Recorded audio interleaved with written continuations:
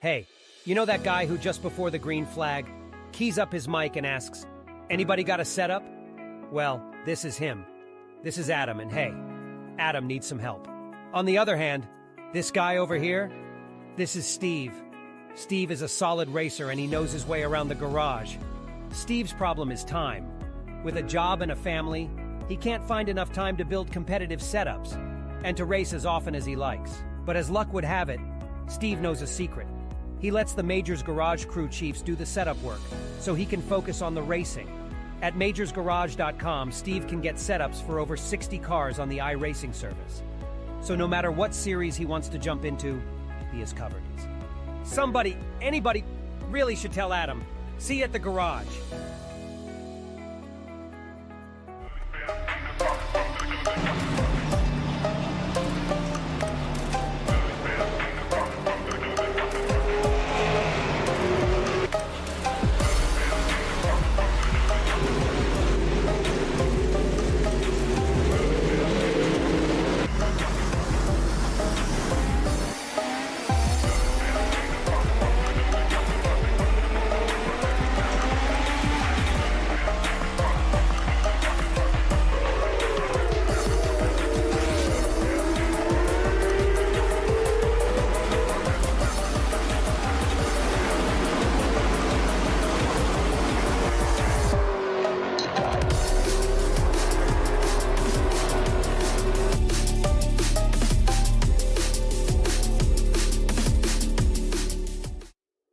Hey, you know that guy who just before the green flag keys up his mic and asks, "Anybody got a setup?"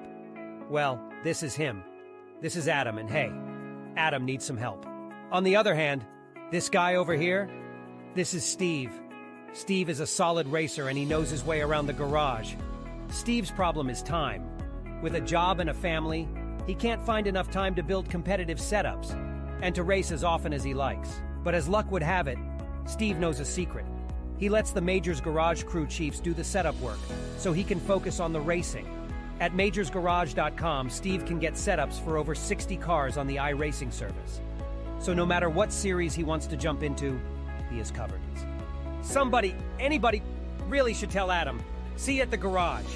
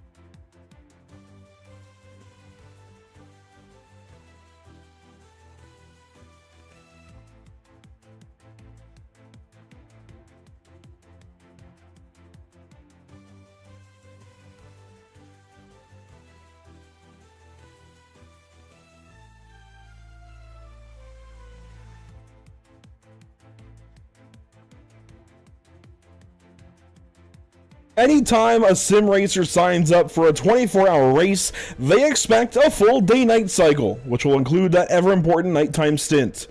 When they sign up for a 6-hour race, however, you only expect maybe one change in the sky. We're challenging that notion today with the 24-ish hours of Road Atlanta, where we'll be racing around the sim clock in just 6 hours. Welcome to Pit Stop TV in the virtual Razzleton, Georgia for this one-of-a-kind event. I'm Andrew Cardinale IV with Zachary King alongside Zach Lindgren joining me later, and it's a pleasure to join you for coverage of the 2025 24-ish hours of Road Atlanta. Today's coverage from Road Atlanta is brought to you by Stood Speed, the Majors, and by Majors Garage. This is going to be a fun time here at Virtual Road Atlanta. Zach, I'm glad you're joining me here today.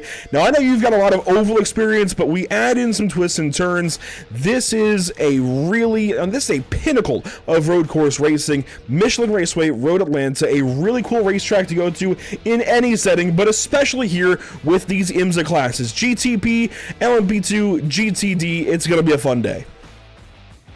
Yeah, this track, Road Atlanta, is phenomenal. Always hosts almost the end of the IMSA series at the end of the year every year, and it's always a fun race to go to. I've always dreamed of going to Road Atlanta as growing up in Sebring, but this track is phenomenal. It's really fast, really tight, really technical, and wide open sometimes, so should be really close racing.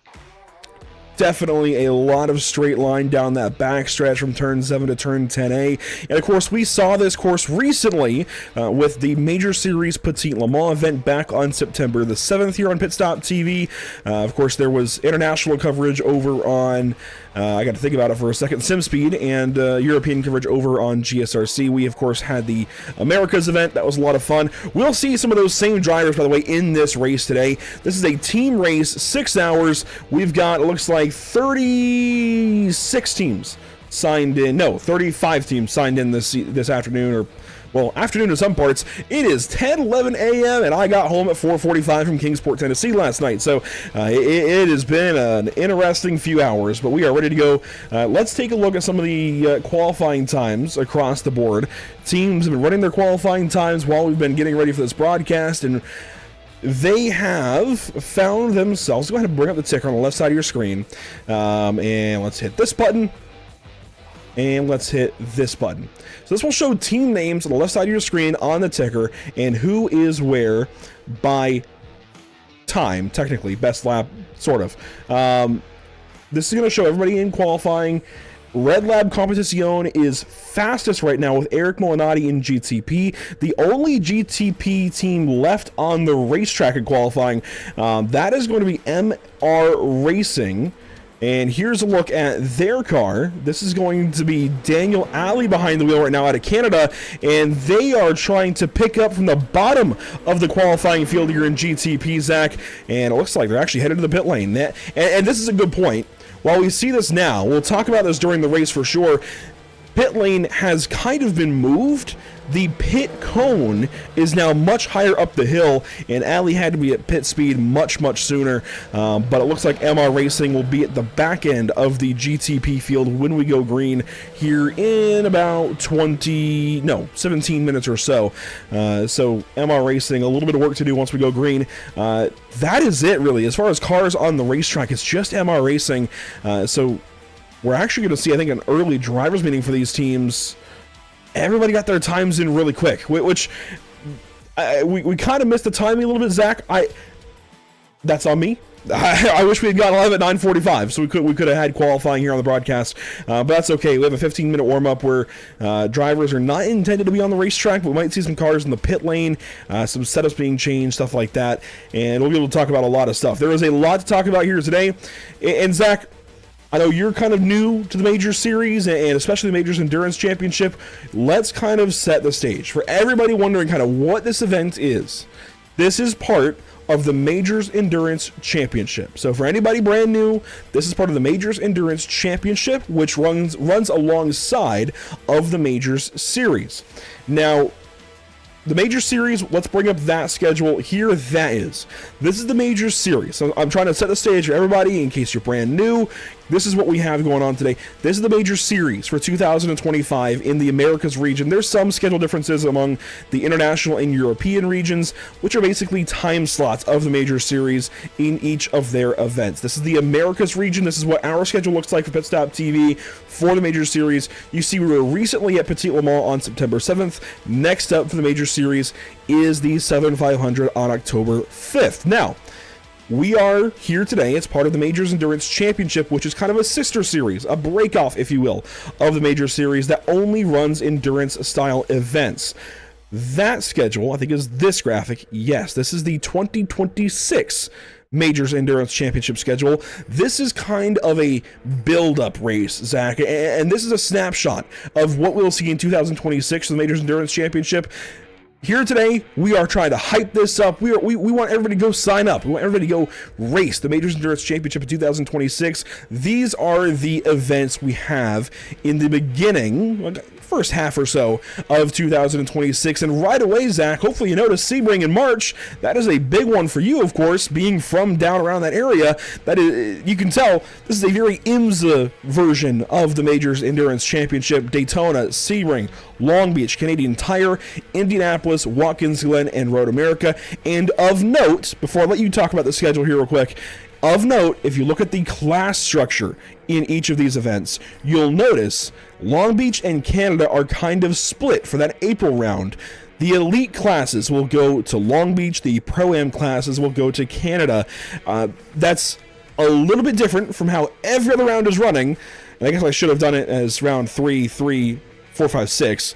It was 4 in the morning when I built this graphic. Anyways, that's okay. Basically, you know how IMSA sends prototypes one way sometimes and GT cars another way sometimes? That's what they're emulating here. They want to get both of those racetracks in. They're going to send elite classes out to Long Beach, the street course, and Pro-Am classes up to Canada. So now that I've got that out of the way, Zach, this is a really cool schedule for 2026 in the Majors Endurance Championship.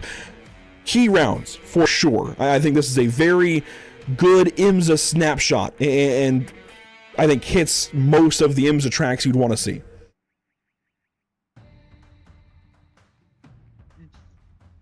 You always got to start off at Daytona. It's always the pinnacle of where you start your season. If you're doing an endurance championship with the Daytona 24 in real life, then you come here for in January. We're gonna have the Daytona. What is it? The 24?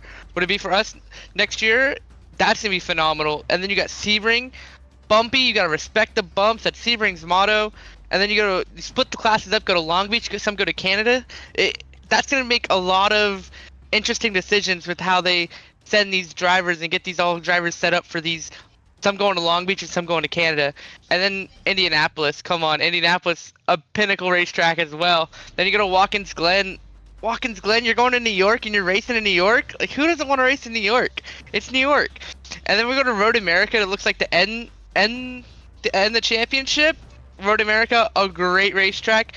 Very different schedule, all top to bottom. You go from the high banks of Daytona to the bumps at Sebring to the street course of Long Beach, and then some cars go over to Canada and race in the hills. Indianapolis, it's pretty flat, and it's a great track. Watkins Glen, you're going through the hills again in New York, and then Road America, you got hills, you got long straightaways, you have heavy braking points. This schedule is really, really phenomenal. And however they made this schedule and how they came up with it, this is phenomenal. I commend the admins for making this great schedule. It definitely hits a lot of the key points, like I said, of the IMSA calendar. And I do wonder, since they're running January to July, if there'll be other events, maybe not another series in 2026 for the Majors Endurance Championship, but maybe a special event or two in the fall. That's just speculation. That is just me looking at the timing of all these rounds and wondering. So that is not official. Don't take that officially, but that is me at 10:18 a.m. after a long night wondering, right? Only use about half the year there, so I do wonder if maybe they have more in store beyond just this. So definitely a lot of hype, a lot to look at there with the Majors Endurance calendar for 2026 and to be excited about for these teams and drivers. By the way, this is a warm-up session that they're being set into right now.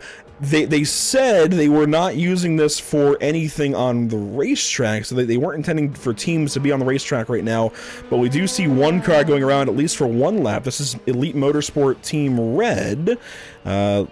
Leandro Simonato, it looks like, out of Brazil. So, at least a preview, this is one of the LMP2 cars. Of course, they only have the Dallara P217 chassis in LMP2. They don't have the Orica or anything like that.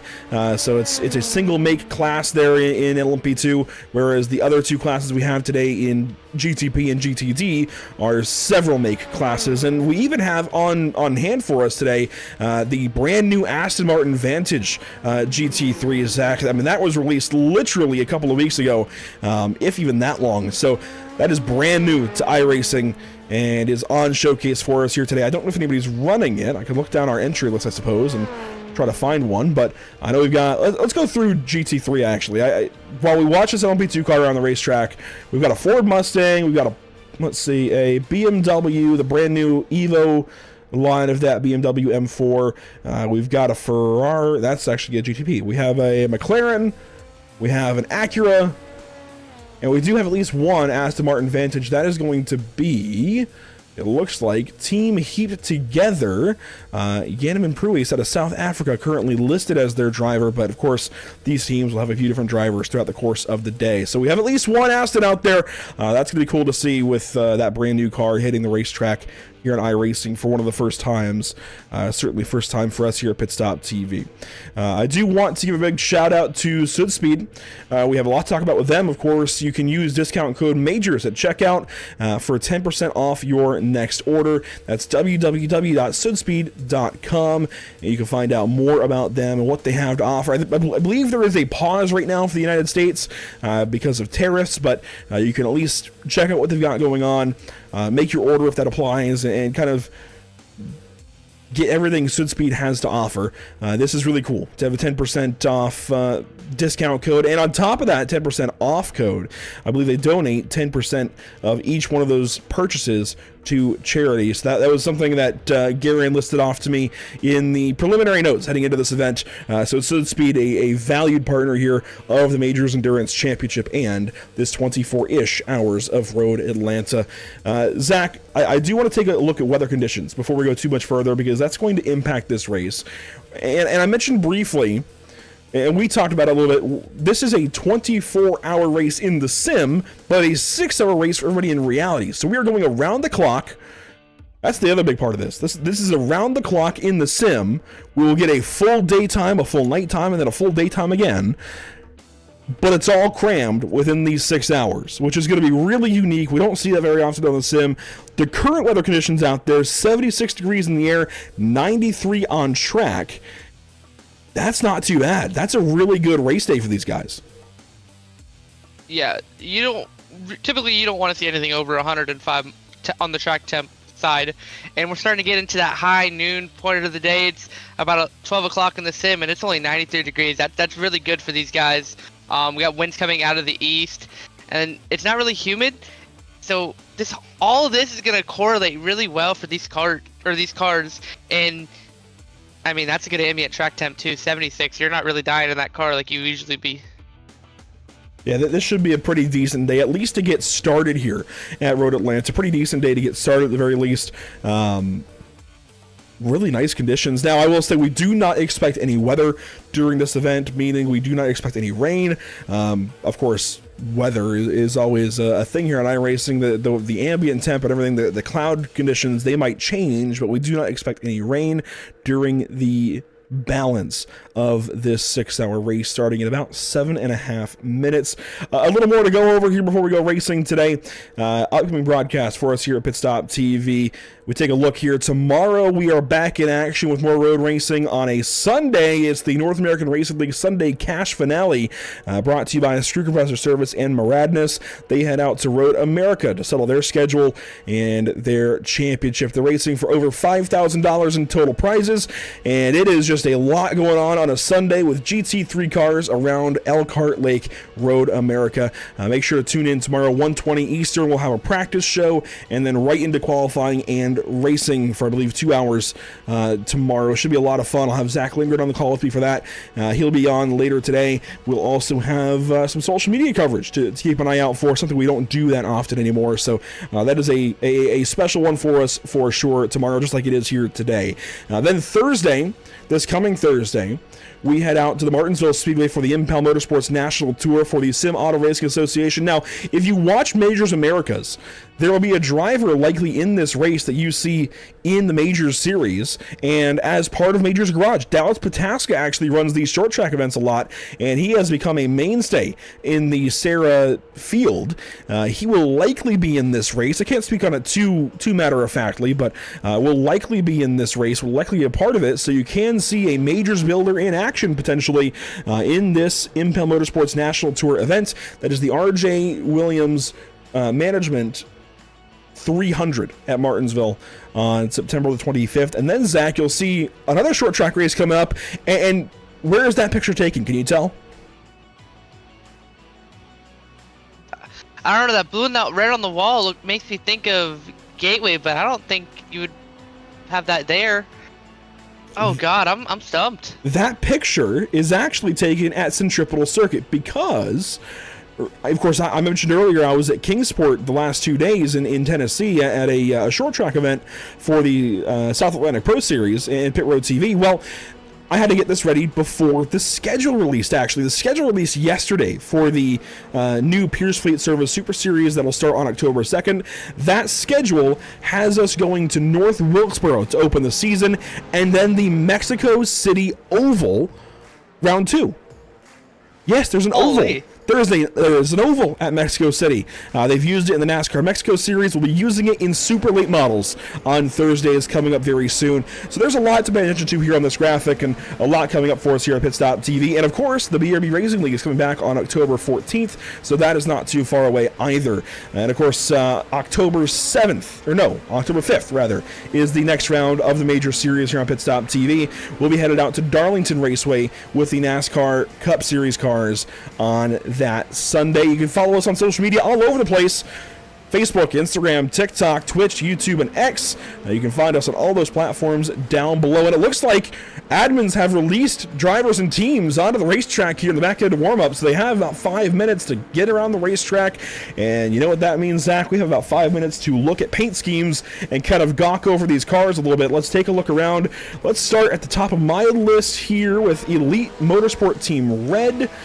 This is going to be an LMP2 team. We already saw him on the racetrack briefly. Leandro Simonazzo out of Brazil behind the wheel. Let's keep on moving. Tom Guest for Fusion 19 out of the United Kingdom. There's one of the Mustangs on track, and you can see drivers going faster and faster now in the times. One driver to talk about, the points leader in the Majors America Series, Nathan Dowd, is here today with Sector 5, and he just went quickest so far. I know it's a 5-minute warm-up and it just got started, but he is quickest right now. I mean, to come over from leading the championship in another series and then come over here and being in a fast car, which he obviously is. I mean, he set the fastest time. Obviously, we don't know how many times have been set for LMP2 yet, but I mean, he's maneuvering through this traffic pretty well with these GTPs and these GT3s. There is a GTP directly ahead of him. I believe that's Dalton Frederick's team. Recognized that paint scheme, I think, from the Majors Petit Le Mans round a couple of weeks ago. But there we go. There's a GTP team right to the top of the board. Miguel Alcrudo out of Puerto Rico. This is a Ferrari, actually, in GTP. We have not seen many Ferraris lately, whether it was Le Mans back in June or even Petit Le Mans a couple of weeks ago. So good to see a Ferrari 499 out here in GTP. Let's go through some of GTD real quick. We've got Joseph Cardamone from Kingsman Dog Bear. We've also got Adrenaline Motorsports and Wyatt Roberts there in a Porsche. We've got Andrew Cooper and U.S. Army Esports. Here they are in the pit lane in a Ford Mustang. Not So Fast Racing. They keep moving my timing screen. Not So Fast Racing. Nick Hester behind the wheel there in a McLaren. You also have Team Heats together again. And there is that brand new Aston Martin. Look at that race car. Thing looks pretty hot. I'm not gonna lie, it looks pretty hot. It looks really good. I don't know, Aston Martin's just, it screams luxury and it screams fast. So it's like that little hybrid of a mix. If I had a car one day, it'd be an Aston Martin if I could get one. Certainly would love to see an Aston Martin in my metaphorical garage. Yeah, I know if I go back GT3 racing anytime soon, it's going to be in the Aston. I took a couple of laps around Mexico actually, getting ready, building the cameras for that car. really enjoy the way it felt. Now, I'm sure you can change that a lot in custom setups, but I really enjoyed the way it felt on their default setup for iRacing. The Aston it felt really good. It looks really good. Golly, it's just a really cool car. And there we go, Dalton Fredericks to the top of the board in that GTP that I mentioned earlier. We saw him be really quick in this exact car, actually, back in Petit Le Mans for Majors Americas. He did get a penalty, though, at the beginning of that race, going through traffic. So I think he's learned a thing or two, and we'll put that to use here today to try to avoid a penalty here today in this 6 hour. We do have race control. We do have cautions as well. That's something to think about as this day goes on. We will have cautions possible, and they will basically be called based on requests to tow. Have you heard about that before? No, I have not. That is something unique to the series. Basically, drivers cannot just tow back to the pit lane at any point in time. They have to request to race control, hey, can I tow back to the pits? I've had this crash, can I tow back? And race control will monitor all of that, will grant the request or not. I'm sure they will be, pretty forgiving, but they basically will be able to grant that request and allow teams to tow, and that will have a direct impact on caution. So if we have enough of them, enough tows at once, that will dictate whether or not we have a full course yellow on the racetrack or if it's a local yellow. We will send a physical safety car around the racetrack if needed and bunch up the field behind that safety car and have a full safety car period. So it's going to work a little bit different from what you've seen on Pit Stop TV before with the major series as warm-up comes to a close. Traditionally, we've seen kind of a virtual safety car with pit limiters in action. It will be a little bit different today. We will have a physical, human-driven safety car on the racetrack today. A little different, but definitely going to be a lot of fun. Warm-up closes up. We are ready to go racing with 35 teams here at Road America. The entry list says 37. We have 2 safety cars out there. I think we'll be alternating between them. I know one's a Porsche and the other seems to be a BMW. So a little bit of variety there as well. But let's get down to the grid here, Zach. Now, a little caveat. It's been a busy week. I haven't yet fixed the grid graphic, so it's going to be an overall look at the grid. We're going to go row by row and introduce you to each starting driver. And we'll list off what team they're on, along with the driver name. On pole, for the Lucky Performance starting grid, Eric Molinati in GTP. This is the 554 Red Lab Competición. Starting alongside is HSR Phantom Racing. That's Dalton Fredericks behind the wheel. Bestial Racing, that is Grigor Georgiev. I've not seen that name before. Hopefully that's close. Alongside Siba Corns for iRacers Lounge podcast. Back in row number 3, you'll find 2Pi Racing Team Miguel Alcrudo and Mad Sim Racing with Into the Apex podcast. That's Tyler Beeman behind the wheel. Back in 7th and 8th to just about complete your GTP field, Sweaty Socks Racing and Logan Smith, and MR Racing and Daniel Alley. Now, they may have one more team back into their field. Anthony Lechevec has not taken a time. It looks like maybe that was an error on the entry list, but they are technically listed under GTP. Back on to LMP2, and I'll hand it off to you here, Zach. Dean Dibdahl will take the pole in LMP2 with Rocket Ship, and Alcantech, NHR, and Michael Haflidason will start from the front row of LMP2. In row 2 of LMP2, it'll be Benjamin Lindsay for TNT Racing. Outside of him and alongside of him will be Joe Zarkos for Toretto's Tuna and Tune-Ups. Starting in row 3 for LMP3 will be Nathan Dowd in the 7 for Sector 5 Racing. Outside of him will be Justin Lucia in Balco Black Prototype number 4. Behind them will be Tom Guest in Fusion 19's LMP2 car, and alongside them will be Charles Siemens for Wacky Racing and Team Muttley. And right behind them in the last row of LMP2 will be Chris Sawalich in the 06 for Team Zero Fox, and alongside him will be the 3 of Leonardo Seminato and Elite Motorsport Team Red. To start off GTD, it'll be Fusion No Talent 17 driven by Austin O'Neill. Alongside them will be Raccoon Simsport Black for Rude Scory. Scory? Scorer? I think that's Sorry. School, yeah, something like that. So here's the front end of GTP. I'm going to bomb through GTD real quick. In third place, Fenson Brothers Racing, Eric Fenson. Raccoon Sim Racing will start in fourth. That's Daniel Slater. Back in 23rd, Hyprix Ultra, Eddie Gomez. And GTSRL Racing, Jacob Harrington in 24th. 25th, Fusion No Talent 18, Thaddeus Marshall. Liam Swinburne for Team Heap Together again from the 26th spot. U.S. Army Esports back in the 27th spot. That's Andrew Cooper.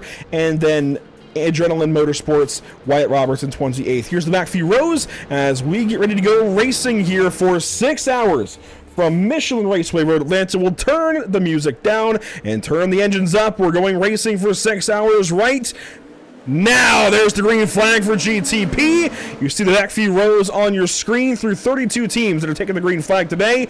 Let's check out LMP2 coming down the hill. There's their green flag. GTD is on the way. That was close, right at the line. Here comes GTD down the hill. GTD down the hill. And we are green for 6 hours here today. One car off. That was a Mustang. Gets back on the racetrack. That's GTD into turn 1. And GTP already headed to turn number 6. And Fredericks making a move to the inside. He will back out of it. But you saw him poke around there as the GTP field gets through turns 6 and 7. One car slow in LMP2. Already a big crash. TNT Racing Benjamin Lindsay has towed back to the pit lane. No caution as of yet. I don't think we're going to have a caution for one car, but if we had a couple more, we'd have to consider it here as GTD rather gets started.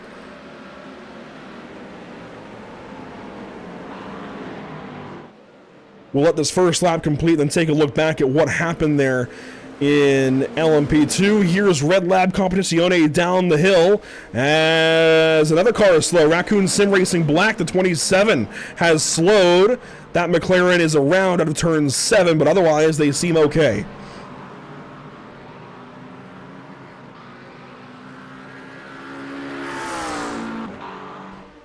There's LMP2 across the line, rocket ship at the front of that field. Fusion No Talent. Here is Austin O'Neill. He won in Majors Petite Le Mans Americas. He's down the hill leading here in MEC 24-ish hours of Road Atlanta. He will lead lap number 1 for Fusion Racing. And it was just that one retirement on lap 1, maybe not even retirement, but one crash on lap 1. There you see the mangled TNT Racing machine in the pit lane. Let's take a look back at what happened here, Zach.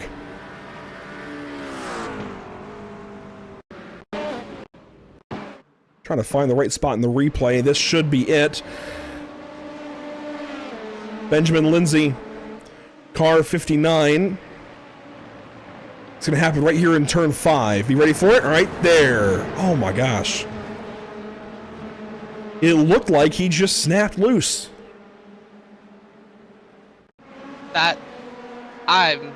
Wow. Watch it here and then we'll go to the onboard. Watch right over the curbing. We'll slow it down right here. Yeah, just got loose out of turn 5. Tried to catch it, and that was a quick trip to the tire barrier. What a close call for that blue car right there right behind him. Let's take a look at the hands here of Benjamin Lindsay. It looked like when he got to power out of turn 5, it just snapped around. He's off power. Back on. Yeah, it just got loose immediately. That's just cold tires. So there's a close call for the car right behind him. Or looks like the blue car a couple of spots back. That is going to be... Well, let's watch from this perspective. This is Balka Racing Black. Yeah, it's a scary sight on lap 1.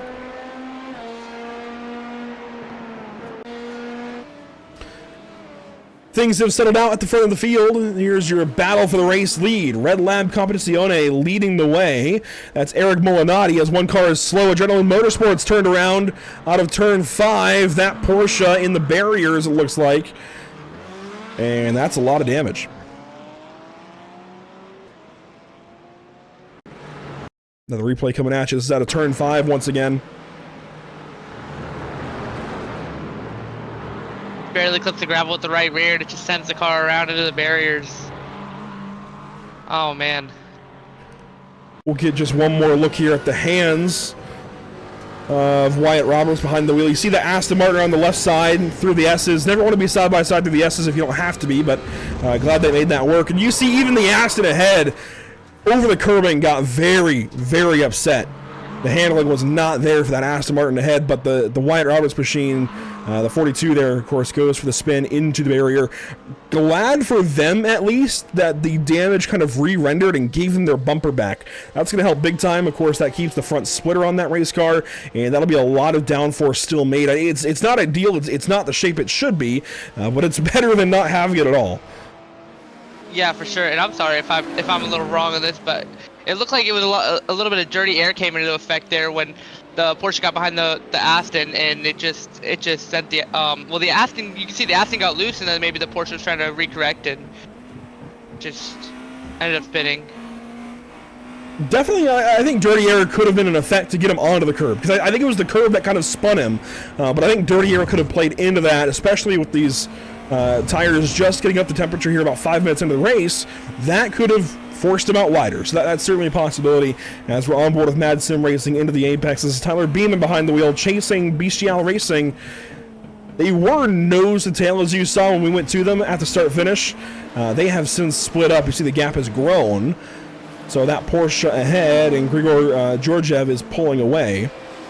And it is a very heavily Porsche field in GTP. We do have a couple of others, as we mentioned earlier. It looks like here's a Cadillac for iRacers Lounge podcast, and that Ferrari behind the Ferrari for 2Pie Racing Team. Otherwise, it's a lot of Porsches in GTP today. Yeah, a lot of Porsches, and we're looking at a Ferrari right now on our screen, and that is for 2Pie Racing Team as they maneuver through the GTD traffic already. Only 7 minutes in, and we're already going through traffic. So I mean that's surprising. Yeah, and that's the back end of GTD where they had that spin for Adrenaline Motorsport. That's the only car one lap down so far. That's just changed. Raccoon Racing now a lap down as well. But these are the two cars in GTD that had problems so far in this race. So it makes sense that they're going a lap down first. But there you see Tenacious Turtles about to go one lap down to the leaders. And that has actually bunched up our two GTP leaders. Red Lab Competizione now has company as they catch up to the very back end of GTD and start to work through this traffic. You see some side-by-side ahead in the GT cars. That's going to make things a lot more complicated when they get there. The track's wide, but it's going to get really tight when they get up to these GTD cars, and they're still battling for position. The GTDs are still trying to figure out where they're going to sit for this race. And then the GTPs, here we go on the inside, going into turn one. Real early in the race, the GTDs are given some more space than what they would be doing later on. So this is kind of a good part for them right now. Just let the race play out. I see they come up on the Aston Martin. And for those of you watching, I know there was some question about, drivers joining for interviews.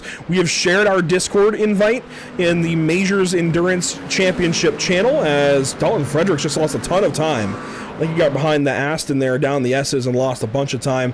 That is huge, actually, for the race lead. As 2Pie Racing Team makes a pass for third. They go by the iRacers Lounge podcast car. So Ferrari and Cadillac battling here in GTP. But you can join. I'd say around a half hour in, we'll start taking some interviews. So you are absolutely free to join the Pit Stop TV Discord, or if you're already in the Pit Stop TV Discord, feel free to join the broadcast waiting booth. There's 4 of them for you to use. You can sit in there with your team if you want to. We can set up racers channels, whatever you want to do. We are certainly accommodating to that. We'll talk to some drivers throughout the course of this race here today. Here's Fredericks through the GT traffic. That's tight down turn 12. Turn 12 is such a great corner because you're coming down the hill and the car has so much downforce, and then you're just getting really tight there. You're trying to make as much movement as you can, and that gets really tight with GTD cars. Let's take the onboard here with 2Pie, as this is a mess ahead.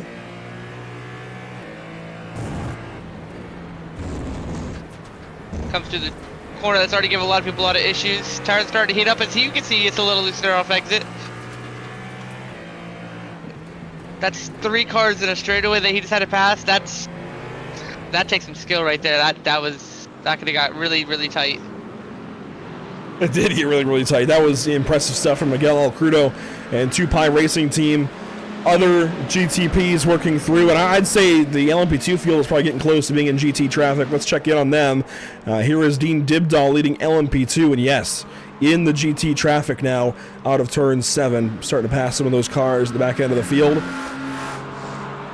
The closest lead battle is in GTP right now, so that's where we're kind of living for the time being, but you do see other battles around the racetrack in GT. Here's one of them, McLaren on Acura. That is Not So Fast Racing making the pass and then going off track, so they're still racing.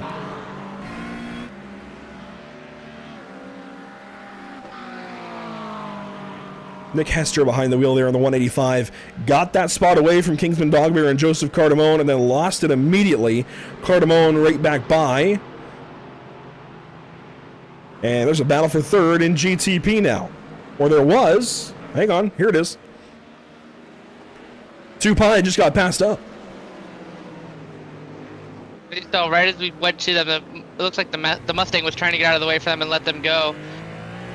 Which I'm sure these GTP guys are going to respect, but obviously later in the race, I don't think that'll happen.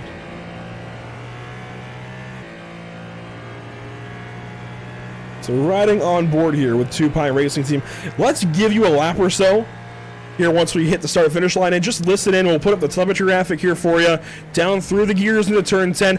Let's just kind of listen in here, Zach, for a lap or so with Alcrudo behind the wheel of this Ferrari. This is a really impressive car going after it. 4th place right now in GTP. Here we go.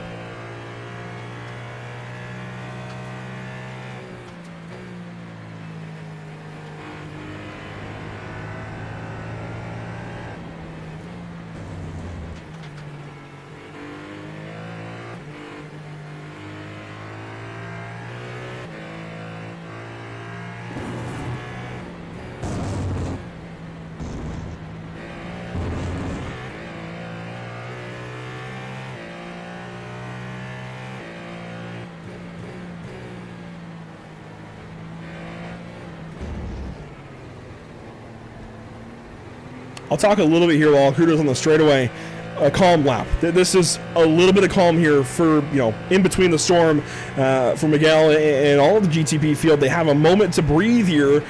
But as this race goes on and as the field mixes up and moves around over the course of this 6-hour race, and of course it'll change when we have those full course cautions later, but it's going to get so more complicated, so more chaotic around the racetrack, just in general around the lap, as that's a lap complete for Miguel Alcrudo there. You do see Eric Molinado going fast, just a 1:10.816. He has pulled some time on Dalton Fredericks in 2nd place. Of course, these guys being free of traffic right now, they can do that. Yeah, well, as soon as we cut to, all you could see was the clean track in front of him. He's making up time on it. He's trying to pull that gap and pull away from 2nd place in class, and he's hauling too.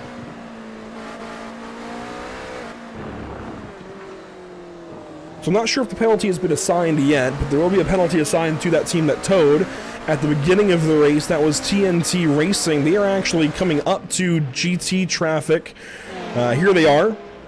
That's TNT Racing. We saw them crash on lap 1. Benjamin Lindsay, they towed without requesting, as we saw on that first lap.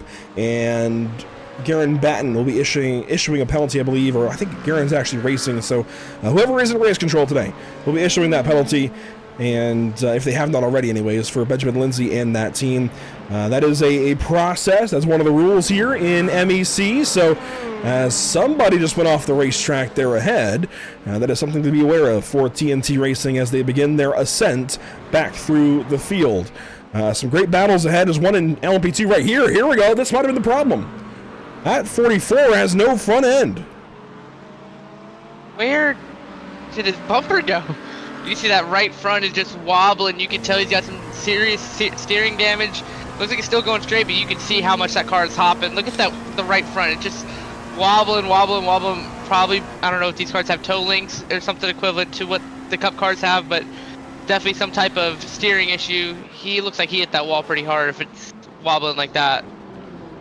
Hit a wall, another car gets right in front of Team Zero Fox. Oh my goodness, slowed them down a ton, but that was really heads up by Chris Sawallich to be on the brakes there in turn 10. Hate that for them. They just lost a lot of time, but here we go into the pit lane. Goes Joe Zarkos in the Toretto's Tuna and Tune-Ups. Number 44. Now, I will say it doesn't transmit steering data here. That's why you see the steering wheel straight. That is not how the steering wheel looks right now. When a wheel gets broken off, iRacing stops transmitting that data, so the steering wheel doesn't turn anymore. So it's hard to say exactly how damaged that car is, but that is not at all what you want to see. As there's some GT stuff happening as well that we'll take a look at. This is a little bit late in the replay. Let's see what happened. This is going to happen early in the lap.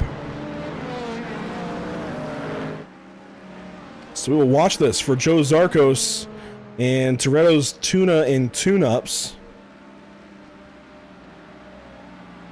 One of the more fun names in the team lineup today, trying to pass that Aston Martin. I wonder if it happens here at the top of the hill. Not quite. Is it turn 5 again? Oh no! Oh man! So you see that Aston just had a moment at the top of the hill, or starting to come down the S's, and oh my goodness, look at this traffic lining up behind him. That was the dust we saw out of turn 5. And the gravel back on the racetrack, that's likely a debris flag, at least for the next lap for everybody coming through. But let's back it up to where that happened here. And here we go. Let's take this replay. Oh, wow. Oh no. I do wonder if that's going to incur a penalty for that Aston Martin. See, I don't know if I could agree with that one, Andrew. I mean, the Aston just gets a little loose there. Let's see if I can find that Aston. That was... I have to find them again on my entries. I believe this car, yes. No. There's two sister cars. That was this car. Here we go. That was team heaped together again. Liam Swinburne. Right here, there's that correction back over on the racetrack. And, oh boy, rear bumper loss there for that Aston. So they will have to likely hit the pit lane soon. I feel like that's going to incur a penalty because it's a deviation from what was to be expected. I don't think it's fair to say that Joe should have expected that. As there's a problem now for Andrew Cooper and the U.S. Army Esports team. They're in the pit lane, unsure as to why. This is very early.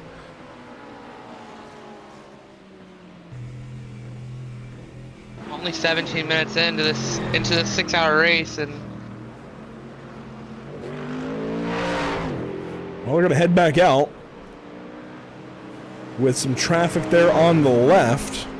But U.S. Army Esports sitting at the back end now of the field as a whole, but also in GTD, so that must take a lot of work to do. The good news is, of course, it is very early in this race still, as the GTP leaders are back in traffic. Here we go.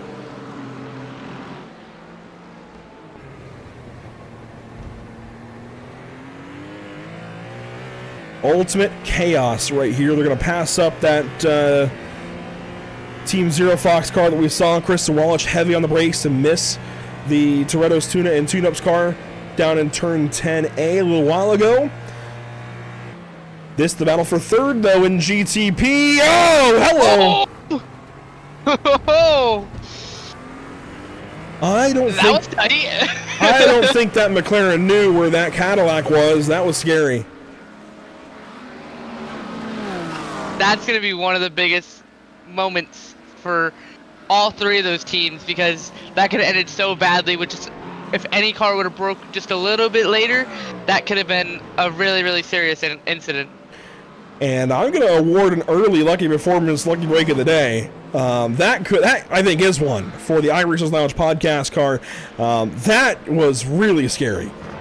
That easily could have been a crash there in the chicane, but Seba Corrin's able to keep on moving and stay in this third position. That is an early contender for Lucky Break of the Day here at Road Atlanta. 5 hours and 41 minutes to go. That's an early contender for sure. Yeah, and it's gonna be even more amplified if this car is running in the top 2, top 3 when we get down to that 5-hour mark of the 5 hours into the race with an hour to go. That could be like a really, really big moment for that team. Yeah, that'll be something they look back on if they're able to keep this run together and say, yeah, that could have been a pivotal moment. That could have changed the day as a whole. That'll be something they look back on and maybe clip if they're streaming on Twitch or anything like that. I do want to move it on to GTD. We've seen a lot of the prototypes. Here is a battle in GT with Fusion No Talent and Raccoon Sim Racing. They have that TNT Racing LMP2 right behind, and technically that is for position, but that LMP2 should make quick work of them and continue moving on by. This is going to be a battle for third, though, in GT, as more prototypes come on by. But we're watching Fusion No Talent. That is Thaddeus Marshall behind the wheel. We've seen him a couple of times in the Major Series Americas. And he is chasing Raccoon Sim Racing and Daniel Slater out of Denmark. Andrew, did you see that GTP come through with that LMP2 and the GTD all 3 wide right there? That was pretty cool. You know, as Blue Carl and I talked about in the Petit Le Mans round back in well, I guess it's still September, so back on September 7th, as we talked about in that broadcast, it is an art. It doesn't matter what spot you're in, what class you're in here. Multi-class racing is an art, and it is to be respected, because it definitely can go wrong in a hurry. But it doesn't matter what class you're in, whether you're doing the passing, whether you're passing and getting past in LMP2, or whether you're getting past solely in GTD. It takes a lot, as Dalton Fredericks just went off the racetrack. He took the club course there for a second, and that is not ideal for a team that's second place. That's a lot of time lost. They're now 3.7 seconds back. What just happened? So he goes by Raccoon Sim Racing there in turn 12. There's an LMP2 ahead, and I think that's where things go awry. Check this out. Top of the hill.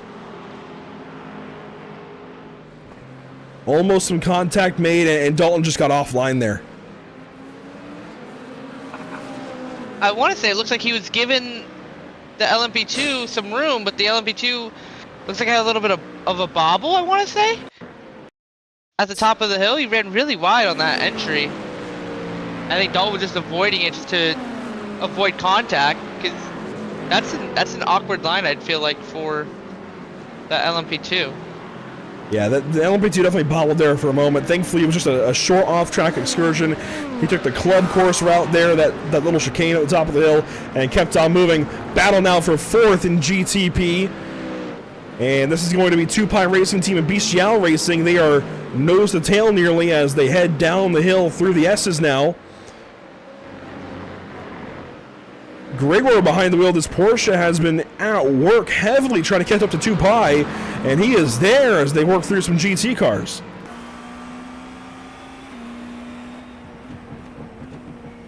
Here's a look on board with Grigor Georgiev.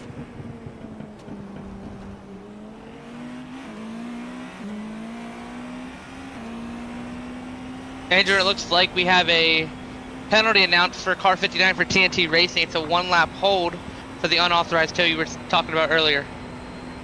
There you go. So that penalty being issued to TNT Racing and Benjamin Lindsay, as this is still that battle for fourth. There's TNT Racing.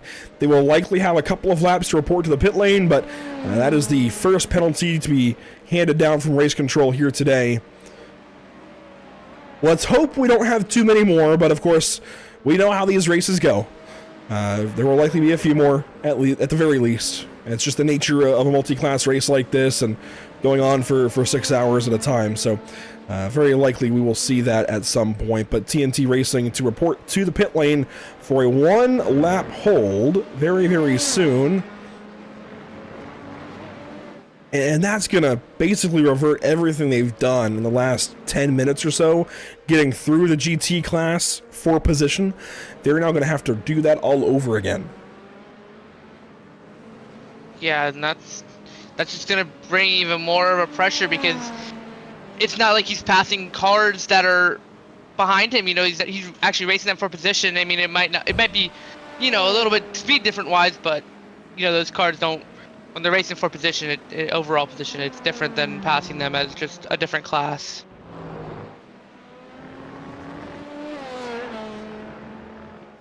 And here we go, to the pit lane. He will report and serve that penalty.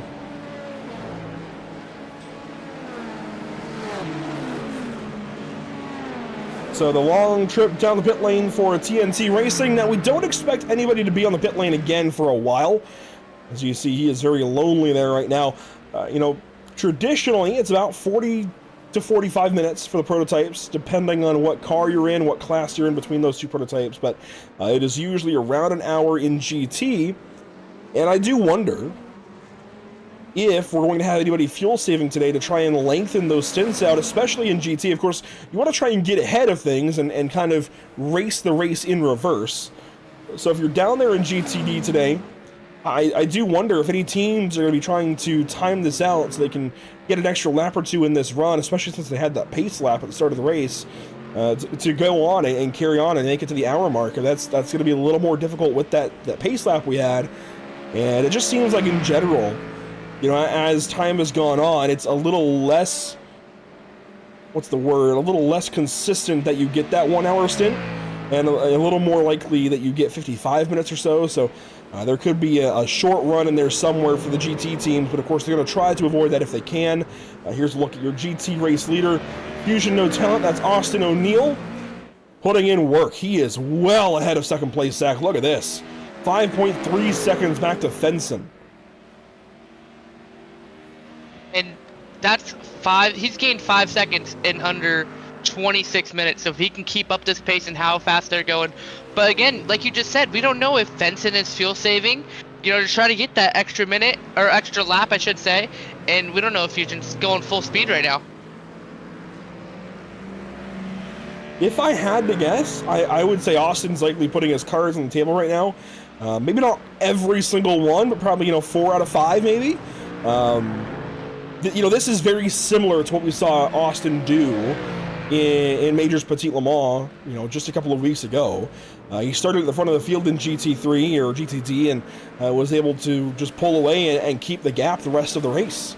He just started out front, led every single lap in that class, and never looked back. So that this could be a repeat for that team. Fusion Sim Racing definitely relying on Austin O'Neill to get this race started, and you can tell they put in someone they trust here to start the day, and he's got that recent win over in the Major Series to add to his resume, of course, and help make the case that he should have started this race, and he has done a fantastic job to get this race started. Battle for third, though, their teammate, their sister car, the 18, Fusion No Talent, and Thaddeus Marshall making a pass on Raccoon Sim Racing for third. Nice little battle here for third place.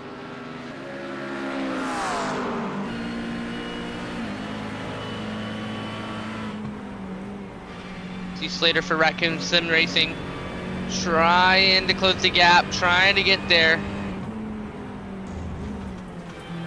Should be a good battle as they come through the S's. Looks like that Fusion No Talent 18 car is able to pull a little bit here in the S's.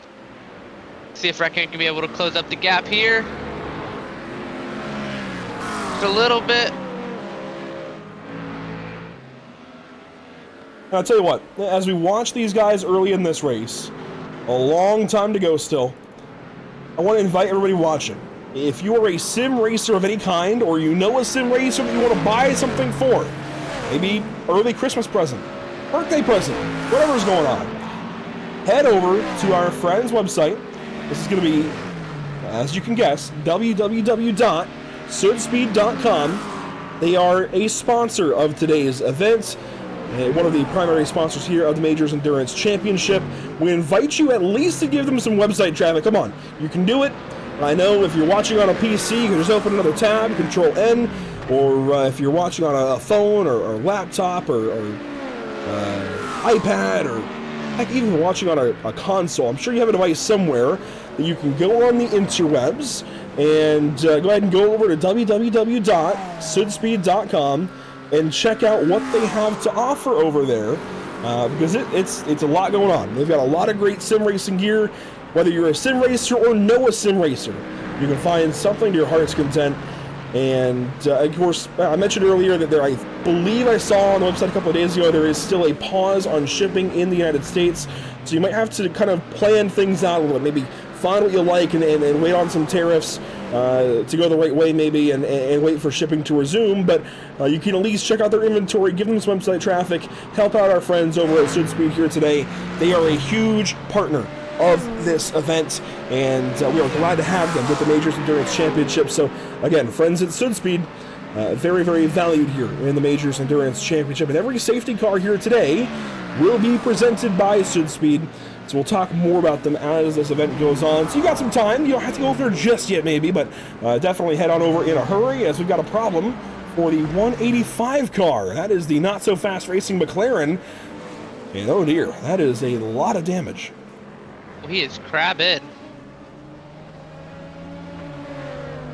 I'm sure somebody likes. I'm sure someone likes crab legs in the morning. I'm not one, but that's not ideal. And this is now the request to tow, right? So this is them using that rules process. They cannot tow just automatically. Race control's reviewing this. They kind of saying, are they able to tow? This is where they are on the race check, kind of zooming out slowly. It looks like from turn 5 to turn 6. They did request a tow inside race control. So we'll stick with this here for a moment and see if they're granted the opportunity to tow. This is my first time seeing this play out, admittedly.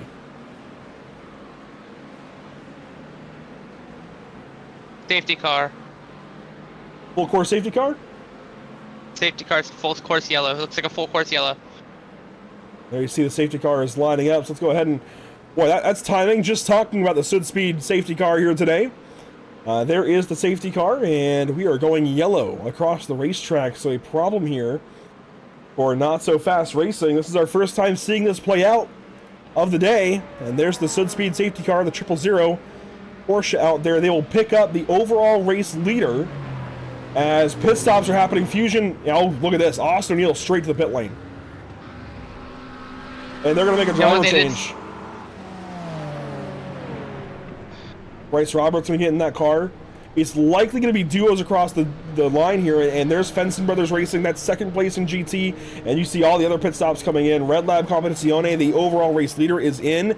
This is going to delay the safety car picking them up, and look at everybody heading down the pit lane right now. It is a busy place. Notice how they said pit road was remaining open, which is surprising when you're having the whole field catch up.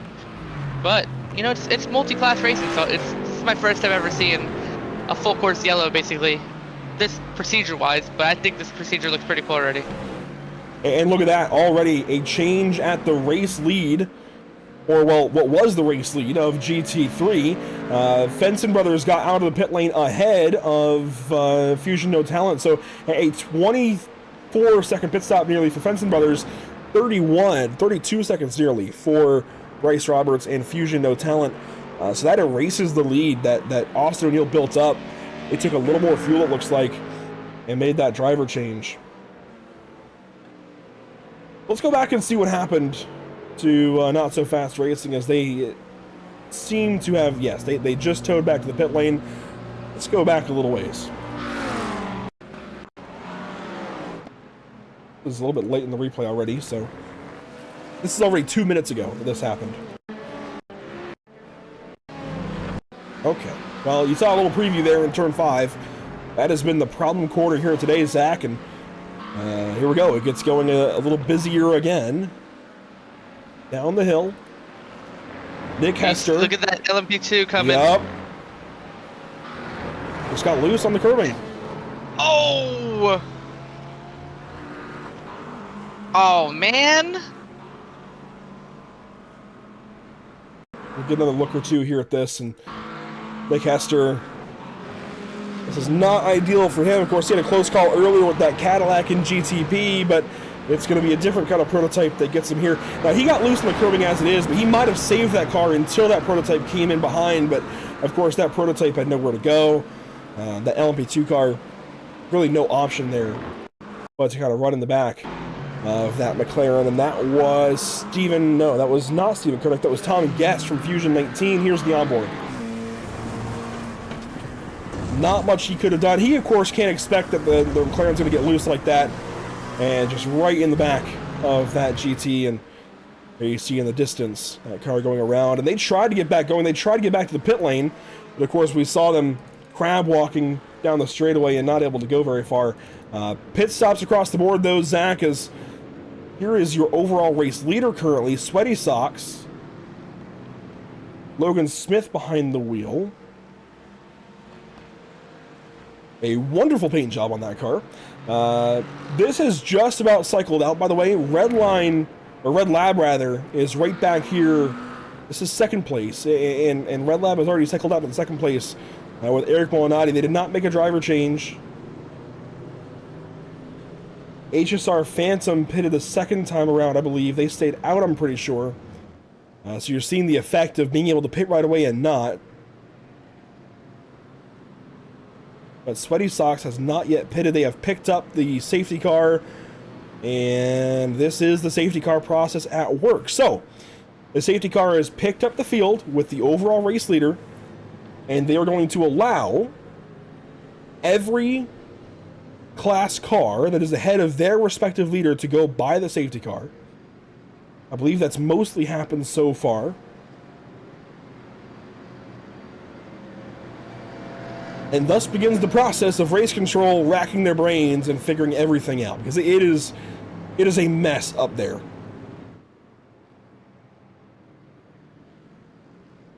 And I mean that with the utmost respect, by the way. It is chaos for them to figure out where everybody should be. It's a very hefty process on them. So race control definitely deserves that respect here today. A lot to figure out as everything gets sorted out. The safety car is picked up. The race leader of Sweaty Socks Racing and Logan Smith. And I wonder here, Zach, if this car is going to pit when they come by, because they have not yet pitted, and they're at the very end here of their fuel run. And for the most part, I think throughout the course of the day, if there's a safety car, you want to be on pit lane. Most of the time. I'd have to agree with that, but I also heard race control saying if you pit, you have to wait for the whole field to go by, and that's where you restart. So you'd have to be all the way at the back behind all classes.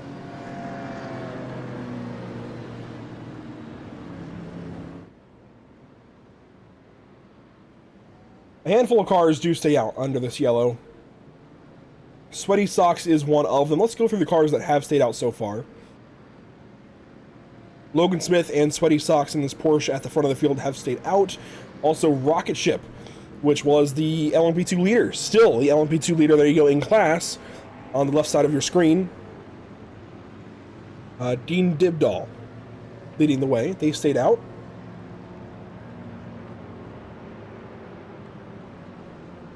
And then a little further down, Wacky Racing Team Muttley and Charles Siemens has also stayed out. They are nearly a lap down, though, to Rocket Ship. So this is where this process will come into place. I believe this team will be waived by the pace car, the safety car, and allowed to catch up. The problem is they've got to go quite a ways. They've got some left front damage.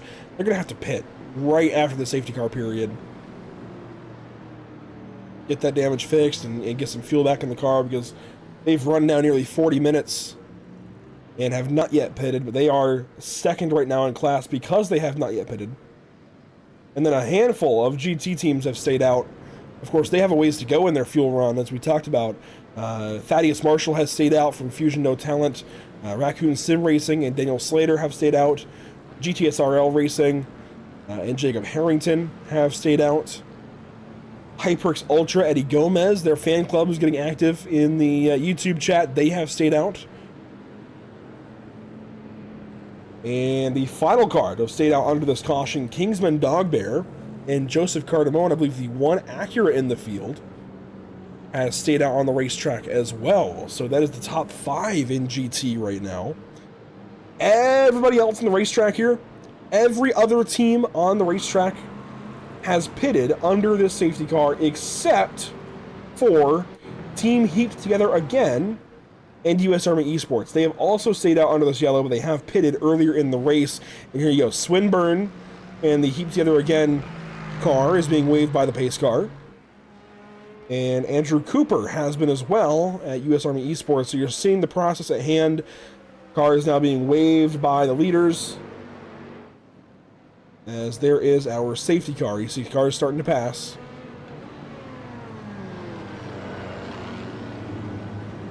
And this is all an effort to reorganize the field back into GTP, LMP2, and GTD. So that's why cars are going past the safety car. To get the field back into their respective classes. And here you go. Is this a pit stop? It is.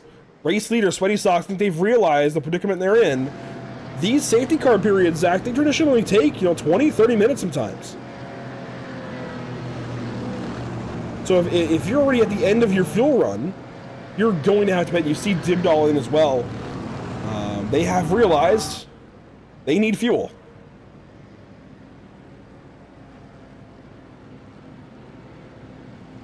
Sorry if I'm mistaken, but I don't know if pit road opened. Well, they're on it. I do wonder if race control had closed it, and that could be an end-of-line penalty for these teams, which could really put Sweaty Socks in a hole here. Hey, look at that. They've got a Pit Stop TV half decal on there. Hi, Pit Stop TV. Hang on. Do we have a camera on there? Almost. That is some really good paint work. Race car. Yes, I like that. I love what they have done. Andrew, I think it's a race car, buddy. I think so as well.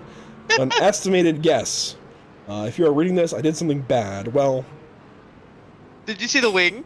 Do you see a wing? I do. This is peak paint scheme hour here with the number 36.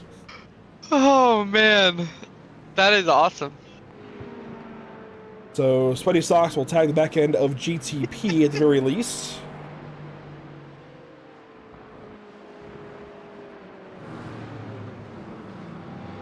And you see Dean Dibdar behind Rocket Ship.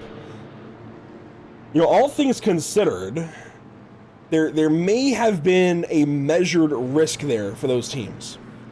Because while they are going to be back into the line, it looks like, if they were in a position where they were going to lose the lead lap, they're on the lead lap still. And they're going to be, worst case, tail end of the field. That's only going to be a handful of seconds behind the leaders. They still could have gained a time out of this, technically. So this may have been a measured risk by these teams. It may have been calculated. I'm not entirely sure. Frankly, until we get some drivers in Discord to talk to us, which, you're free to join. We'll keep an eye on the waiting booth. Until we talk to some drivers and ask them these questions, we don't really know. As the number 3 is headed backwards. That's Elite Motorsport Red. Marcel Ferreira behind the wheel. One of the Brazilian teams. Like one of the only Brazilian teams. We don't have too many South American teams in this race, but they are one of them.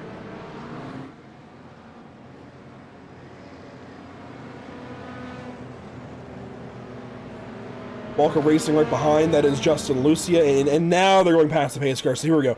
Now a lot of these teams are starting to file around so we can reorder by class.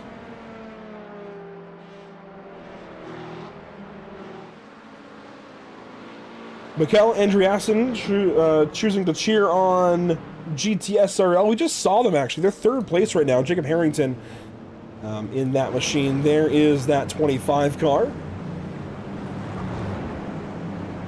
Harrington in third place right now in GT.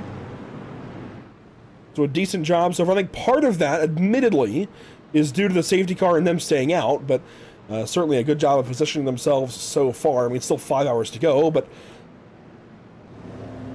always good to be on the podium at any point in the race.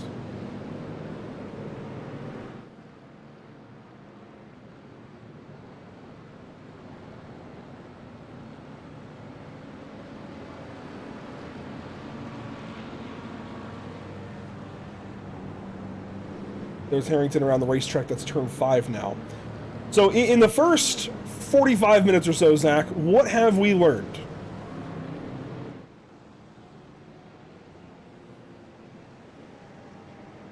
I love the safety car procedure that they are doing. I feel like it's the most fairest way to get all the cars regrouped with their classes. Another thing, if you don't request a tow, you get a lap penalty. That's something we're gonna look back on later in this race. And then the speed differences between all 3 car classes is gonna be a main thing that's gonna be even more hyped up as we get down later in this race. As we are in sim, we are about 3:45 with 5 hours and 15 minutes to go.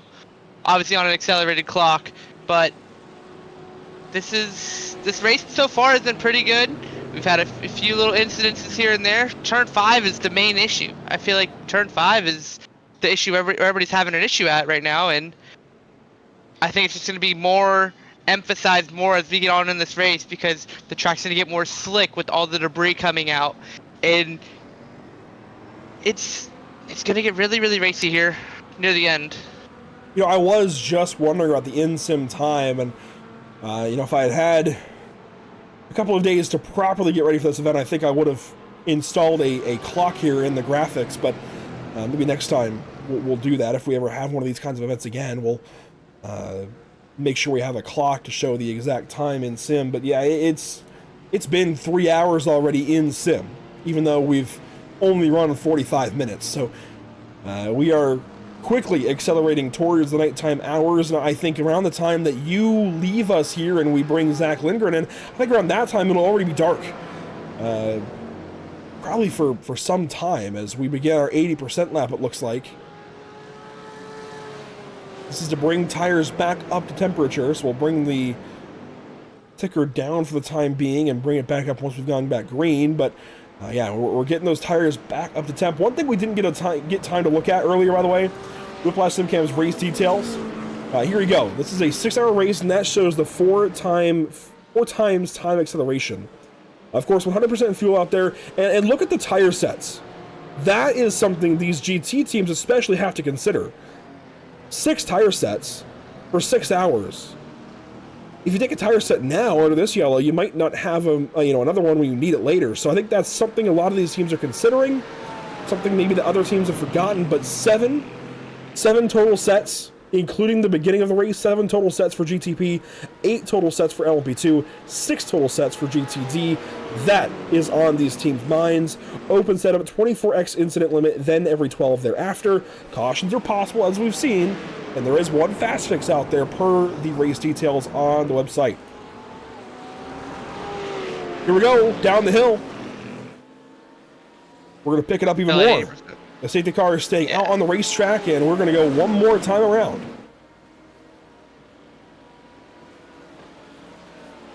And Drew, I have to say, this whole procedure that they have done has taken about 15 minutes, so we got to think about that as we go on through the night, or throughout this race. We had a car. Problems. Second place in GTP has just gone for a spin, and that's right in front of the LMP2s. Oh my goodness. iRacers Lounge podcast, Seba Corns. What has happened here? Let's get a brief replay. This is on the reconnaissance lap for the caution. This is getting everybody back up to temp. This might delay our green as they're trying to get back up to their position.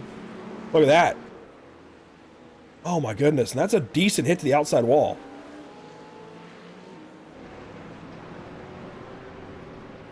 You can see that there's some body panel separation there on the left rear. I wonder if that wheel is straight. Let's go back to live picture here and see if we can find out. It looks okay, but they are now back end of GTP, so they've lost their position. And it looks like we're getting ready to go green. The iRacing, or the Sudspeed, I'm so seeing the iRacing.com safety car. The Sudspeed safety car has left the field. And the Red Lab Competizione Porsche will lead us back to the green. HSR Phantom, they were second that entire first stint. They are now back in 6th. Here we go. Down to the green flag. We are racing once again. Green flag for the second time today here in the 24-ish hours of Road Atlanta. There's GTP across the line racing already down to turn number 1. HSR Phantom right on it. They go right to the inside of Mad Sim Racing as now the LMP2 field takes the green flag. Battle at the race lead. Side by side as they come to the top of the S's. They're almost 2x2 there. Side by side for second in class now for the LMP2. This is Sector 5 and I think Rocket Ship, I believe. Oh, Sector 5, Nathan Dow blinking some. There's the Flashers from 3rd, Wacky Racing Team. They get passed up. They're not happy with it. They're falling all the way to 4th now as Sector 5 takes over the race lead. Dean Dibdall right behind that second, but down in GT, it's close as well at the front. Fusion No Talent, Thaddeus Marshall has stayed out. They lead over Raccoon Sim Racing and GTSRL. Already, Fenson Brothers up a spot into 5th, passing Kingsman Dogbear and Joseph Cardamone. The previous leader, Bryce Roberts, in the car now for Fusion No Talent. They are down in 9th, down in GT. Up at the front, 2Pi Racing Team now in 2nd. This is the top end of GTP. 1 lap complete for our leaders. Just a little, about 50 minutes into this race, it started to shape up how we expected, kind of. We had a caution earlier, just a couple minutes ago, but now we're just rolling through and giving these GTP cars some time to catch up to these GTD cars, and now I feel like we should be able to start seeing some faster laps turned. Yeah, of course, those reconnaissance laps helped everybody get their tires back up to temperature and get back rolling here. Top end of GT, decent battle for the race lead. Raccoon Sim Racing right on that back bumper of the Mustang. Problems, Wacky Racing Team. Oh no. The car looks okay. We'll save them the replay here. The car looks okay. Back to the GT lead. All through that gravel at turn 5. Kingsman Dogbear, problems. No. Joseph Cardamone around. That's down to the bottom of the hill. That car looks okay. Look at all the gravel on the racetrack, though. All that gravel that got picked up there from that GTP spinning. That's gonna hurt these. That's gonna hurt a lot of these cars because a lot of them are running wide on the rumble strips off exit. But luckily there was not that much damage on that GTP car. Here's Benjamin Lindsay. Of course, this is TNT Racing. This is the team that got penalized for the tow without consent, if you will. TNT Racing now working back through the GT field and has one more car to go by, and they will have finally cleared GT for now, even after their penalty. There they go by the number 18 of Thaddeus Marshall as Wacky Racing Team is in the pit lane. That is that car that had that off just a few moments ago. Now in the pits, so not where they want to be, but their other teammates, or not teammates, but classmates here in LMP2 racing. Here's a good battle. Fusion 19, Tom Guest, Alkin Tech and Michael Haflidason, and then Balkan Racing Team and Justin DeLucia in 3rd, 4th, and 5th.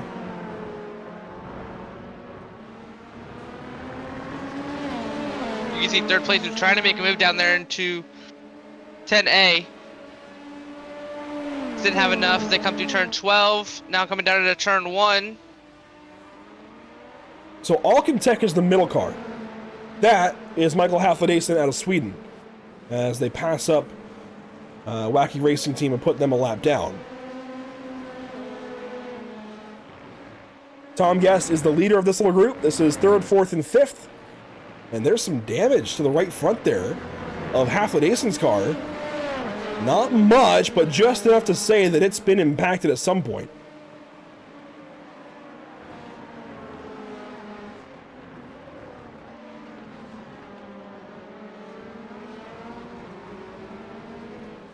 Tenacious Turtles headed the wrong way down in GT. Still battling back on Adrenaline Motorsports left side there. Now they go wide at the corner. That was top end of the S's. There's a lot happening. Of course, everybody just got restarted. HSR Phantom has just gone by for 3rd place in GTP and is now chasing 2Pi Racing Team as Eric Molinati goes fastest. So back up to our prototype field here, Zach. Red Lab Competizione leads by 2.6 seconds. And of course, early in the race, we got very used to it being Dalton Fredericks in 2nd place. That has changed. He's now 3rd after flying back through the field. I definitely feel like we've got our top 2 competitors in GTP nailed down. I think so far from what we've seen, Red Lab and HSR are the top 2 teams, but we have not seen every driver out of these teams yet. I have to say, if we are going to say those are the top 2 teams, I don't know, man. 2Pi's been running pretty well today. They started 5th, they're up to 2nd. They're playing a little bit of the strategy game, but they are running 2nd right now, and let's not sleep on them. They could potentially shock us and pull off a win tonight. Yeah, of course, we're starting here in the morning on the eastern coast, and certainly in the morning on the Pacific side of the country here in the United States. We'll be finishing later on this evening, about 4:30 Eastern, 1:30 Pacific, and you can extrapolate from there for your European and South American and whatnot time zones. But past there, Mad Sim Racing goes back by Sweaty Socks. It's his first 7th back end of GTP. The tightest lead battle is actually down in GT right now. And this is going to be Fusion Sim Racing No Talent 18. By 1 second or so over Raccoon Sim Racing. That gap is tightening down. These are your top 3 in GTD. They've all got a pit soon, but you know what, Zach? We talked about trying to get to that hour mark. They should be able to do so as Raccoon just got way free, loses that 3rd spot. He got so loose, it looked like he was pitting there, but what a save. What a save. That thing was looking loose coming out of 10B, and I don't know how he caught that car. That's great driving right there. As we're going to look at the GTP class. And look at that. Fredericks has gone by 2Pi Racing Team in a hurry. So 2nd, 3rd, and 4th now as they join the GT field here in turn 1. Oh my goodness. Oh, yeah. The chaos of multi-class. This is awesome. Let's just go on board here with Fredericks and listen in a little bit.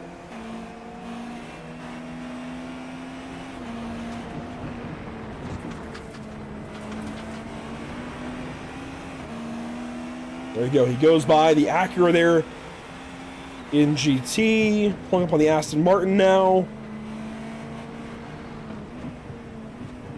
Aston Martin still missing a rear bumper there. And this is Bryce Roberts right ahead. So they're lapping pretty well into the GT field now.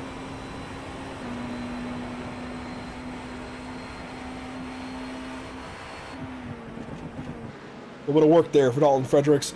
And you know, I said earlier it gets more chaotic as time goes on. I maybe should have clarified. It stays chaotic as the field mixes up and mixes around a little bit. You get more constant traffic as opposed to it being centralized. But it does get a little bit less chaotic all at once, I'd say, because you're passing, you know, one car here, one car there, as opposed to 3 cars here, 4 cars there. So it does change, certainly, as the race goes on, and you get more pit stops and things like that as the battles change. So it gets a little bit less chaotic all at once, but it happens more often throughout the lap. I think it's a fair way to put it. As our GTP leaders continue to mingle with the GTD teams.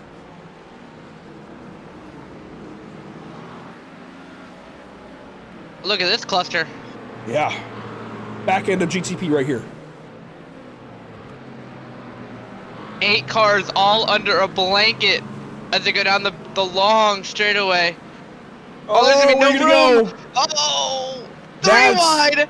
A big pass made by Ali and off the racetrack. Wow. That was Robert Gregor. And he just went off the racetrack to make that pass on those couple of GT cars, but he lost 6th and 7th in that process. MR Racing, Daniel Alley, now side by side with Sweaty Socks. Down the hill at turn 12. That got close. That's what's so great about turn 12 here at Road Atlanta is if you want to make a pass, you got to be aggressive and you have to send it in there. And if you don't send it in there perfectly, you can be sending both your cars into that barrier that you can see right there, that tire barrier out of turn 12.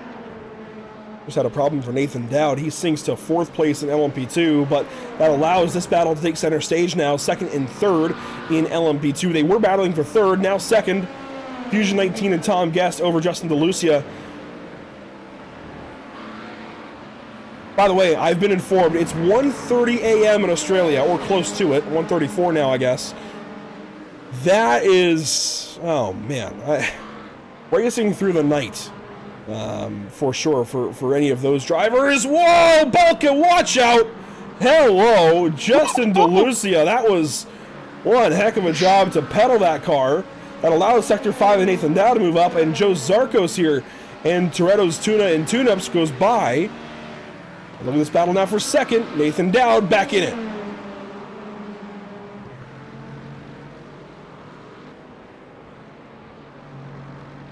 That was incredible driving. And great awareness by Tom Guest to kind of get out of the way there and allow him to catch that car as we've just gone past the 1 hour mark here in this race. Let's go back and see what just happened in turn 7 briefly. So watch DeLucia there in the 34 for Balka Racing Team. Right here. Tries to send it up on the inside and just got loose. Oh my goodness. That deserves another look.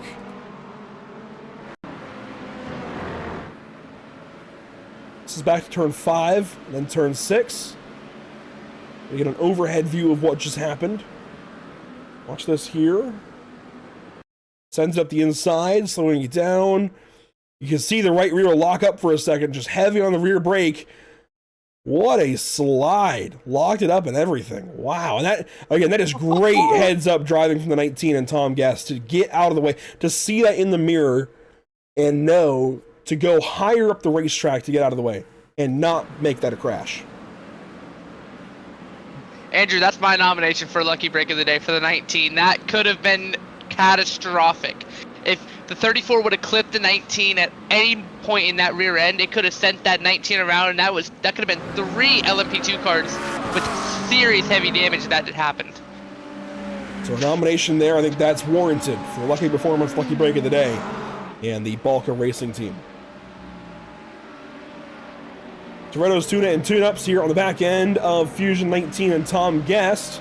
It seems like Nathan Dowd has left them in Nathan's dust. So this is the battle for 3rd now in in LMP2 rather. As they work through the GT field. Now 3rd, 4th, and 5th all together here. Zarkos making a move. Oh my goodness. Almost 3 wide going into that corner there, and that could have been really tight with the GTD car.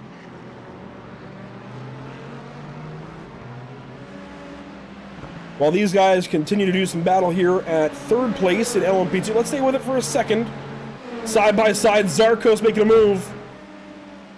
This is Toretto's Tuna and Tune-Ups. We saw them have that problem earlier, but they're fighting back, trying to get to this podium spot here in LMP2. Look at that defensive move.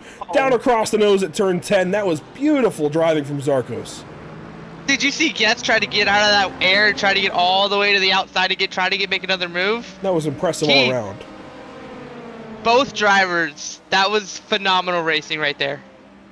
Really good awareness today from Tom Guest. You see to the inside now, here comes that DeLucia machine, Balka Racing, going by, so he allows that pass to be made. Here comes Alkentex. Maybe Tom Guest, great awareness, but needs to pick up the pace just slightly as he's starting to lose some spots here as this run goes on. Alkentex, Michael Haflidason looking to make a move here for 5th in LMP2. You know, Andrew, I'm starting to think of what you said during that caution period where you said they had, what was it, 7 sets of tires for the oh no, that was 8 sets of tires for the LMP2s. Yep. Maybe they didn't take a set of tires there on that pit stop. It's possible. There's not a great way for us to tell from timing and scoring on ATVL. The only way we can tell is based on time as that is a ton of damage for the Mad Sim Racing team. And this is a tow request. This could be another yellow. Robert Gregor, he's going to tow right away. I don't think he had permission yet. I don't think he even requested a tow. This is going to be a massive, massive shunt here at turn 10. Watch this. Wow. Does his... That's got to be like a malfunction with the sim where you would think that car just looked like it just went straight. And it looked like it was staying full speed. Let's go back and watch a little bit of this lap here. So this is going to be from turn 7 all the way down to 10A. He was running the back end of GTP. Certainly hope frustration didn't get the best of him here, but watch this here all the way down the straightaway. 6th gear, 7th. So top gear. Off the gas. Something went wrong. Something went awfully wrong, because you can see the gears moving around, and even the RPMs. It was not normal there. Correct me if I'm wrong, but it looked like it went from 7th to 6th to 5th, normal, and then it jumped back to 7th. Something went horribly wrong. That is a massive hit. Is there a way we could get a look at those brake lights coming into that corner? Not a great way. Who was behind him? I think that's the 18, maybe? Yes, that's the 18. That's the GT leader right behind. But watch from here, maybe. That's a little far. Yeah, a little too far back. Was that Sweaty Socks that almost got nailed too? That, oh my, that whole scenario was just surprising. Let's see if we can find a little more info here with this angle. Not really, but oh my goodness. And yeah, that was nearly the whole back end of GTP wiped out in one fell swoop. I don't even think those brake lights even turned on at all, even once he got to the grass either. Watch the hands again, and the gears, the RPMs. Slow it down. So he's going to get off the gas here in just a second. Off the gas. 6th. 7th, so something's gone wrong there. And down to 5th.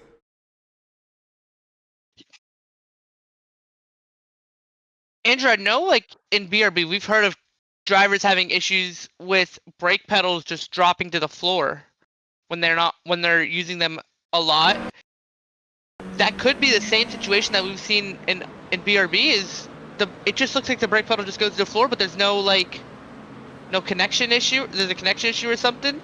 But you can tell when he went down to 6th, he knew he didn't have brakes. You could see the little wiggle, and I really hope that was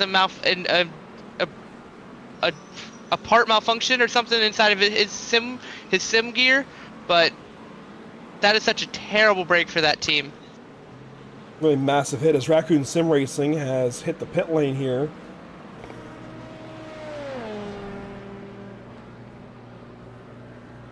So per YouTube chat, you are on the right track there, Zach.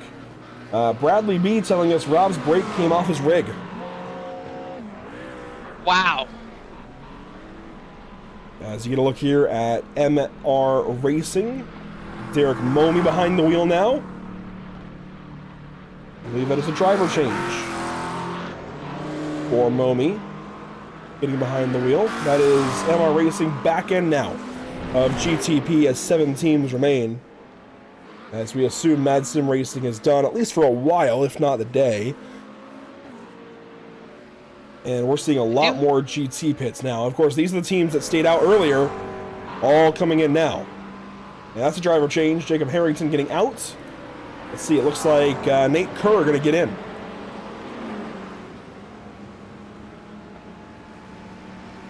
Are still in the air.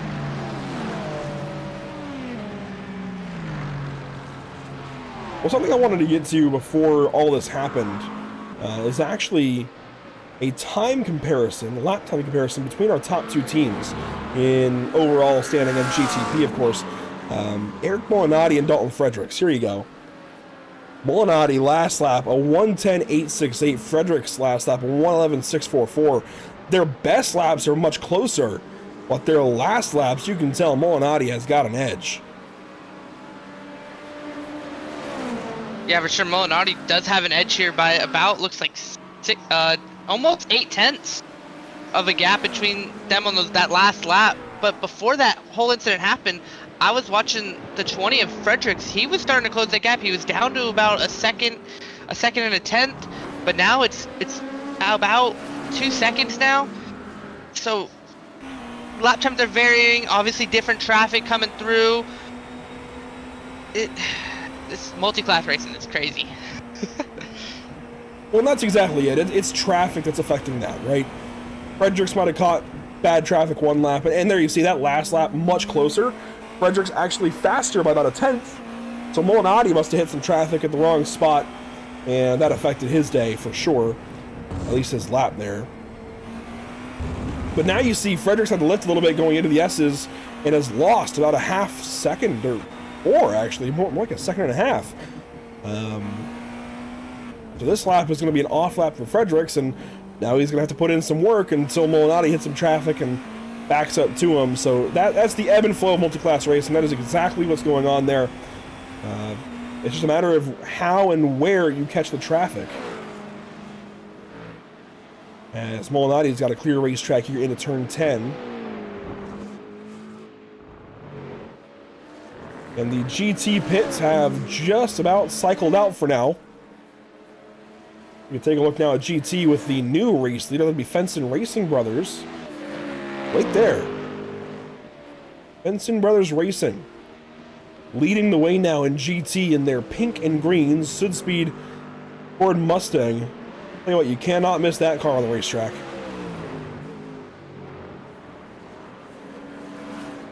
Kind of like a Hulk car. I like a color scheme. It's interesting. I spend a lot of my time in professional broadcasting outside of iRacing at Charlotte Motor Speedway. I was there recently for U.S. Legend Cars International Bandolero Nationals with Bandoleros and Legend Cars on the quarter mile at Charlotte Motor Speedway. Well, traditionally, the last few years, there has been a pink flag. You know what a pink flag is for? No. The pink flag in racing, in USLCI, and NX competition, is for the time limit. At least it used to be. It used to be a pink flag with a stopwatch on it. Now it's the orange flag. But those used to be the easiest two flags to see, was the pink and green flag. And it's interesting. I don't know. We were talking about it over the weekend. My broadcast crew and I over Pit Row. We were talking about it a little bit. Just different flags that you have in racing sometimes. Of course, a lot of short tracks across America. There's time limits in those races. 20 laps or 15 minutes sometimes, something like that. To try and keep the time from getting away from the racetrack. Of course, there's a lot of cautions. Of course, they don't count those caution laps. So the time limit flag becomes necessary. You got to find a new color of flag because you can't use green or white or red or yellow. So you got to find a new color. And pink has come up as an option for a lot of racetracks and series as one of the more visible flag colors to use. I don't think it's used in anything in road racing, but maybe one day we'll add a pink flag here on iRacing for time limits. Wouldn't that be something? Yeah, that would be pretty cool, I'd say, like, especially with, I don't want to go into it, but whatever. We have plenty of time to talk about it. BRB is going to a time limit next season. I don't know if we went over it at all in the pre-race show for BRB, but they're having a time limit next season, so why not have a pink time limit flag for next season, Yeah. I think you could, there's certainly an application there, I think, for time-limited lap races. Of course, you wouldn't use it in a race like this, where this is a timed session, 6 hours.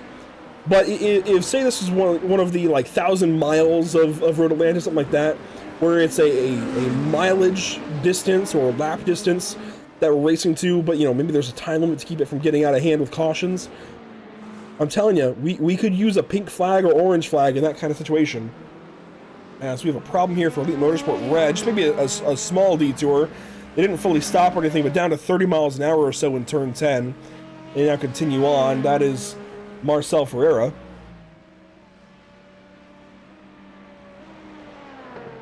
Now, Zach, you have the clock. You are the master of time here, at least at the time, at this point in time. So what time are we down to here? What time have we gotten to, considering we've been running for an in-sim time of like 5 hours at this point? Yeah, so currently our in-sim time right now is at 5:42 p.m. So I'm not sure when sunset is. I'm sure I can find that real quick. And we can, But what is the in-sim date? I should have checked that earlier. The in-sim date is the real date, September 20th, 2025. So if I had to guess, based on living somewhat close to Road Atlanta, sunset should be somewhere between 7 and 8 o'clock, probably 7:30 or so. So we've got maybe 30 minutes left of sunlight. Sorry, here, I'll pull it up right now. You know, we can just use good old Google today. It's about 7:30. There you go. 7:36 today is sunset in Atlanta, Georgia, so I don't know how far Road Atlanta is from... It's about a half hour, 45 minutes, depending on Atlanta traffic, and usually it's bad, so, you know, call it 45. But yeah, Brazelton on the outskirts of the Georgia, or well, the Atlanta metro area. As we take a look from some of the fan cams around the racetrack here. Brazelton's kind of on the outside, the northeast corner of the Atlanta metro. As that is a big moment there for our overall leader to just get by Austin O'Neill's team. Bryce Roberts in the car there for Fusion Sim Racing. But back to my point. Brazelton, kind of northeast corner of the Atlanta metro, and the Atlanta metro grows every day. It gets bigger and bigger to where it encompasses a larger and larger area. As you see a 3 wide back there. Hang on. That was a moment for sure for Dalton Fredericks.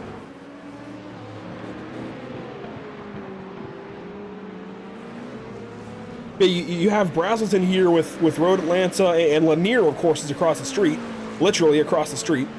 But Brazelton has Road Atlanta and Lanier Raceplex, and then the other end of Atlanta, the south, very south end, and I would even say outside of the metro even, you have Atlanta Motor Speedway, or now Echo Park Speedway, that NASCAR visits a couple of times a year.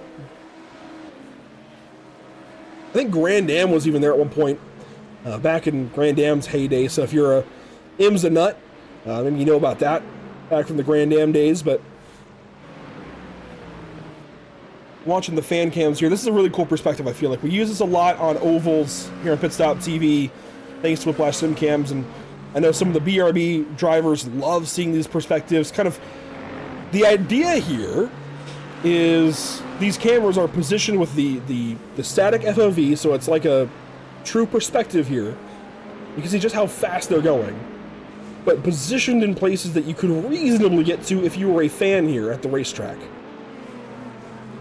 I can't wait to see your Sebring fan cams, because being at that track every year, being all over that track, I'm sure it's going to bring back a lot of memories. Hopefully I'm here for the broadcast for that one, but I love these fan cams everywhere we go, because I've started to move my palette around, and I've started to been to some racetracks. I know you have the Daytona one, and you had Homestead for the fan cams. I love the fan cams that Whiplash Sim Cams makes for us. And also another thing I did wanted to point it out real quick that I have a second. I'd say with about 4 hours and 20 minutes left, we should be able to start seeing some of that nighttime. That's probably when sunset will be, so about 22 minutes from now.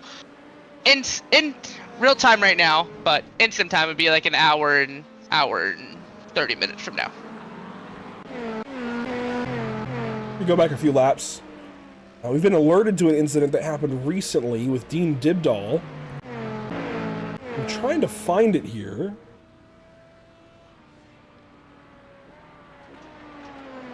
Of course, 30-some-odd teams here to keep track of, and of course we have our little tangents we go on here, but if something happened to Dean Dibdahl recently, this is when he was in... I'm trying to find the position indicator on the car. See where he was at this point in time. Oh, tell me turn 5. Okay, we're good through turn 5. Lap 47. This is 50. Let's go back to 47. Okay, I've just found it. So, this is Dean Dibdall behind the wheel still for Rocket Ship. Of course, this has been kind of the top LMP2 team today. Now, they aren't leading. Nathan Dowd has taken over the race lead.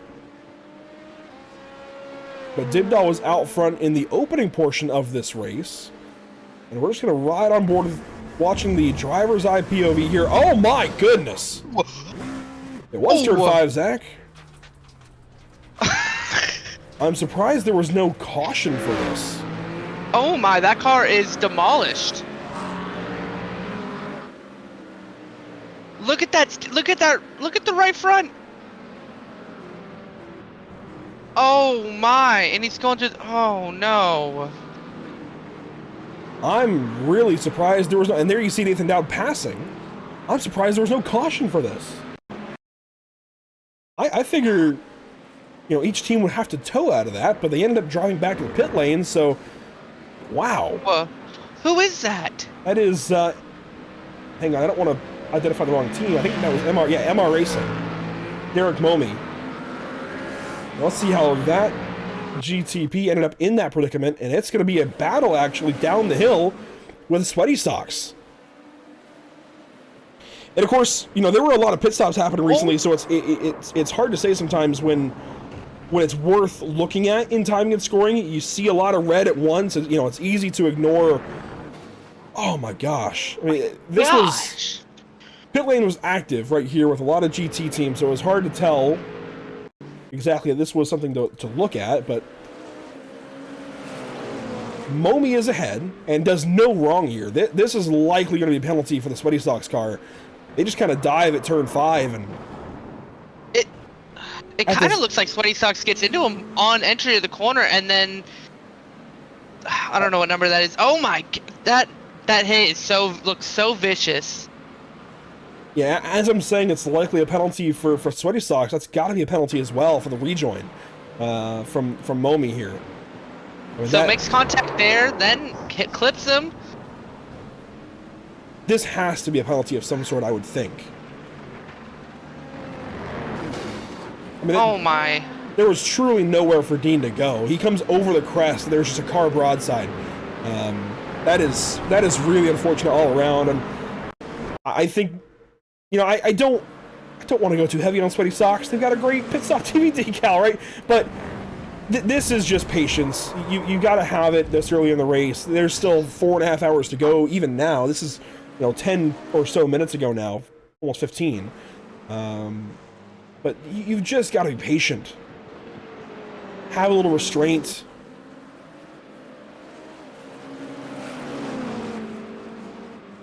Here's a look. Yeah, this gets in too deep. I don't know. That is really unfortunate for MR and for Rocket Ship, because you know, here he comes across the racetrack, and you know, MR has been wronged there. Of course, they're in a bad spot, but you can't rejoin like that. I think if he should have rejoined, he shouldn't have kept turning. I think he should have just shot it to the other side of the track to stay in that side of the grass so he had more time to get over, because he's right in the middle of the racing line at that point, but he's still trying to turn the car around. But I don't know if Sweaty Socks just got a broke late, or if the car in front just didn't. I don't know. This was, and you can't see nothing. Oh man. Now the only indication that anything's happening is maybe an iRacing local yellow, but that's only going to do so much. And sometimes those don't even work, because he's off the track at that point still. He's technically not on the racing line until he's already broadside across the racing line, and oh, that's terrible. You just hate to see it. That was a hard hit for both cars. Now, how it's affected these two teams? Well, Rocket Ship, Dean Dibdall is down in 6th now in class, 12th overall. And MR Racing is actually the position behind, technically. MR is down here in 7th, though, in class, 12th, or 13th, rather, overall. And about 2 laps behind the rest of the GTP field. So even if we got a caution, MR is likely at least a lap behind the field. Even if we got a yellow Impact Racing, because there will be lucky dogs and wave rounds handed out. The goal is to try to help everybody one lap down at the time of caution to get a lap back. So Momi likely would get a lap back, but even then would still be a lap down to the rest of GTP. For Dibdall, Rocket Ship, they're at least on the lead lap still in LMP2. They've just lost a ton of time. So their race isn't over, it's just complicated. For MR Racing, it's much more complicated than that. I mean, with 4.5 hours to go, that's a lot to try to make up, as we have pit stops here in LMP2. And this will help Dibdall and company, of course. The difference in strategy, this will help them for a little bit, but it's hard to say exactly how things will sort out, of course, with 4.5 hours to go, quickly accelerating towards nighttime racing here. Yeah, getting really close to nighttime and sim time now. 6:22, like we said, 6:30 or 7:36 is about, I'd say, the sunset time. As you can see, the sun's already setting behind the hills. It's gonna be pretty close here soon. We're gonna be getting some nighttime racing. Couple of driver changes, and this is the time to do it, right? Give your driver time to adjust to the time changing. Gary Thomas gets in here for Fusion 19, and Darren Martell gets in for Balka Black Prototype. So a couple of important driver changes there in LMP2. They were running 5th and 6th respectively, and it looks like they'll rejoin around that same position still, as a few cars go by in the background. We also have Team Heat together again, one of the Aston Martins on the pit lane. That's Cameron Bastos getting behind the wheel. And Nathan Dowd is in. So, points leader in Majors Americas is in. Is this a driver change? No. Dowd is going to stay in the car. You see lights are now on, by the way. We are into that point in time where lights are coming on for these cars. Of course, iRacing kind of controls that. But Dowd takes service, and Elite Motorsport Red is in. Leandro Siminato gets back behind the wheel. Elite Motorsport Team Red out of Brazil. That about covers it for pit stops for now. And of course, with time quickly accelerating towards the nighttime hours here, let's take a look just around the racetrack, and the weather conditions have changed. Look at the Cody Williams Design race weather. Look at the track temp. It was up in the 90s a little while ago, Zach, down to 82 degrees, and the conditions really have not changed otherwise. I mean, the ambient temp is still around 76.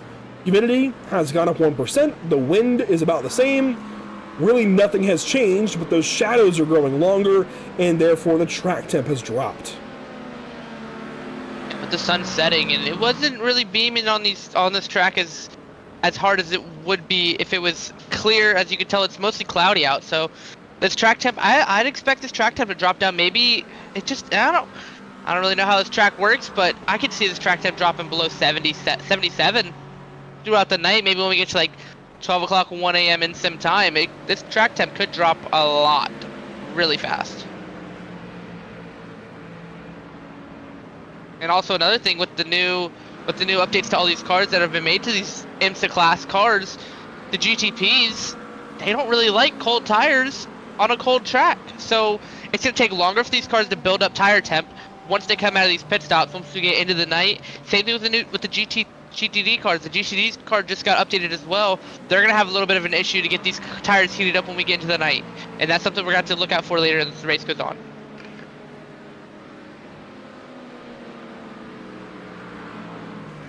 Certainly a lot of updates recently. GT3 had some physics updates across the board. GTP, rather, had some updates, as you mentioned. And those updates were only a couple of weeks ago. I mean, a week and a half or so. So drivers and teams have not had much time to get used to those yet. I know the GTP project on iRacing has been a long-standing project. A lot of updates over the course of time. And it's still a work in progress, I feel like. I know, the initial reaction was kind of mixed across the board. I think it's a positive reception overall to what has been done to GTP.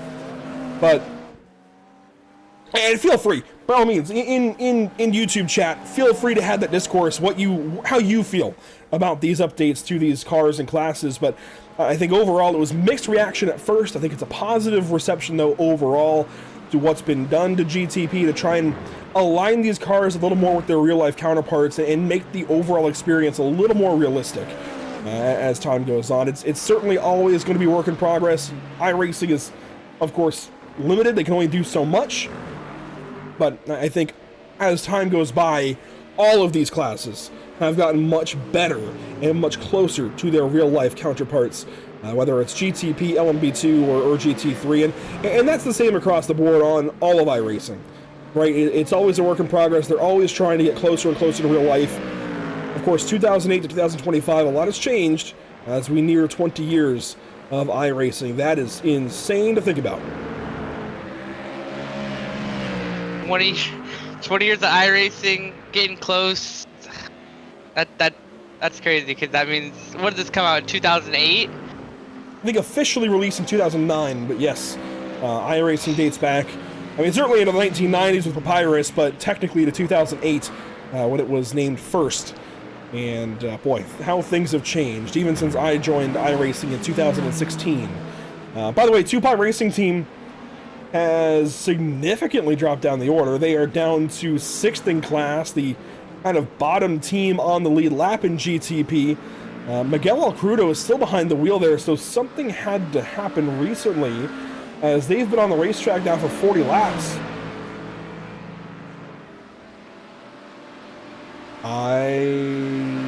Last lap was 7 seconds off. So, Be a tire advantage thing, maybe? If they've been on the track for more than 40 laps, and the stint before that, well, I mean... Oh, they're loose. They need to pit soon. No, their last lap was 7 seconds slow, and I wonder, I just saw some tire tracks in the dust. Yeah, it's going to be gravel here in turn 12. Watch this. They were higher up the order.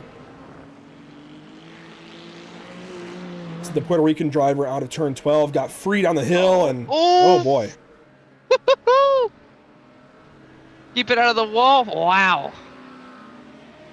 That's over to the alternate pit lane nearly. Let's take another look at that. That could have been really bad.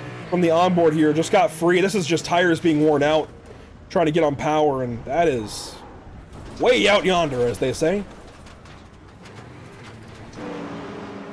That's what's so different about Road Atlanta, is there are some parts of the track where it is really tight, like the walls are really close, but there's other parts where the track is wide open, where you don't have a wall for a good maybe 250 feet off the racing track. So I mean, definitely good thing it happened there and not somewhere else where you could have got severe damage like in the S's. Meanwhile, LMP2 leader Michael Haflidason has pitted from the lead, and this has cycled Dean Dibdall, by the way, to the race lead in LMP2, even after that incident down in turn 5. So LMP2 has completely changed, and you know, I don't want anybody watching to get too hung up into where these teams and drivers are just yet. I think with about 2 hours to go, we can start paying attention to it, and then an hour ago, that's when things will start to come into focus. Because everything is going to change. With cautions, with incidents, you know, this whole race really, again, does not come into focus until the last 2 hours or so. We're really just kind of going through the motions right now, trying to survive, trying to get towards the end. And then later on, we'll start to have an idea of exactly where everybody's going to, what's the word, sort out to. So definitely a lot of time to go as Dalton Fredericks hits the pit lane. And we're about there, Zach. We are about to sunset. Yeah, and as I was getting ready to say, that's what makes endurance racing so awesome to watch. Because if you lose, let's say, 5 or 6 seconds in the first hour, that could hurt your end of the race finish. So you have to be almost perfect for the whole race. Even if it's a 24-hour or a 6-hour event like this, you have to be on it the whole time. And that's with driver changes, that's with pit stops, that's with everything. That's what makes endurance racing so hard, and that's what makes winning these endurance races so hard, and that's why it's such a big team thing. Because if you have 2 guys that are really good and then one that's average, it's gonna hurt more than having 3 good guys or something like that, so you have to, everybody has to be on the same page and on the same level of being aggressive, when to be aggressive and when not to be aggressive, when to save your stuff and when to push. So it's a really nice balance. That's what makes endurance racing so good, because you can lose in the first hour. but you definitely can't win it in the first hour, and that's what it's a lot of these guys' mindsets they have to get through. Big, see more pit stops happening. Yeah, big GTP, I don't know why that's troubling me right now. Big GTP pit stops. There we go. Everybody's coming in right now from this class. Red Lab Competizione has just pitted. This is now Daniel Perez Santiago behind the wheel. There you see Sweaty Socks leaving, and there you see Tupai now leaving. By the way, I do believe this is the same Hector M. Alvarez that runs the North American Racing League here on Pit Stop TV, as that is an immediate bin for Hector. Oh no! Right into the wall there. Thankfully, I think he grazed it, kind of keeps moving. I don't think he's got too much wheel damage. But out of the pit lane, cold tires. That's an easy mistake to make. We do have a lead driver change for our leaders, as Daniel Perez Santiago gets behind the wheel of the Red Lab Competizione number 554. Now, Dalton Fredericks has stayed aboard the HSR Phantom Racing number 20, and this is a good debate to talk about maybe, and you know, I know you've got varying experiences to your sim racing career, Zach. I'm not sure how much endurance racing you've done, but I think the best idea today, in a prototype car at least, even maybe in GT, is to try, if you're a duo, try to run half the race with one driver and half the race with the other. Now, obviously, if you've got one driver that's faster, maybe try and stagger it a little differently, but I would think Dalton Fredericks and HSR might have the right idea to limit driver changes. Now, you can get a driver change done during tires and fuel, but I would think keep the driver consistent, keep them warmed up maybe, if they're able to do it. Obviously, if they're not, you adjust to what you can and can't do, but I do wonder what the meta might be here today. Is problems. MR Racing is stopped here. You can see Momi stopped again. Oh, dear. This is just out of the pit lane. They've just boxed recently. This is an outlap once again. This is Derek Momi. They've just served a penalty, Zach, I do believe. Yes, they just served a penalty. They were handed a 30-second, it looks like. Yes, a stop and hold for 30 seconds on their pit stop. Due to that rejoin, that was a little bit of rewind action for you. Here's a look at what just happened. Immediate spin at the curb. Cold tires. Oh! Don't tell me another good... Oh, my. No, they got across the racetrack, thankfully, but that was a close moment again. I mean, to their point, to his defense, you've got to roll to see if it's going to roll back to the pit lane or not, but here's another look at what happened. Just immediately around off the curb. And that looks like it was like the third time this race that somebody has not requested a tow when they have towed. Got close for that LMP2. By the way, I've called him Derek before. I'm sorry. I was looking quickly on timing and scoring, and the text over there is much smaller. That's Danik Momi, so I do apologize there. I've been calling him Derek for the last half hour or so, but Danik Momi with trouble there. Let's watch one more time. This is in the car.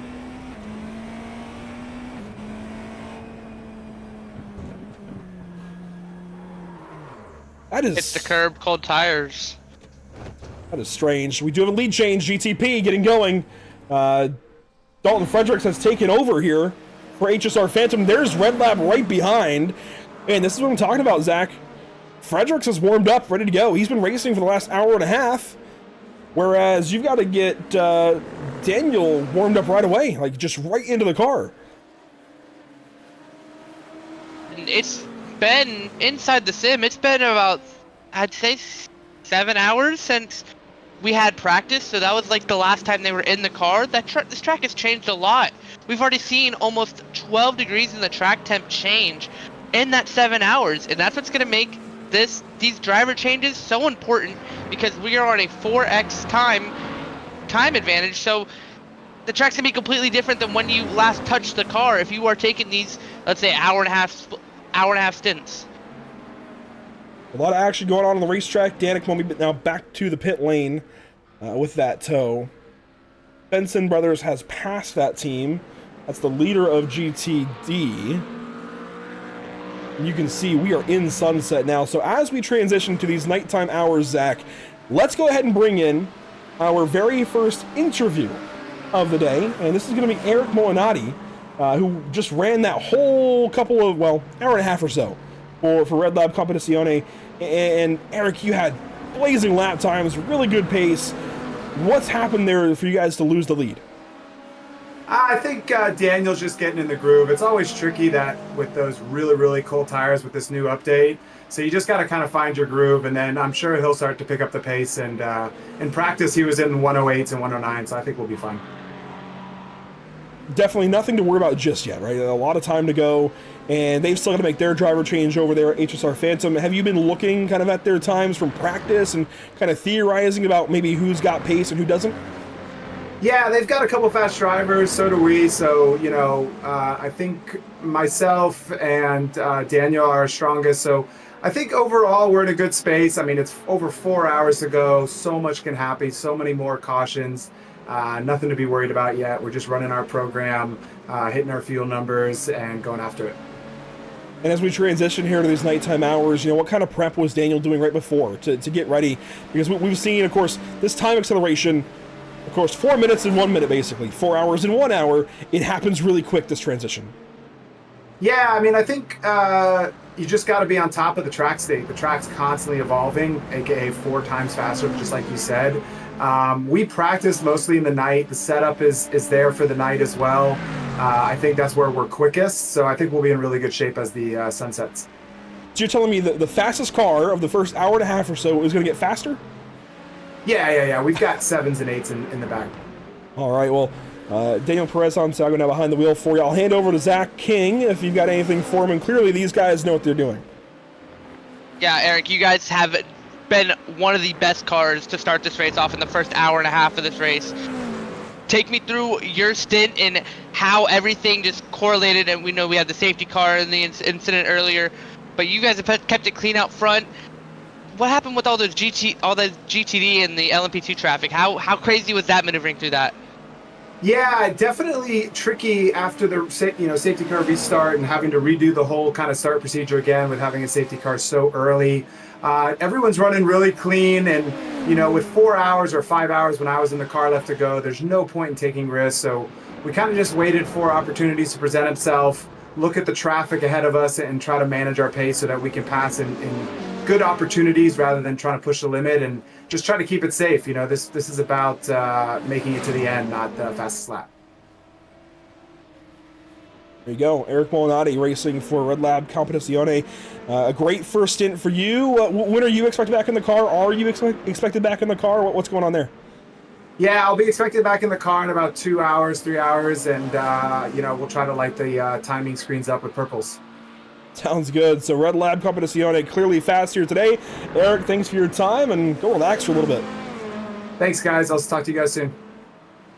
Eric, a very, very solid first stint to get the day going for Red Lab. Second place still. Now they have lost significantly. While we were talking to Eric, his teammate Daniel Santiago has lost some time here. Let's bring up the graphic here. 5 seconds to Fredericks. So, this is kind of what we're talking about, Zach. Drivers are different caliber. Maybe Santiago's a little tick behind Molinati and Fredericks here. And at some point, right, they're going to hope at Red Lab that Fredericks is going to hand over to a slower driver, maybe. So that's the hope. Or maybe just that second driver takes a little bit of time to get used to the car at first. That's the ebb and flow of an endurance racing like this, with driver changes and such. Everybody's at a different pace level, slightly different at least. So that's just how it goes. We do have Justin Barrera waiting in the broadcast waiting booth. Barrera, I'm going to clarify with him what team he's on real quick. Real quick on Red Lab Competizione.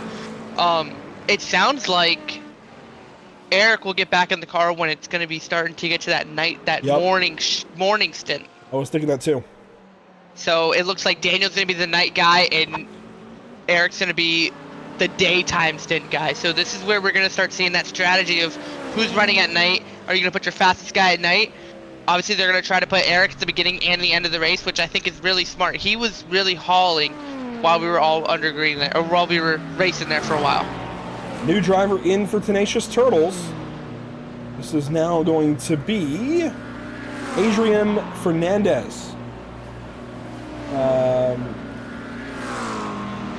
And then Justin Barrera, if you're listening over on YouTube, I can't see every driver that's listed under each team. If you can just let me know what team you're on, we'll get ready for you to come in here in just a second. But this is Tenacious Turtles down in the pit lane. They have run a little bit of Majors Americas this year. I recall them being on the team points listing. A little ways down the order, but looking better here today as they will get back on the racetrack here in the number 83 McLaren. Car number 2, thank you. Okay, that's Rocket Ship. Okay.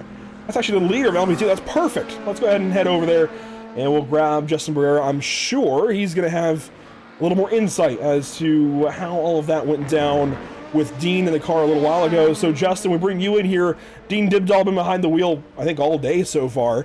How has it been as the teammate perspective, kind of watching Dean, helping him through these situations?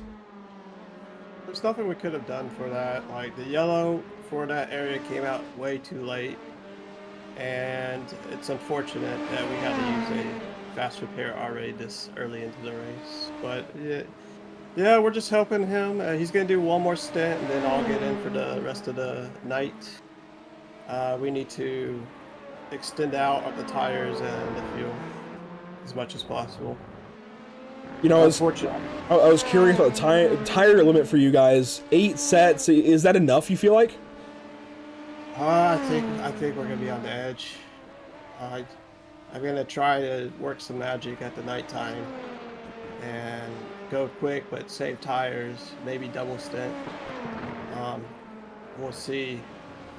Obviously you don't want to double stint in the day because it's just too hot, but nighttime is perfect for that. And of course, a really strong start for you guys, leading a bunch of this race down in LP2 to get the day going, and leading now again in this kind of middle part of the pit cycle.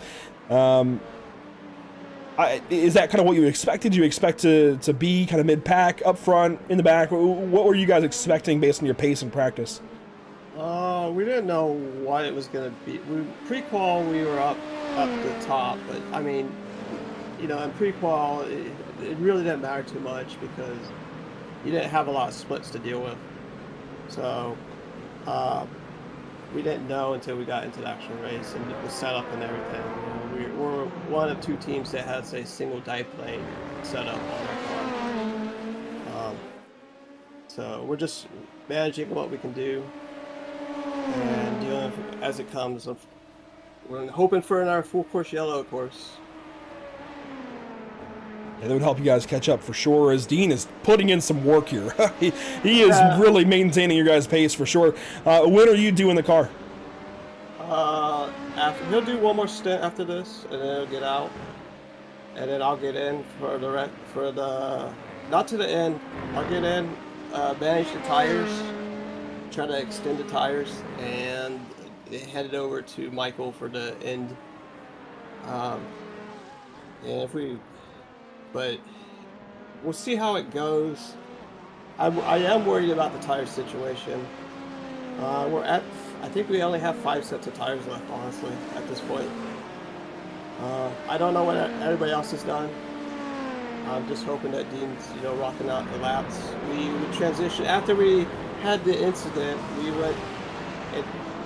just said, okay, we're push. You know, we gotta put out laps as fast as possible.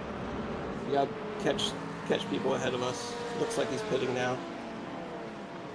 I'll just ask you one more question here. I'm curious. Of course, we saw you in Majors Petite Le Mans a couple of weeks ago. Solid finish there in LMP2. Looking forward now to 2026, the Major Series, MEC. You know, what's your plan there? We'll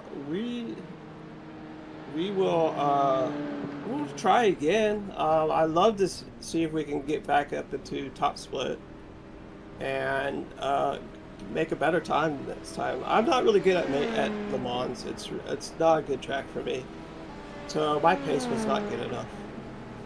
We fell back when I got in the car. I think I need to improve there. Dean was a monster in the wet. Like, Dean and Elliott on the team, I honestly think they were the fastest wet drivers on the track when they were out there. I truly believe they were. I don't think anybody else was as fast as those two. In fact, we started near dead last, and Dean got us up to like top 5 in his first stint out there. He was just working it, so we'd love to go back and go for a podium if not try to win it, you know. But it is a hard race, and we need to strategize this up. And when we did that one, we didn't know about the spare car rule, so our quick repair was pretty much gone before we even realized it existed. And it was gone just because of like minor front end damage that wasn't needed. Well, fair enough. I'll turn you over to Zach King. Zach, you got any questions for him? Yeah, Justin, you guys had that incident with that car rejoining on the track, and you guys had nowhere to go. Take me through how that changed your strategy for this race as a whole now, because you guys, I believe you guys were leading your class at the time of that incident, yeah, I believe so. And then you guys obviously trying to get back to the front. Take me through like how that's changed your strategy for tonight's race. The biggest part now is just to really push, deal with what comes up with us. We don't have a quick repair anymore. We can't fuel. We can fuel save, but we need to catch up to the lead pack. We don't know before Courcelles is going to come back out. And with people keep towing without saying anything, that doesn't help us. So we're hoping somebody else goes off. We don't want people to die, but we're just tired of seeing like people tow and not request a tow when they should be.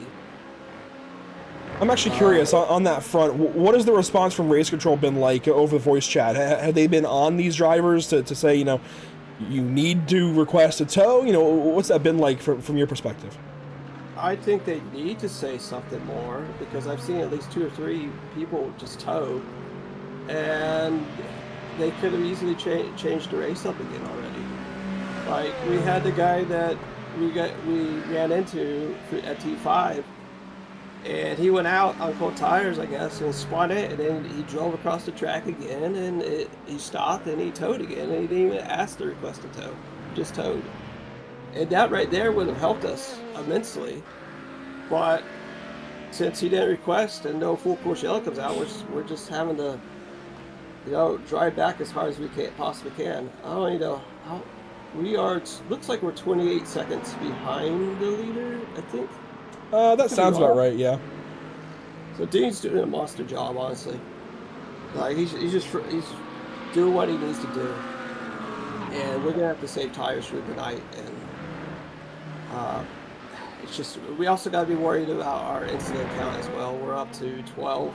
There's only 24, and it's just, you got to be careful.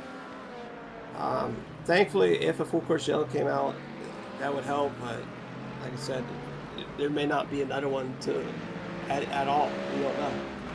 So we just got to push. Well, Justin.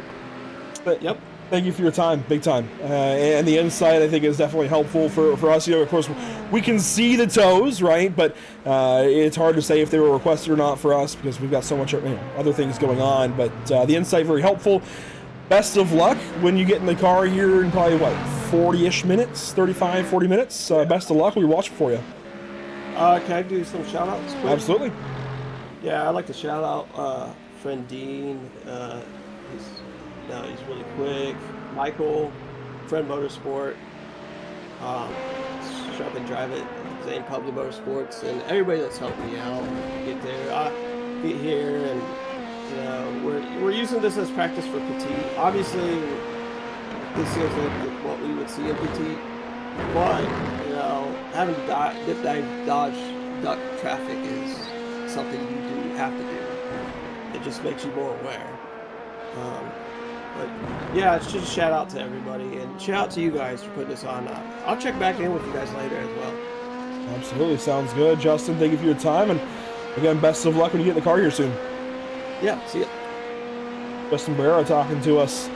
Some team communications there with Rocket Ship as they sit fourth now after pitting in LMP2. They were the leaders at the time of their pit stop, and they now drop down to that fourth spot. Pit stop here for Sweaty Socks, and one of the most unique time. Oh boy, that is a unique angle on that left front. That's not ideal. That's a fast repair there for the 36 car.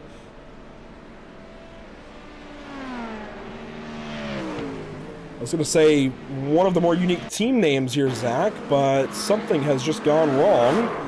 Oh, God. Wow, hello. Whoa. That's at least a 2-car incident. No toes out of that or nothing. You see the whole field starting to check up at the end of that replay.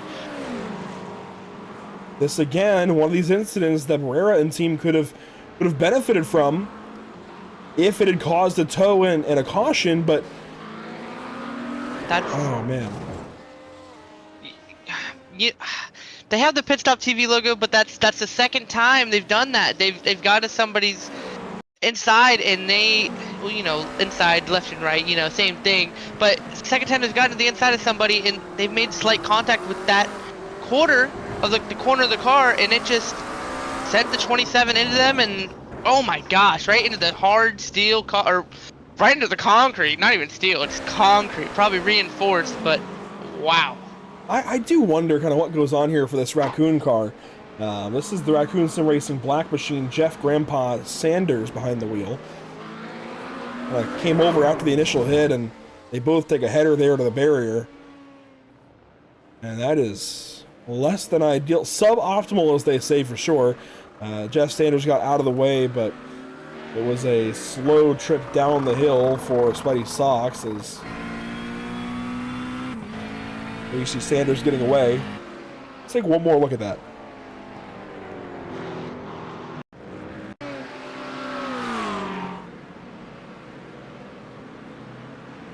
Here's Sanders from the blimp view. You see the Sweaty Socks car right behind, and then right here, there's the initial contact on gas.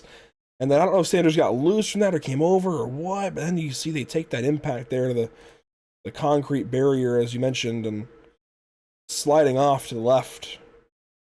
And Sweaty Socks regains control of the car, comes down to the pit lane right here. This is going to be a little scary. A couple of cars trying to go through, and Sweaty Socks is trying to get over to the pit lane. Of course, they know they've got a pit after this.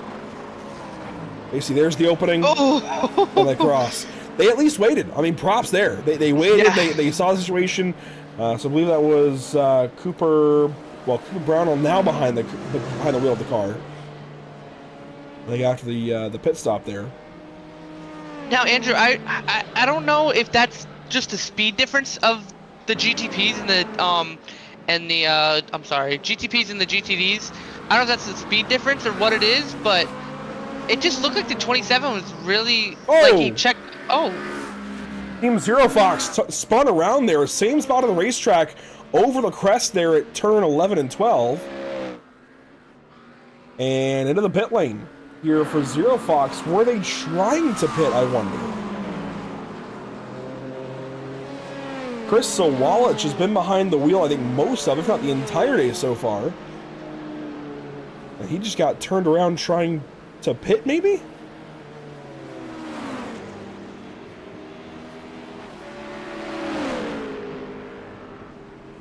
Now, while we take a look back at what just happened here with Zero Fox, Zach, it sounds like there have been some penalties out there while we've been talking to Justin Barrera and such. Yeah, so while we were talking to them, car 12 got a stop and hold for the unsafe rejoin. I guess that was for the wreck that happened in turn 5, I want to say, and then car 1 got an unauthorized tow. So we know the unauthorized tow, I think, is a 1-lap hold, I believe. If I can look back at it. Yeah, it's a 1-lap hold, 1-lap stop and hold for an unauthorized tow. So Douglas Doucette now behind the wheel for Team Zero Fox. Here is the onboard though with Sawalich. It does look like he was trying to pit, slow down there, and that car was just so close behind that they had no clue. And Sawalich had to do some alternative entry mode into the pit lane there. That was, who was right behind him, as there's a problem there for Balka Racing. That was Balka Racing. Oh,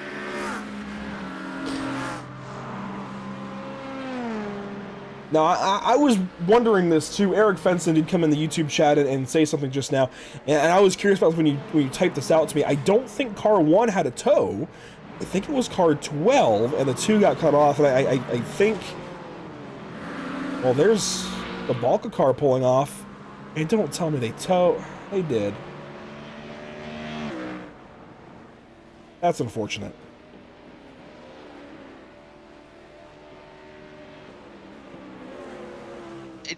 I don't know if these guys just are afraid to call it out because maybe it takes a while to get. But I would think if you're calling out for a tow, it would help you because it would slow the field down. You'd get your tow in, and you'd lose maybe a lap. But these guys are just—they're not calling out the tow. Yeah. So if anybody is watching, that is in the race, if you're a teammate or a driver actively in the car, you know, whatever, you've got to call out when you tow. That is a rule per race control. You've got to call out when there's a tow. You know, when you need a tow, because that directly impacts cautions in this race, and that then directly impacts everybody else, even if they're not involved in the incident. So I don't know if that message should be relayed to some teams, but here you go. This is DeLucia pulling over in the club section of the racetrack and just pulls off and eventually does tow. It is definitely a unique rule. So I understand, you know, not being used to it, but it is still a rule and regulation, something we've got to get down here. And I think at the same time, I've seen some rumblings out there in the Majors Discord that this is kind of a test for some of the 2026 rule set. Now, I do believe the tow request has been around for some time, but this is maybe a test for some drivers and teams that maybe aren't used to this rule set to get used to it before the 2026 campaign, which we'll talk about again here in a few, as we've just gone past the 2-hour mark now and are into the nighttime hours here. I do want to point out, while we were reviewing that whole instance, it looks like the whole team of the 34 of Balka Black Prototype, it looks like they have left, so I think they are out of the race. Obviously, if they do come back, they will be getting a penalty probably for the unauthorized tow. But again, like I said before, I feel like when you call out for a tow, it helps you more than it hurts you, because you would call it out, the whole field would get slowed down, and I agree. everybody get regrouped up. So I'm not understanding why these guys aren't calling for it. Maybe they don't want to affect the race. Maybe it's more of like a competitive thing, like they don't want to be the reason somebody loses the race or have another incident. But also helps you out, and you have to play that game if you have to help yourself out more than hurt yourself, and you're hurting yourself by taking the unauthorized tow because you're getting a penalty, and then the whole field's still going at 100% pace. As you see, Raccoon again, it looks like the Raccoon car again. It's another incident. Yeah, Jeff Sanders back off the racetrack there at turn 10, now right in front of one of our prototypes. That's the LMP2 number 19. That is Fusion 19 Gary Thomas, currently in that car, making that pass on Sanders now. So we've been talking to some drivers out there that are either getting out of their car for a little while or getting in their cars soon, but let's recap where things are at. Of course, we're now in the nighttime hours. The sun has completely set here at virtual Braselton, Georgia, and virtual Road Atlanta. Your safety car. There we go. So I wonder, maybe you can listen into race chat while I spew a little bit. I wonder if this is in response to all the other tows. Actually, there's somebody stopped right here. That's the 12. They were at the very bottom. Oh, no! Oh. I just heard it over the radio as well. That car is upside down. Oh, that is a big one. That's iRacers Lounge Podcast, David Hall. That's going to be a tow from him.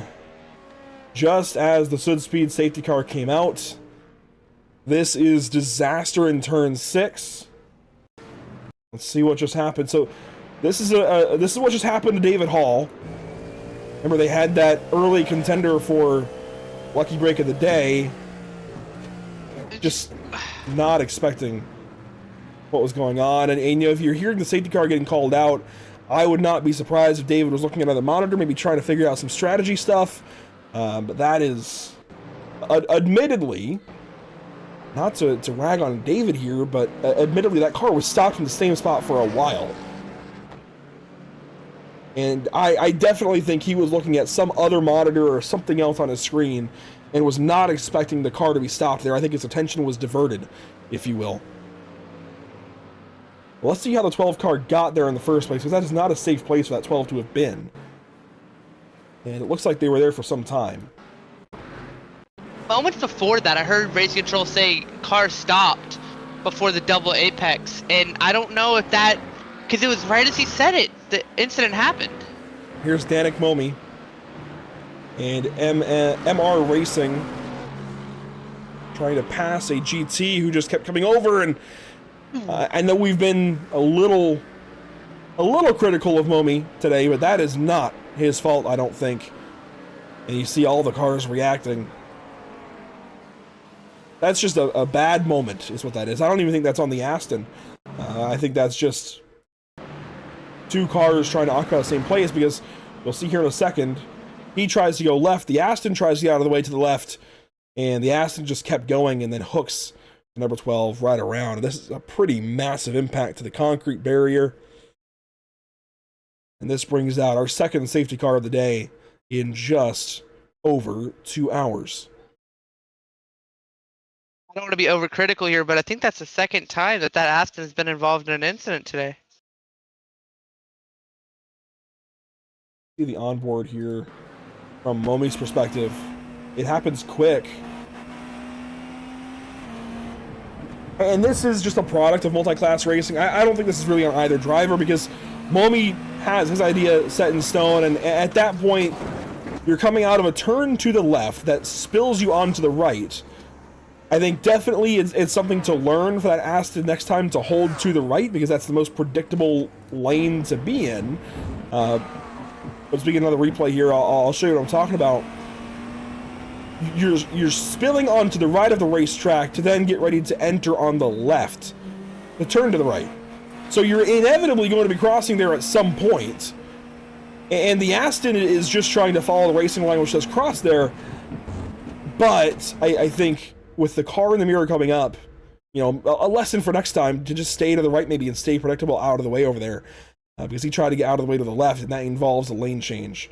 And there you see the incident for Danik Momi. And I do wonder if that will incur a penalty for the Aston Martin.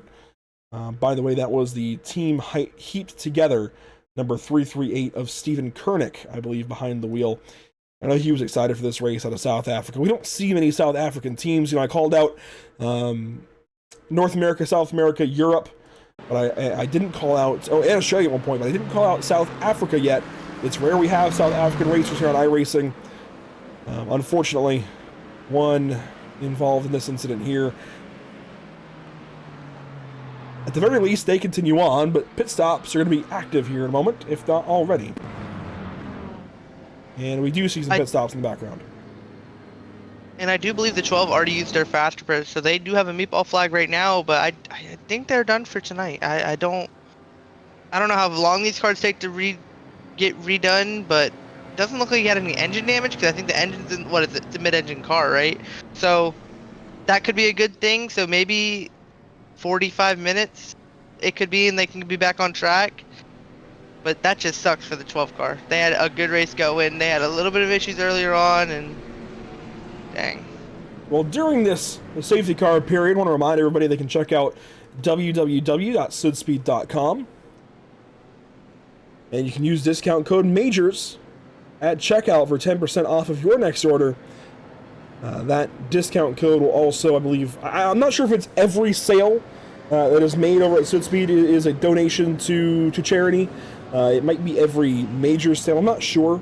But what I was told was 10% off and 10% to charity, basically, for every Sudspeed order connected to that major's discount code.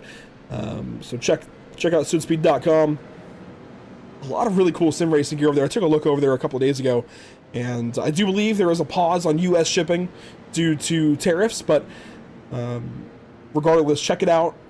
Maybe plan out your next order for when those subside and when you're able to order again from sudspeed.com. A lot of really cool stuff, a lot of really cool products to help you in your sim racing career. Or if you're watching, if you're a family member watching your son, cousin, brother, uncle, uncle's cousin, I don't know. Yeah, whoever you're watching in this race, if they're into sim racing, and if you're a family member, this could be a really cool way for you to get ahead on Christmas. You know, it's coming up, maybe even a birthday.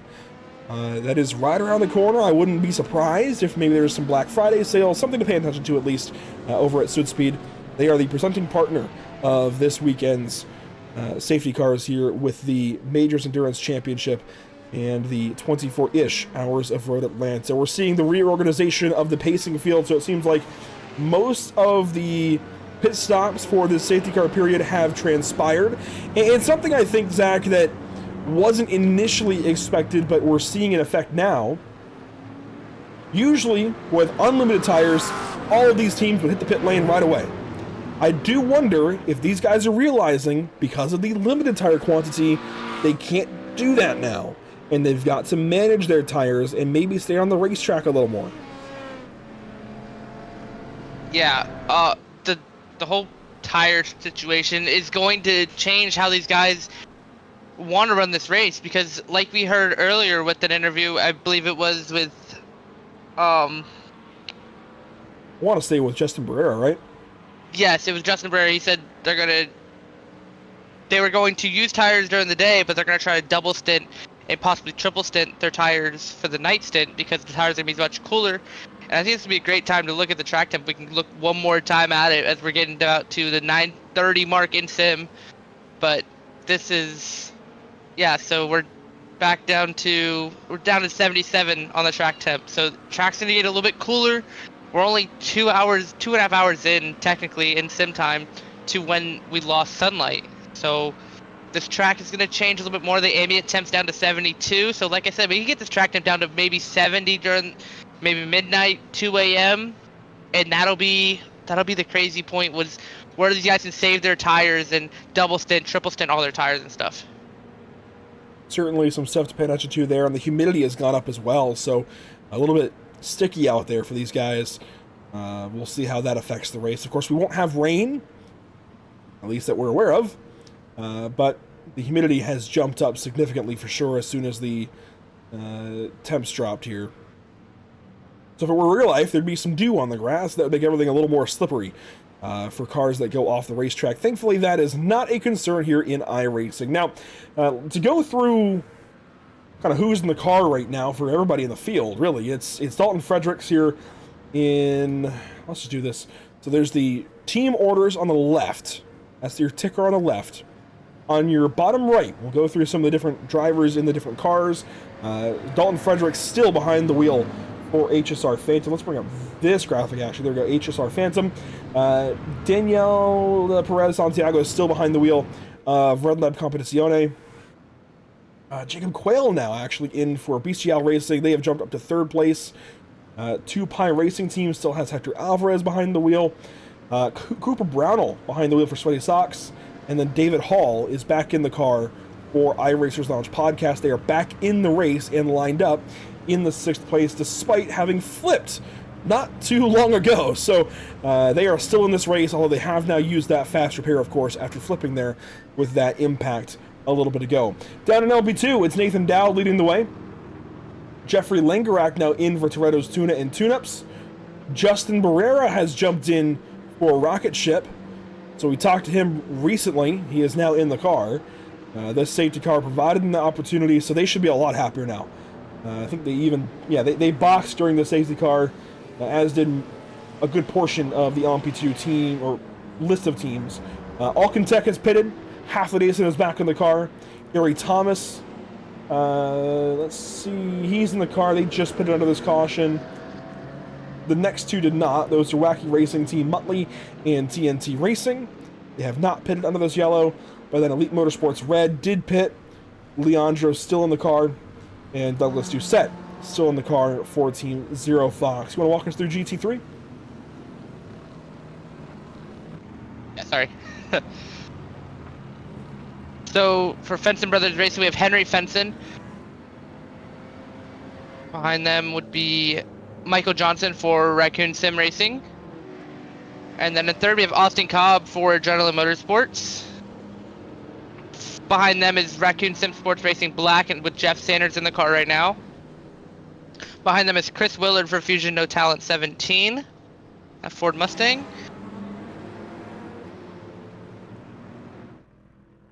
Behind them is Caven Heaton in the Fusion No Talent 18 for the Ford Mustang Group.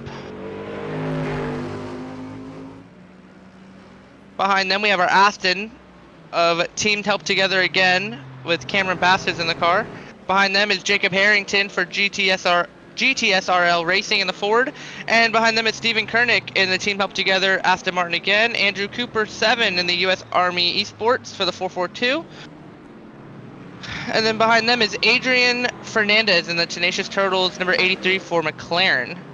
Then Jake Fox is in Kingpin Dog Bear in the Acura. And that's I believe it. that is the beginning. Oh no, that's the end of it. I believe that's the end of it, right? Yeah, that's all. HyperX Ultra is out of the race right now with Jamie Fleming last listed in that car. You see some cars getting their laps back.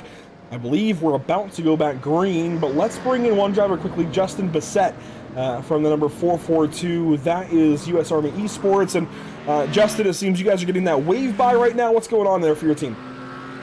Yeah, so we had a little incident early, so unfortunately we didn't get the tires shut off in time, so we're actually at a tire disadvantage we're trying to make it through. I'm actually trying to DM my teammate right now, get through everything. So we'll talk to you a little bit here as we get ready to go back green flag racing here in just a lap or two. But from your guys' perspective, down in GTD, what's it been like so far in these opening 2 hours and 15 minutes or so of racing here in Majors Endurance Championship? And do you guys have any MEC experience prior? We did run the 24 hours of Le Mans as a team, so that was our first experience, and we're really trying to get prepared for the Petite Le Mans in a couple of weeks here for the iRacing special event. Right now, it's a very diverse group compared to what we experienced at Le Mans, where the splits were a lot tighter as far as competitiveness.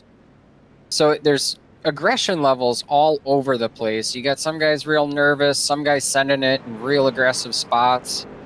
It really takes a little bit of perspective as you're looking at guys coming up and looking at guys that you're catching up on.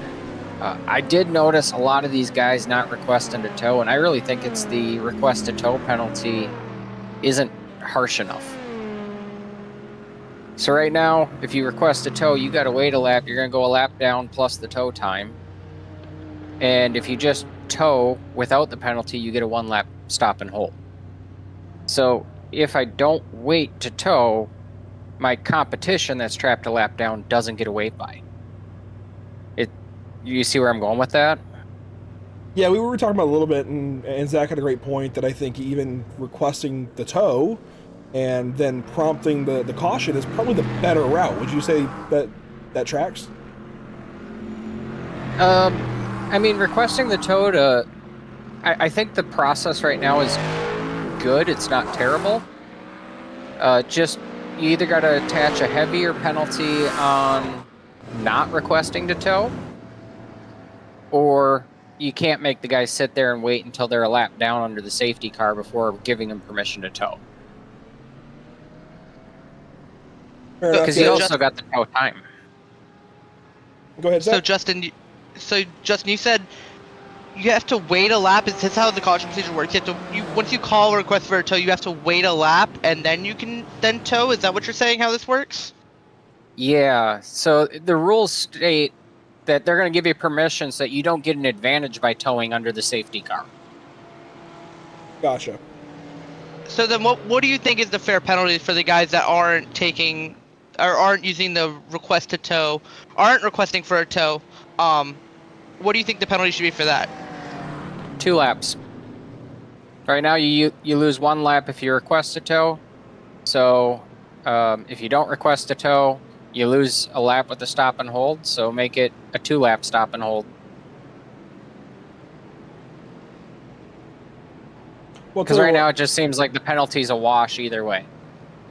I think it's definitely, something they're going to look at. I think this event is maybe poking some holes in their theory. But let's look forward to 2026. That's kind of what this event is doing, right? Drumming up some interest and some hype for 2026 in MEC. Do you guys over at US Army Esports, do you see yourselves racing more of these events, especially with the IMSA heavy calendar there in 2026? It's really ad hoc for us. Outside of the iRacing special events, which is what our official team schedule is, everything is based on when guys are available, if they want to run it. These guys that do run on the U.S. Army Esports team with us, we all are still currently serving in our primary jobs. So my job Monday through Friday is not to be an esports racer for the Army. It's to teach soldiers how to do their job. My teammate is a medic for basic combat training.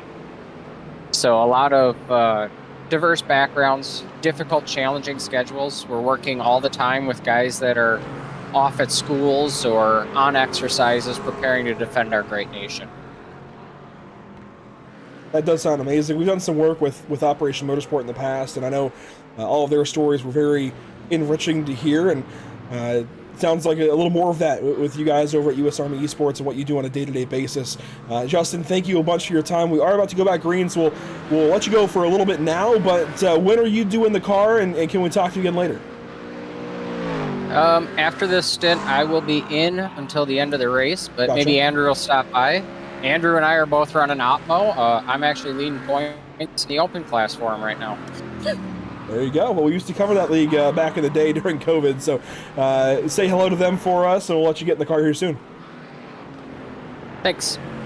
That is Justin Bissett with the U.S. Army Esports team, and we certainly appreciate his time. We are about to go back green here shortly.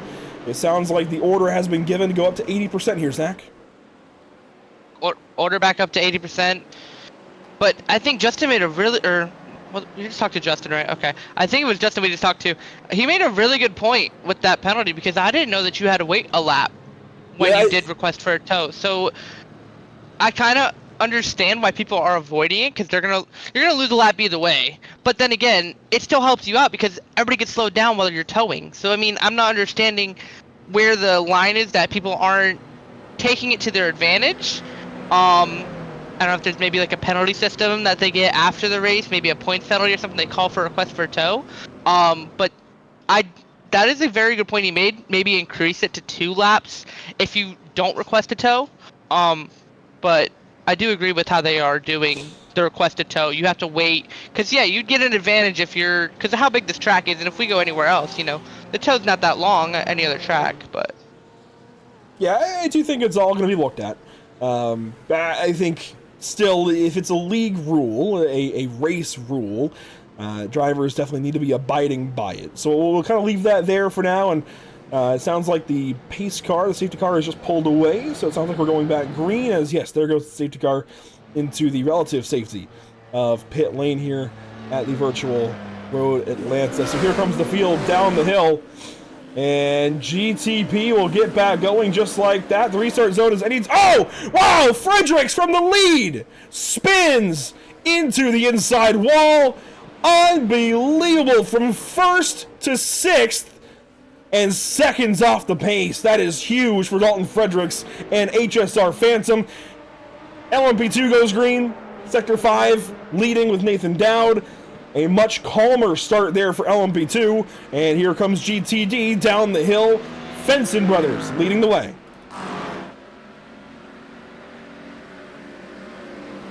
Another thing with Dalton Fredericks, I know we're now in the GTD class, but Dalton Fredericks still in the car. He's been in the car, I believe, this whole race so far up to this point. We're 2 hours and about 2 hours and 20 minutes in. Maybe some attrition is setting in with that restart because they haven't restarted in a while. The track's cooler, the track's not as slick as it was, but he also probably just got on the power way too soon. Yeah, that was a huge moment for Fredericks. I'm glad we caught that right as it happened. He's now 5 seconds behind the entirety of the GTP field that's left in this race. That is huge up there for the race lead. We're watching the race lead or so in GTD here. This is actually for third place on back. Fusion around the outside. Both cars are on the outside of the Raccoon Sim Racing teams. And there goes one of the Fusion cars. Raccoon's around. More contact. Chaos now in GTD.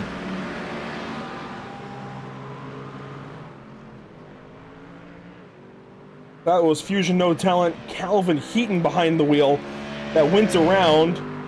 Let's go ahead and get the replay first of what happened to Fredericks there coming to the green. Maybe we can shed some light on what happened to cause that spin. Let's watch this. It's back to the green flag. Out of the chicane. He can fire any time. But here's the onboard. Let's listen in.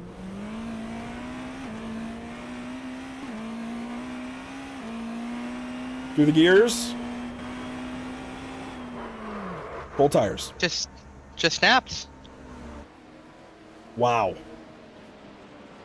Unbelievable. And then we'll take a look at what happened there to Fusion Racing No Talent 18. This is back into the restart zone or so for these guys. At any time from the chicane to the bridge at the top of the hill. So right here they can fire. There they go. Leaders fire. And we'll kind of wash along here with the number 18. They restarted in, what is that, about 6th? Right behind their teammates in the 29 car. That was Austin O'Neill's car earlier. Chris Willard, I believe, now in that car. Yes, Chris Willard in that car now in 3rd place. Willard makes quick work of the first Raccoon car on the left side. And then it all gets complicated here down the hill. You see the 18 just slots in front of the first Raccoon car there. And watch this for Chris Heaton down in turn 7.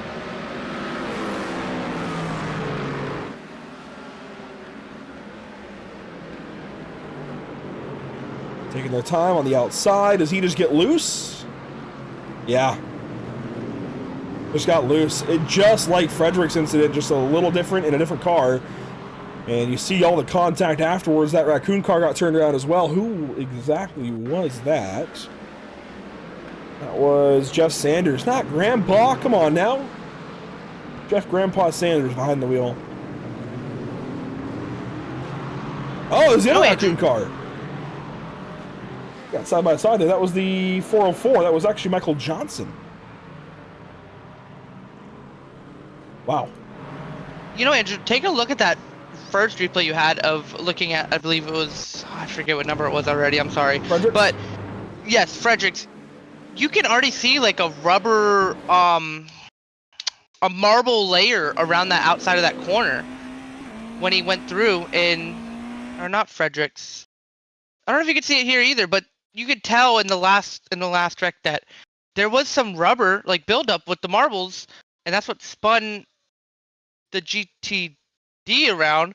Not sure. I think Fredericks just got loose, maybe with the cold tires. But sorry, I'm kind of bouncing around here. But you could definitely start to see where the gravel is starting to line up, where the rubber is starting to line up as they go into the double apex. But he could have just got into the rubber there. So we'll get this one more look here with the Fusion 18 of Calvin Heaton. This is the onboard view. Those marbles are just like gravel. Yeah, watch on the outside of the racetrack. You can see some of those dots and whatnot around the outside. Right there, I think, shows it really nicely. Just those black dots. I think he was mostly on the racing line, but he definitely, I think that could have been a contributing factor maybe. I really do believe it was just cold tires all around. And if we get back to live picture here, get up to the leaders, we got a battle for the race lead in GTP, and even in LMP2 and GTD across the board. Battles for the lead now. But when you want to look at weather conditions, down to 76-degree track temp, it is cooling down in a hurry. And these guys are heading into GTD traffic as GTP leaders. We could be very busy here the next few minutes in GTP. These are your top two. This is Red Lab Competizione with Daniel Perez Santiago behind the wheel and Tupai Racing Team with Hector Alvarez, one car off. This is going to be a mess. Here we go for the lead, 3 wide. Tupai to the top. GTD cars. Ho. That is a huge pass in GTP. Hector Alvarez busy on the wheel right now, working to the inside now of that U.S. Army team. Making that pass on Red Lab Competizione on the front stretch. That was huge.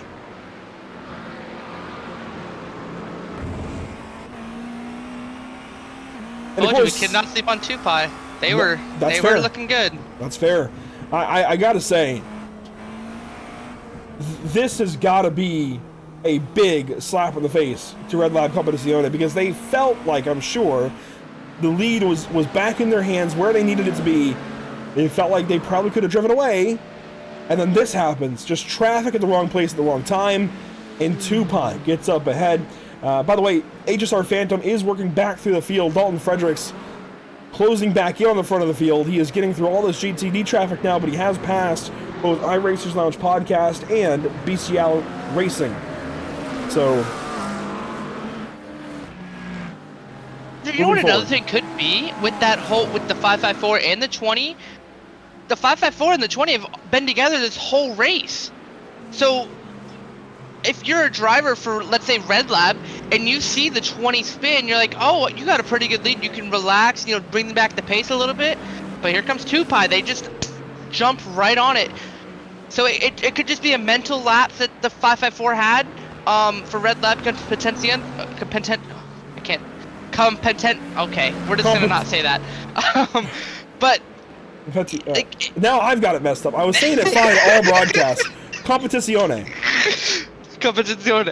But again, it could just be Tupai just jumping at the hip when they can jump, and that's what they've been so good at this whole race.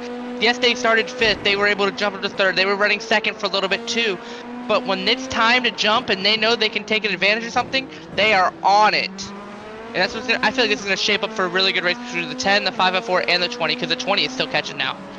And yeah, the 20 just made a pass actually going by Sweaty Socks for 3rd. So I think your top 3 teams in GTP are now back in the top 3 spots. Tupai ahead with Hector Alvarez setting a new fast lap. So Alvarez leads for Tupai Racing Team. Daniel Perez Santiago in 2nd, HSR Phantom and Fredericks in 3rd. We just saw this battle. Michael Haflidason is on the back end, the diffuser, if you will, of Toretto's Tuna and Tune-Up's Jeffrey Langerak. This is a great little fight for 3rd in LMP2.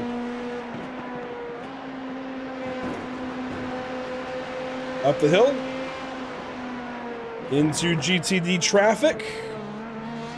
It's gonna get tight here. Aston Martin gets in the lane.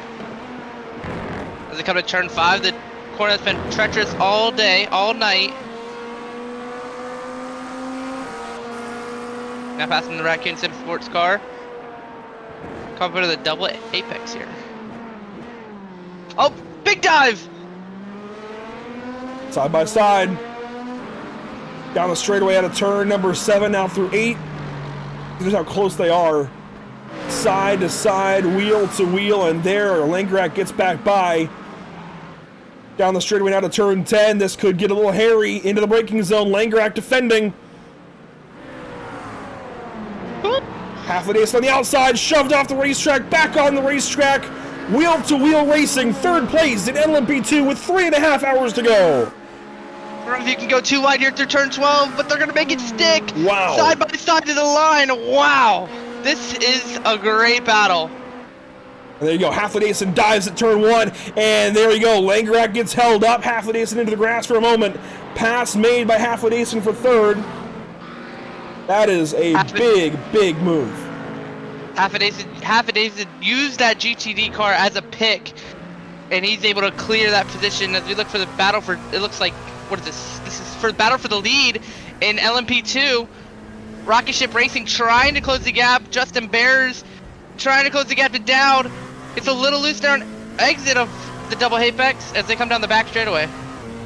Justin Barrera behind the wheel now for Rocket Ship. Of course, it was Dean Dibdall most of the day. Alvarez goes faster. You see that notification at the top of your screen. Fredericks, a 109. How about that? But Justin Barrera making some moves here on GTD cars just behind Nathan Dowd, the race leader. in LMP2. And, you know, I said we would talk about this at some point. I think now is a good time to do so. The leader currently of LMP2, Nathan Dowd, is the leader in the point standings. Now, these are not updated since Petit Le Mans. Haven't had a chance to make that graphic yet, but this was going into Petit Le Mans. Nathan Dowd over Christian Challoner, and I believe Nathan's actually going to open up more of a lead, if not keep it about the same. This is, you know, for the championship in the major series. I know we're technically an MEC event today, but Nathan Dowd has led since Daytona to open the season up, and I believe got another class win this past round at Road Atlanta right here, and he was in a GTP. Now he's down in LMP2 here today, so Nathan Dowd controlling the major series in 2025, at least in the Americas region. A very strong, the favorite contender right now for the championship in the major series in 2025. And look at that, Zach, you see the notification come across your screen. A new fast lap for Two Pine Racing Team and Hector Alvarez. They just keep getting faster and faster. What's that track temp down to? Still 76, but you can tell it's getting a lot more grippy out there. At currently 11 o'clock at night inside the sim, the ambient track temp, or the ambient temperature down to 71.8. That was at 72, 73 when the night started, but now the track temp's starting to come down, and I think it should be coming down just a little bit more. It should be coming down way more by 1, 2 a.m. Yeah, I would say your coldest point is going to be about 6 a.m. in sim, and that's probably, what, an hour or two away right now? Hour and a half to 2 hours away right now? Yeah, so if it's 11, puts us at 7 hours, it takes about every 4 hours is an hour, so it'd be about an hour and 45 minutes, and we'll be at 7 a.m. or 6 a.m. I should say. A pit stop maybe. Yes, a pit stop here for Heat Together again. Liam Swinburne coming in. Just want to make sure this was actually a pit stop, and maybe there wasn't an incident there for Swinburne. This is the Heat Together again car. One of the two Aston Martins in the field. And they'll be exiting the pit lane here in just a moment. That timer should be, yeah, there we go. 41 seconds for Liam Swinburne in the pit lane. And heading back on the racetrack now. His teammate, Steven Kernick, is actually in a battle with Raccoon Sim Racing Black. This is for 6th. Here you go.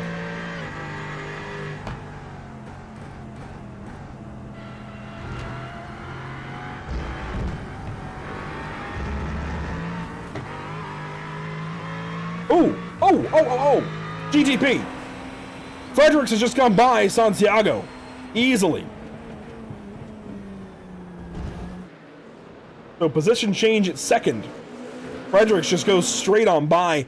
And I go back to the Majors Americas race here a couple of weeks ago, because that was where I first noticed Fredericks in a GTP here at Road Atlanta, of course. And he was super fast in that race. Didn't quite have the pace to win, but certainly was going to be in the battle for it. And had a penalty early after getting involved in some traffic and causing an incident, at least in race control's eyes. And I know that team was not happy at all. But race control has final say, and they felt that Fredericks was at fault. Fredericks then drove back through the field and was in contention for the Driver of the Day honors that day. And I think made a big impression, certainly a lasting impression on me at least. It's good to see him here again today, chasing a victory here in the Major Endurance Championship, along with HSR Phantom Racing, his team here in that Porsche. Fredericks has ran all 114 laps for this car so far. Just got to think, how much longer is he going to be in the car for? Is he going to run it to the 3-hour mark? I do think it's going to be something like that. As we see a penalty handed down, it seems. Do you want to elaborate a little more on that for Gary Thomas? Yeah, so car 19 got a drive to for avoidable contact. Unsure when that happened. That's what I was wondering. That was Fusion 19. He pitted 4 laps ago now. And that was a trip down the pit lane and no stop from what I can tell. I wonder if he's already served a pass-through for it, or if that was maybe for incidents. Maybe we can go back and see if that was truly in response to incidents. There might be an incident attached to it. Let's go back a few laps. Here's the trip down the pit lane. Maybe this was his drive-through penalty that he was served. He got it instantly and just served it instantly. Let's go back a minute or so and just see if we can find something that happened. I don't want to go too far back and live in replay mode for too long, but this is a minute back before that, just that we saw. And see if maybe something happened here.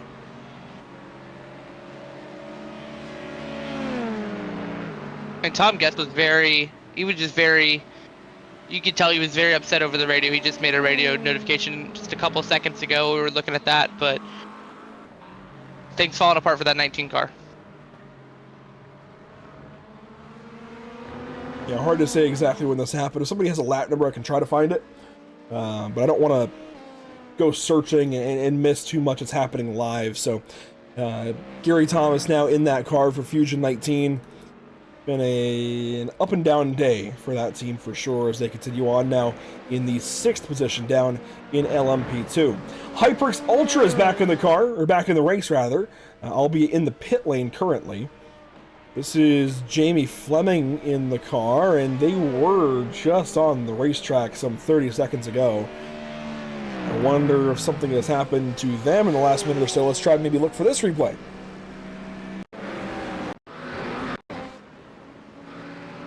And that right front looks okay here, so I dare say something has happened recently as Alvarez goes faster. Let's watch the next minute or two here for Jamie Fleming. While we do so, we are going to have a quick break coming up shortly, facilitate a commentator switch. Zach King will be leaving us, unfortunately. I want to thank you, Zach, so far for joining us in this opening portion of this race. I know you've got other things to tend to today. We'll be having Zach Lindgren joining us very soon. But looking back on these opening 3 hours, Zach, I mean, what have you learned about the Majors Endurance Championship, and how excited are you for 2026? I really hope I return with you next season for the major series, because this is honestly the most fun I've had watching an endurance race. I know I watch like IMSA and all that stuff, but yeah, this has been a great race. I love the caution procedure. I love how they're facilitating everything. Yes, it needs some tweaks, and obviously this is the first time doing it, so yes, there are some, knockbacks and things like that, but they are doing a great job doing this whole caution procedure, this whole race, how they're running the race. I love this 4X. I like how we're flying through the day, if you say, with the 6 hours, you're getting 24 hours of racing in sim, but you're getting 6 hours of actual time that you have to spend. So I feel like this is a great job that they've put on, and I really hope we return, and I really want to do this next season with you. Definitely would love to do Majors Endurance Championship next season. I know a lot is still to be decided. I know they did a lot of broadcasts in-house, and I think those were a lot of fun to watch. And Fleming, there's the incident there for Fleming out of turn 10B into turn 11. So now we know what happened to HyperX Ultra. They were off track for a little bit, and oh dear, that's some crabbing back down to the pit lane. So yeah, that was definitely a warranted pit stop for Fleming in that car. They are still in the pit lane, as it sounds like there's a new penalty coming up here. Zach, what's going on there? Yeah, so it looks like Wacky Team Muttley, car 150 was given a black flag for avoidable contact. That'll be a drive-through. The penalty for the 150, that is Wacky Racing Team Muttley. Timothy Hastings behind the wheel currently. And it's hard to say. Without a lap, it's hard to say when that happens. We'll just let that be. Won't go chasing that replay, but there you see the South African Timothy Hastings behind the wheel currently. Good to see. Again, I said it earlier with oh, that's not good. That's off the racetrack. Well, let's sit here for a second here, make sure he gets back on the racetrack okay.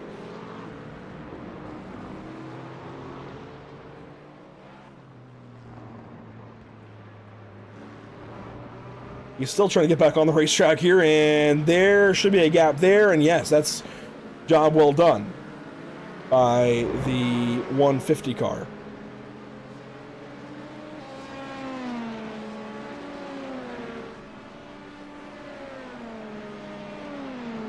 The wacky racing team continues on, but it's good to see it, that South African team here in this race. We don't see much of their representation here on iRacing. It's rare that we find that many South Africans in one race. So that is very cool. Getting more of this world represented here in this race, a very international event. I know there's a lot of North American drivers and such in this race, but definitely good to see. And it sounds like the number 19, Gary Thomas's incident, was on lap 114. Yeah, we can search for that real quick.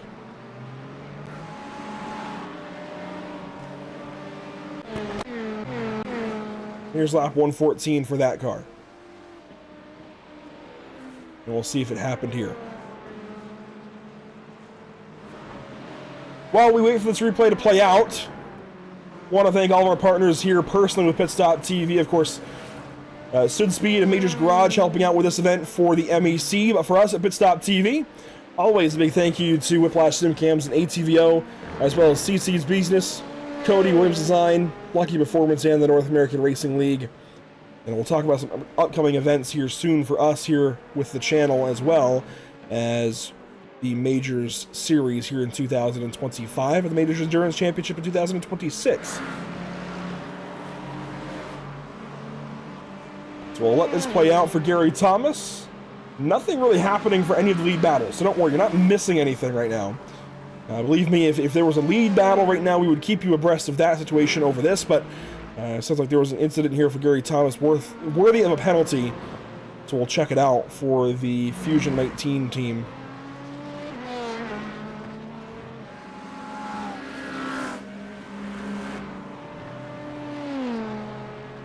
And let's go on board. There's a lot of traffic ahead, so that seems to be where this is going to happen.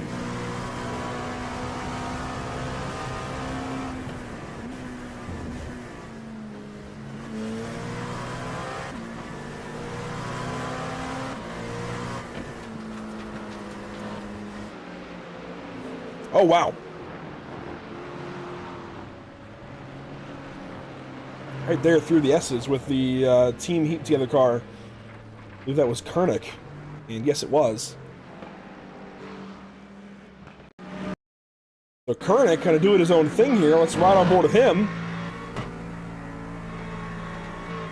Another South African team, and looks like he just door checks him and then just gets finished off.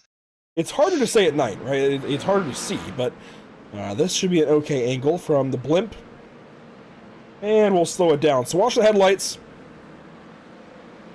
Of course, it's hard to go side by side here in the S's. The 19 gets a little onto the curb there, comes over. Kernick comes over a little bit, and they each kind of drive towards each other. But then here at this apex, Kernick gets into the grass.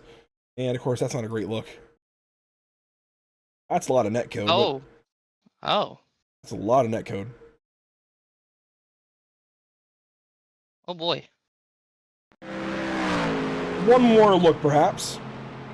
And then we'll come back to the live picture. This should be an okay angle down the hill.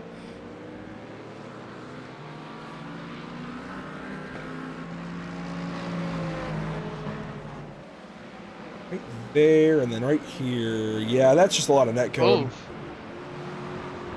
I think the penalty was likely handed to the 19 because he was the passing car. And it's ultimately on the passing, faster car to facilitate that pass cleanly. And I think they each were kind of put in a bad spot. I think that's the theory there. But unfortunate for both of those teams, as you see Kernick going a lap down to one of the GTP leaders.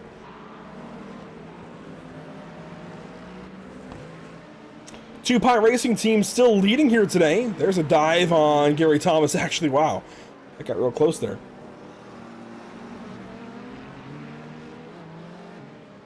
So as we approach the 3-hour mark in this race, Zach, let's take a look back at the schedule for next season, 2026, in the Majors Endurance Championship. Here it is.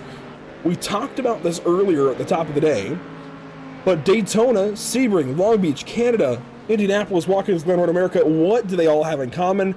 They're all on the IMSA calendar. So this is certainly, and it was talked about in the Majors, Inside the Majors podcast with Garen Batten This is a very heavily IMSA calendar for a reason. It's designed that way. It's to kind of emulate a little bit of what IMSA goes through throughout the course of the year. They want to run Daytona, I believe, before the iRacing Daytona 24, so kind of to cash in on everybody prepping for that race, of course, in the official landscape. And I would imagine that Sebring and other races will likely be ahead of the iRacing events as well. I do wonder where Watkins Glen is going to fit in there, because that is a tight window in June. A lot is going on at that time of year. But I think the overall idea is to kind of be ahead of the real-life events and the iRacing events to kind of give everybody a precursor to those races coming up. And, of course, we talked earlier, Zach, about the elite classes and Pro-Am classes splitting for Long Beach and Canada. I think that's pretty cool. Yeah, I do agree. Sending some cars to Long Beach, sending some cars to Canada, that's definitely going to open up the track more, because Long Beach is a tight street course, so it's going to be harder for some of these cars to pass. But that's why we're splitting the classes up and we're sending the other ones to Canada, where Canada is a little bit more open, but I don't think we could be able to have 3-4 wide racing like we've had here tonight, here Road Atlanta, and like we'd have at Daytona, Sebring. Indianapolis is pretty wide in some parts, Watkins Glen's pretty wide in some parts, and Road America is pretty wide in some parts. So yeah, the two tighter tracks on the schedule, it makes sense to split them up and have them go separate ways.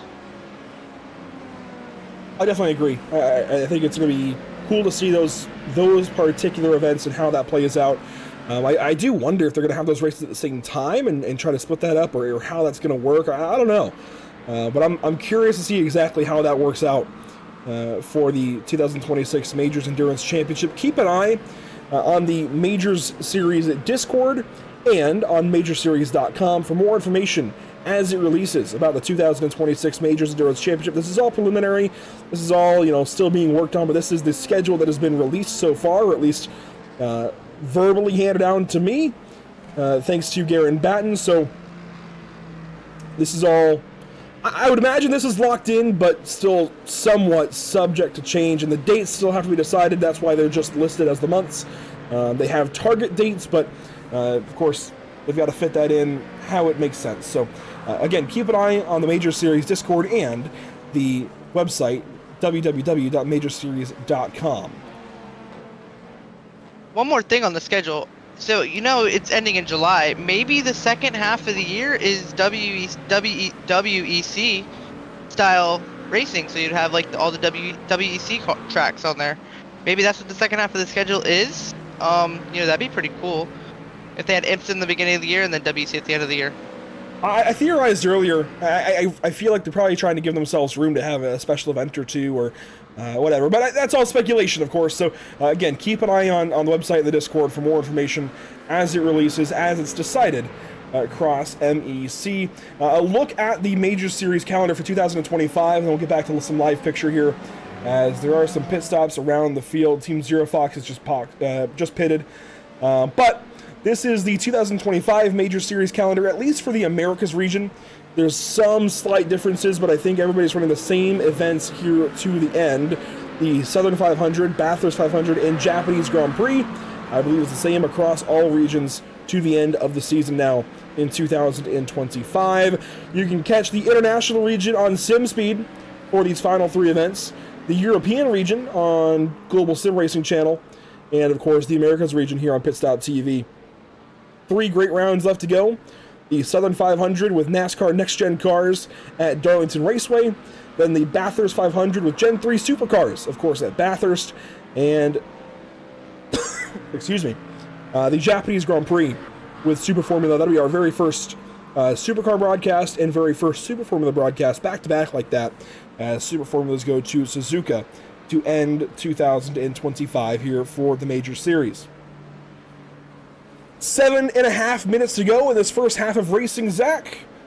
Boy, what a day it's been already. Up front, here is your race leader to the tune of 10.7 seconds. Hector M. Alvarez out of Puerto Rico, leading the way for 2Pi Racing Team. When the green flag dropped, as Hector goes even faster, when the green flag dropped and 2Pi was a little ways back, in fact, we can find out exactly where they started, 5th. Did you ever expect this to be the look at halfway?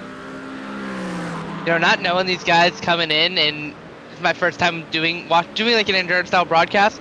No, but once I saw them start moving up to the field, they got to third, then they got to second, then they started to fall back a little bit, then they started going forward again.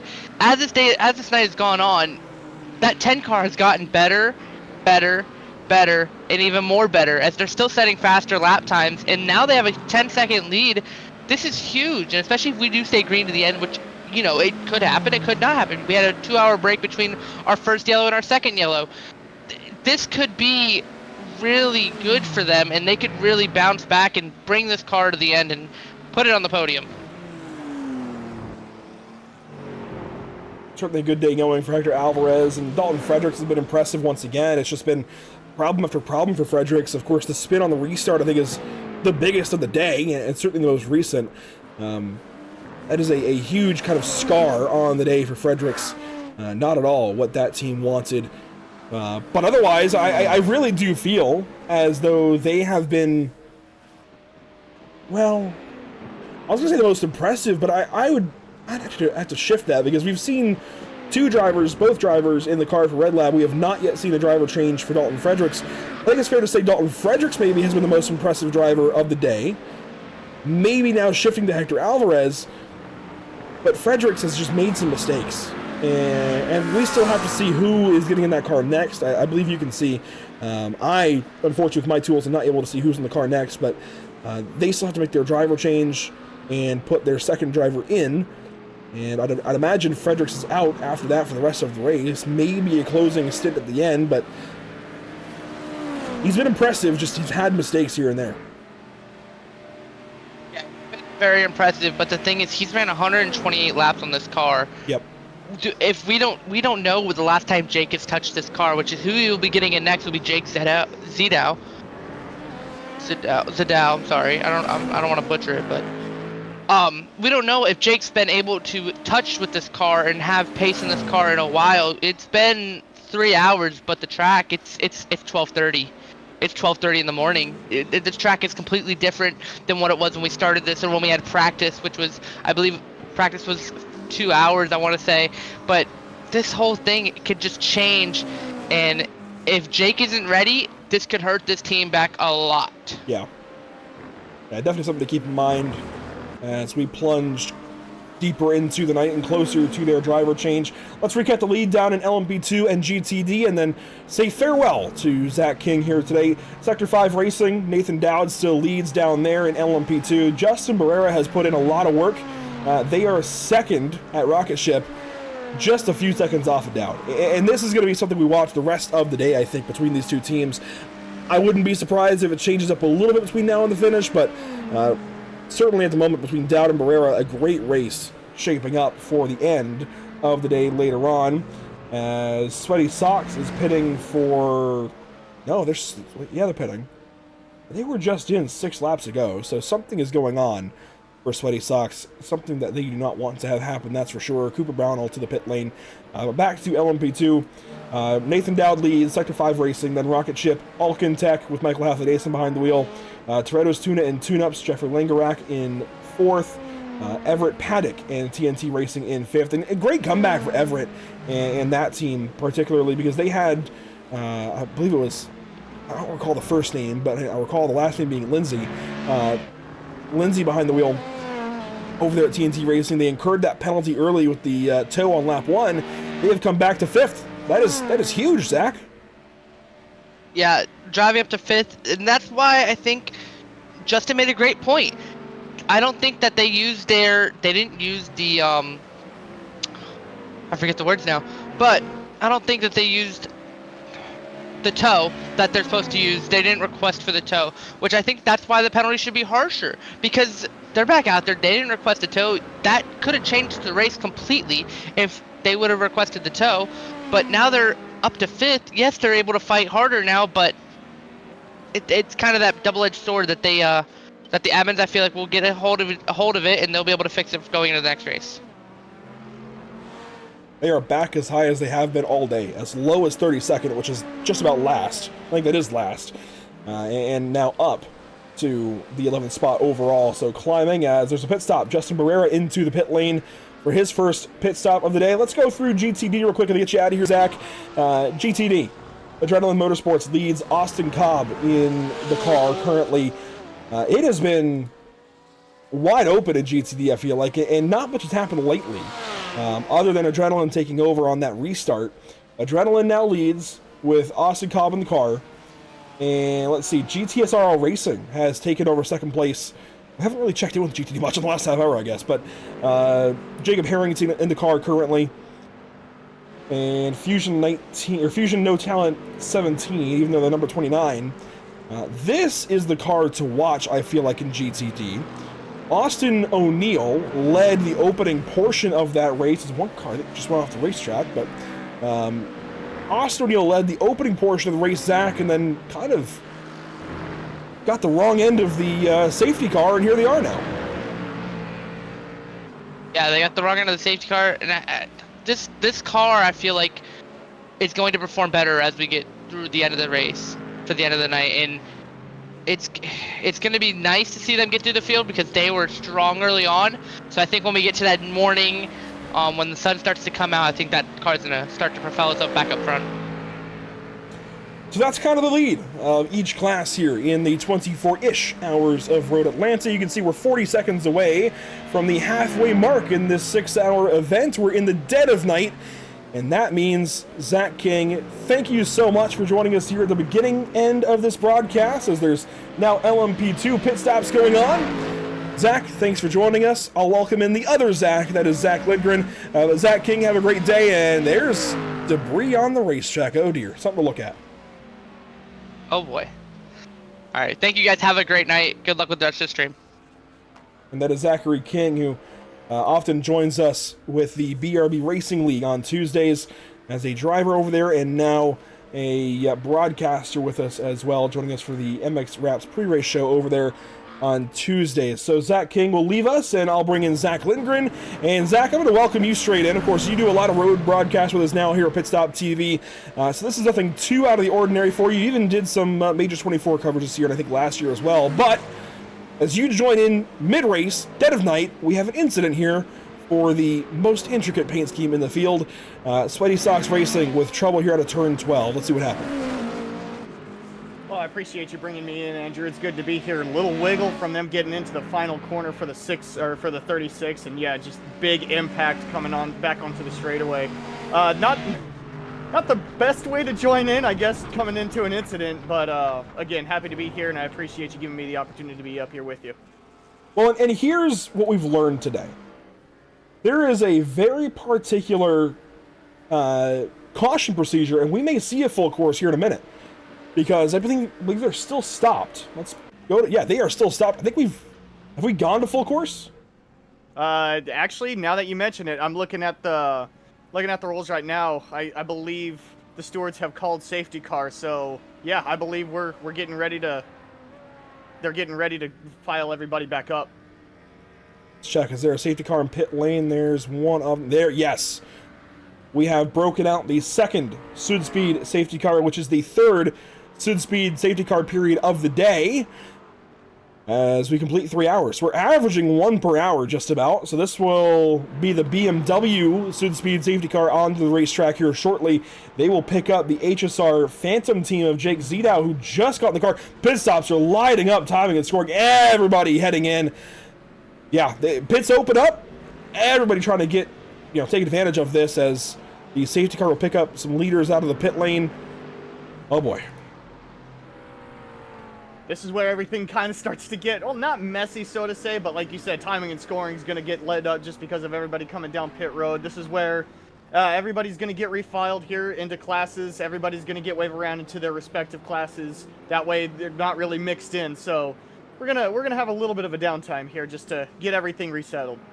And this is a stressful way to bring you into the broadcast too, because Zach King and I had just gotten used to the safety car procedure and how it's a little bit different from what we saw in the 24 Hours of Le Mans earlier in the year. Of course, the Majors 24 back in June had the virtual safety car procedure. This is the physical safety car procedure without going through the iRacing safety car procedure. So we send the Sud Speed safety car out. I forwarded you the kind of rundown that Garen Batten sent me. And so hopefully it can make a little sense now. We send out the manual safety car. Otherwise, the process is mostly the same. The safety car just kind of speeds everything up and gives you a physical safety car to see on the racetrack. Otherwise, the process is mostly the same. Pits open up, everybody flees into the pit lane and gets their service done as quickly as possible, and then lines back up and they sort out the classes. So what this has done is actually pretty large, because Red Lab Competizione is no longer on the racetrack, but this gives 2Pi a free pit stop, gives HSR Phantom a free pit stop, and there's Red Lab. Oh dear, they are well ahead of the field right now. They just dropped out for a long period of time, and this is going to delay us, is what this is going to do, because Red Lab is going around right now for an extra lap, and Raid's Control is going to have to get up on the mic and slow this car down. Nothing come over as of right now. I mean, here's the gap. So Al Crudo is the car now in second place, or the driver in second place. The gap continues to grow, and I think now Race Control, yes, they must have come over the mic. Burnett is finally slowing down here. Kevin Burnett getting in the car for Red Lab Competizione, and he has just taken off from the field, 20 seconds ahead. He's gonna come through the S's, kind of come to as slow as he can crawl to have the rest of the field catch up. But this is, like you said, this is going to delay us a lot, just because if he's a lap on the field, he's going to pretty much have to almost come to a dead stop to have the field catch up, because they're also under pace laps, so they're not really at full. They're maybe at 50-40% right now. So this is, like you said, this might take just a little bit.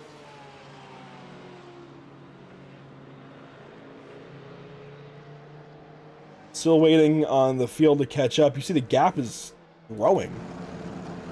Al Crudo is going slower. He's at safety car speed. Burnett needs to slow down a lot. Almost needs to come to a complete stop, He really, does. just to kind of let everybody, let it start funneling in. The time has come down. He was at 25 seconds at one point, but in order for everybody to get situated and get the safety car off quickly, I think a full stop needs to happen here. Yeah, I mean, this is going to take it would take 20 seconds still for them to catch up if he stopped now, and he's traveling only about 10 miles an hour slower than the pace field. He needs to come way down. And I think he's doing that now, and the pace field is picking up. I think they've kind of realized this needs to change. So let's see, the field is mostly sorted, it seems. And so once they're sorted, Zach, what they'll do is kind of give these guys 2 reconnaissance laps to get back up to pace and put heat back in the tires. And here we go. Al Crudo is catching up. 6 seconds, 5 seconds, 4 seconds. There they are. So they'll put Burnett back in his place where he needs to be. It looked like Kevin had a big lag moment and just kind of lost track of where things were at, was kind of continuing on. And then when he came back in, it was all over the place. He was way ahead of the field. So he'll be allowed back into his spot.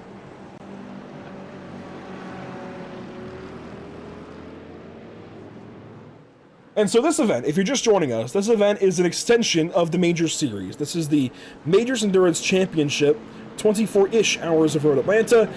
The Majors Endurance Championship is an extent of the Major Series. The Major Series runs throughout the course of the year with major events across racing disciplines. We've covered 9 of those events this year of the 12 that have been scheduled. We have 3 to go this year.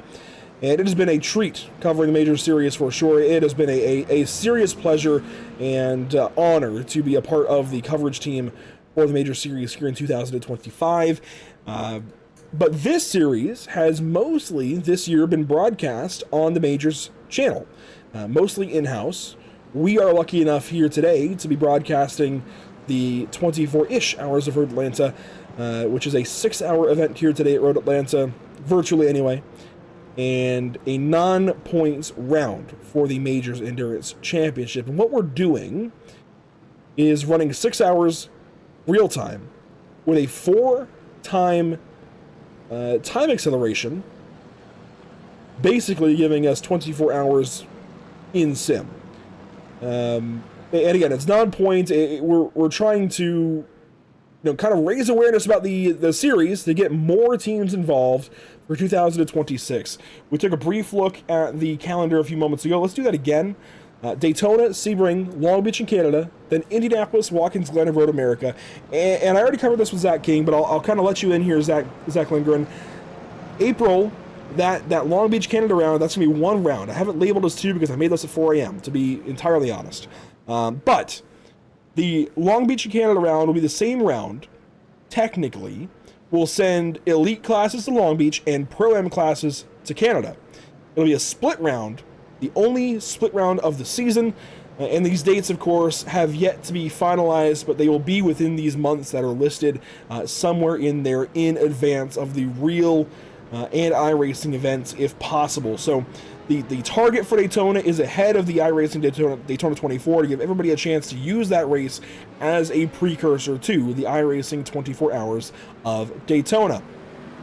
A really solid calendar, obviously very IMSA inspired. It's going to be a lot of fun in 2026. I'm excited for whatever happens with MEC and wherever those broadcasts are held. It's going to be a lot of fun to watch.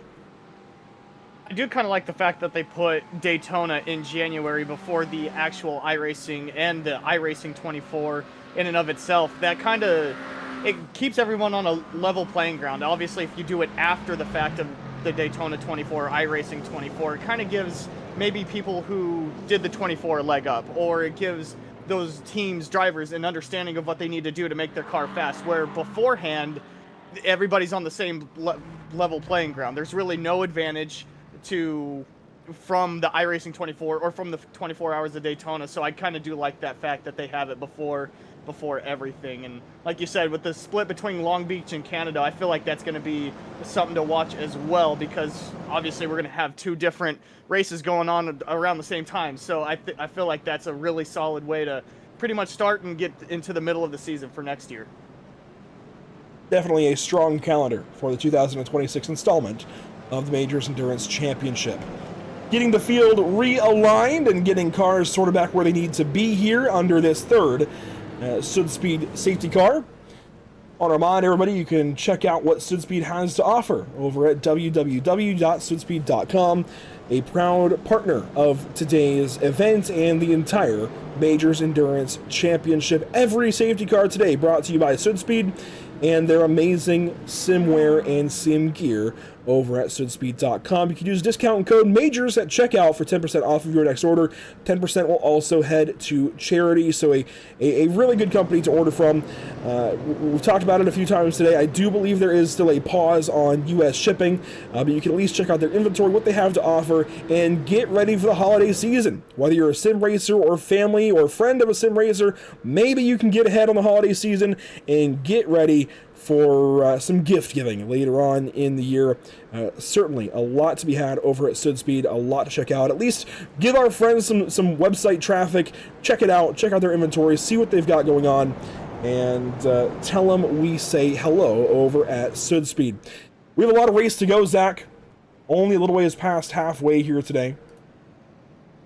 And we've got realistically five GTP teams still in contention. 3 have been the strongest, but we have a bunch of new drivers in cars across the board. So if we look at who's in cars now across GTP especially, and this is a theme really across the field right now, a lot of driver changes under this caution. But in GTP specifically, Miguel Alcrudo is now back behind the wheel. It was just Hector Alvarez pulling lap time after lap time. In Red Lab Competiciones car, it's Kevin Burnett, as we saw with him having those connection difficulties. And then for HSR Phantom, Jake Zdow now gets behind the wheel. We have not yet seen him in that car. It's only been Dalton Fredericks the opening 3 hours. So this is a big change there. He's going to be on cold tires at night. That's going to be a challenge. And then down in Bestial Racing, it is Grigor Georgiev back in the car. That is a change. And then Steve Cornez is back in the car for iRacers Lounge podcast. And I know you're just kind of getting up to speed here, Zach, but if we look down in LMB2, changes there even. We'll be talking to Nathan Dowd once we go back green. Nathan has commanded the lead for Sector 5 Racing. Chris Sherburne now in that car. Justin Barrera stays in the rocket ship number 2. Alcantech now has Matthew Crisp in the car. It was Michael Halfledason for the longest time. Down in, let's see, what other changes were made there? I think the rest of the field looks mostly the same in LMP2, but leaders made some changes. And then down in GT3, a lot is different. Here is Mikkel Andreessen for GTSRL Racing, who has taken over the lead. It was the number 1 of Fenson Brothers, no, it was Adrenaline in the 42 that was leading. They are now 4th. Here's second place in GT. That is Austin O'Neill back in the car. He led the opening portion of this race. He's back in. Fenson Brothers have put Eric Fenson in the car, and Adrenaline Motorsports now puts Austin Cobb in the car. He's actually staying in the car, and Justin Bissett has climbed aboard the 442 for U.S. Army Esports. It does seem... What's race control saying here, Zach? Are we still a lap or two away from going green? Yeah, they're just pretty much giving all cars a wave by that are a lap down now. It looks like every car that was waved by has already completed their wave by, so I think now it's just a matter of getting relined up, getting everybody situated. There is a possibility that we see it within this lap or next lap, but I think all wave by cars have been given their pass. I'll tell you what, since it looks like we have a little more time before we go green, I was going to wait until after the green, but let's bring in Nathan Dowd now. Nathan, great run to start the day, of course, kind of mirroring what you did in Majors Petit Le Mans a couple of weeks ago. This time, though, in an LMP2, what's the difference like to go from a GTP a couple of weeks ago now to an LMP2 car? Hey, yeah, good to be here. Yeah, LMP2 is a really fun car. I don't get to race it too often. It's a bit more forgiving than the GTP for sure. It's a really fun car to get in kind of a rhythm with, and you really feel like you're kind of on rails there once you get a feel for it. And yeah, really comfortable, really fun. And of course, you've got all that experience with safety cars and whatnot, virtual safety cars mostly, I'd say, with the Major Series, of course, the Majors 24 back in June. But how different are things here with the physical safety car and the challenges that presents? Honestly, big props to Garen and his team. They do an amazing job kind of guiding everyone through it, and it's really not difficult at all. I just listen to what they're saying.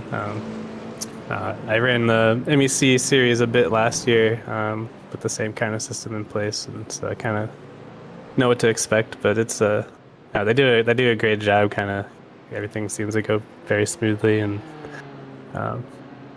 yeah, it's a good system. I like having the safety cars. It definitely shakes the strategy up versus officials where basically just a endurance race, but really a 6-hour sprint race with no safety cars in the end if you don't have anything to kind of shake the strategy up a bit. So yeah, it's good.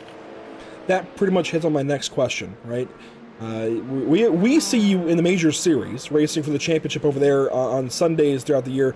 But how about the Majors Endurance Championship? How much experience do you guys over at Sector 5 have in the MEC, and what's the 2026 plan? Yeah, I ran a GTP with one of the guys on our team last year. I think we were in second split pretty much every race. We were running kind of an AM team setup with pretty big I-rating gap between us two, so we never did quite get into the top split. But we were close a few times. We were the bubble car on the pre-Q a few times. But so I think we ran every round but one last year, just because one of the rounds was starting at 5 in the morning for us, and that didn't really work very well. So I think we'll probably try that again this year. I'm not quite sure yet exactly what the plan is, but I'd hope to get at least, if not do the same thing, something similar. It's a really good series. Gary and his team, like I said, they do a great job. It's really fun. You want to get a well-run, live stewarded kind of IMSA experience like this with endurance races. It's hard to do much better than this one. And it sounds and looks like we're about to go back green, so I'll ask you one more question, let you get back to it with your teammate. 4X Time Excel, what's that been like as a driver? Honestly, it is a less noticeable than I thought it would be. I think it's cool. You don't really ever do that, so yeah, I don't know. The track changes really quickly, so I guess that's the main thing. Cools down very quick, but yeah, looks like they're going green, so I'll let you guys get back to it. Oh, they've held the safety car out there one more lap, so we'll keep talking here then, and put the yellow graphic back up. I guess we're going to hold on. Got it, yeah. Sure. So the championship in majors, you're battling Christian Challenger. It's kind of been you guys all year long. Last 3 rounds, though, coming up. You've got NASCAR Next Gens at Darlington.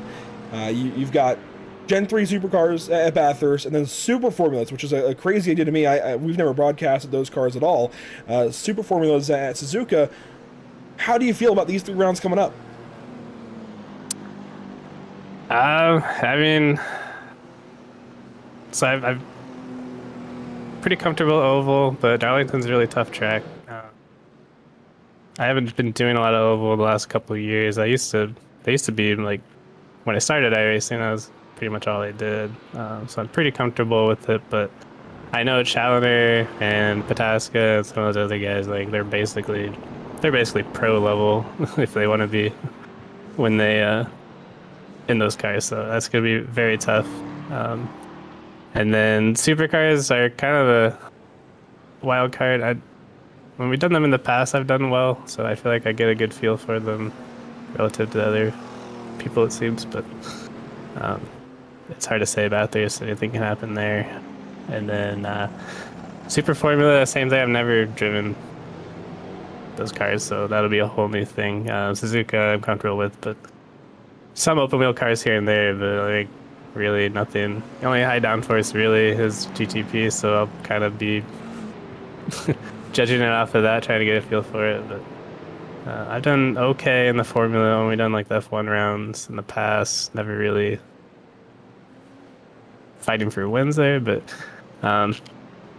honestly at this point I'm going to be hoping just to get podiums is my goal. If I can fight for wins, that's great. But we'll see how it goes. Challenger, he's starting to win everything like he usually does, so it took him about 6 rounds or so to start doing it, but he's going to be tough to hold off, I think. Well, as the Sud Speed safety car departs the field, we'll let you get back to it with your teammate. Best of luck, Nathan. Are you due back in the car at all? Yeah, I think I'll probably hop in towards the end. We'll see here. There you go, Nathan Dowd in the leading team. Sector 5 racing down in LB2. We're going back green. Nathan, thanks for your time. We'll take a look at the leaders. We're not going back green. We have held off again. But Nathan, still, thanks for your time, and we'll get back green here soon. Yeah, no problem. Yeah, you guys are doing great. We'll hopefully talk to you later. That's Nathan Dowd, points leader in the Majors Series and race leader here with Sector 5 Racing. We are back yellow. What's race control saying, Zach? I mean, I'm not really hearing too much over the radio as of right now as far as what race control is saying to them. I believe it might just be some of my settings, but I'm not really hearing too much from race control as of right now. Like you said, they should have peeled off safety car. I think they called off safety car, or excuse me, they should have peeled off safety car 2 laps ago from what their text is saying, but like I said, I haven't heard anything over the radio. So we still await the restart, the 3rd of the day here. 2.5 hours to go or so. 2.5 hours and a couple extra minutes as the Sud Speed safety car hopefully will dive into the pit lane this time.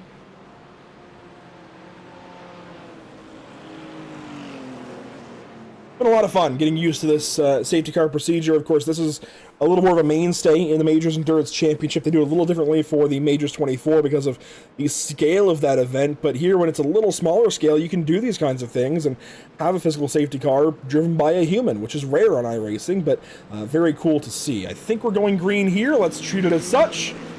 And yes, it sounds like we're going green. Racing once again, a bobble there out of 2Pi Racing Team. Here we go for the race lead. Red Lab Competizione, Kevin Burnett on the back bumper of Miguel Alcrudo, racing here in GTP. A battle behind iRacers Lounge on Bestial Racing. And here come the LMP2s. They're green, side by side at turn 1. Spinning! Hey, spin! Big spin from one of the cars in Sherburne, that's Sector 5. That is Nathan Dowd's teammate. We were just talking to Nathan Dowd. His teammate bins it there in turn 1. GTD is now coming green. Let's see their start. Here they come down the hill. GTSRL Racing. That's Mikael Andreessen.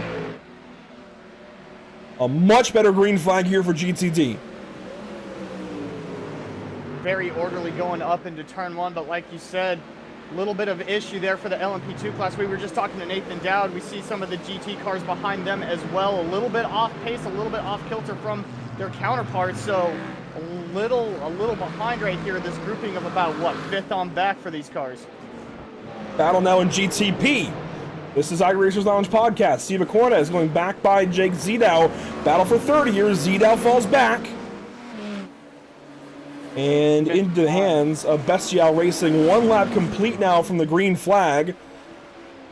See what happens out here in turn 1. They stay single file. I really want to see the replay of Sector 5's mistake there. Chris Sherburne just lost it in turn 1. I think it's just a combination of battling. You're outside of the line. You're going into turn 1. Cold tires. I think it's just a combination of everything. I think you hit it right there at the end. Cold tires. Like you said, it's very offline as well. There's down the hill to turn 12. Let's see here. Turn 1 has Rocket Ship. Justin Barrera to the inside. Was there contact? Even net code? I don't think so. He just got loose. Off into the barrier. That's a decent hit. Thankfully, he did not have to tow. Didn't have to request the tow or anything. Let's take a look here on board.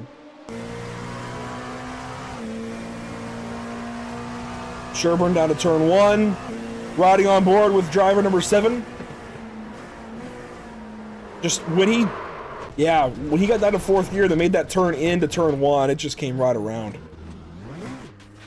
That back end was just not settled at all, especially going into turn 1. Like we were mentioning on cold tires, it's just a very, very peculiar place to be just because of how everything plays out. You're offline again, cold tires. You're trying to get back to the throttle to battle for P1 and LMP2, and yeah, just that back end steps around really quick. That could be the race for Sector 5. We're getting closer and closer to the end. You know, I said earlier, with some 4.5 hours to go, don't put too much stock in where everybody is, for good reason, because the whole race was left to go nearly, and I think now is when you start to take notice. We're less than a half race to go. And lead change in GTD. Here we go. Fenson Brothers to the top. GTSRL losing the lead. Here comes Austin O'Neill on the inside. He's going to make the pass for second. Big lead change in GTD. All of a sudden, 3 Ford Mustangs duking it out. And it's very, very impressive because when we were talking about these cars getting lined up, Fenson Brothers was, I believe, 3rd or 4th in line for GTD, now at the lead for him. So huge, huge gain for the Fenson Brothers here. That pink and green car, easy to spot from a mile away. Back to the race lead here, but Austin O'Neill, he won. We were talking to Nathan Dowd, who I believe won in GTP, I believe, or at least was close to it, if not, for the Majors Petit Le Mans event a couple of weeks ago. Now we come here to Road Atlanta again, and Austin O'Neill won Petit Le Mans a couple of weeks ago, just like Nathan Dowd did. Austin O'Neill is back here again, very fast, following up on that performance. So he led from pole a bunch of this race earlier today.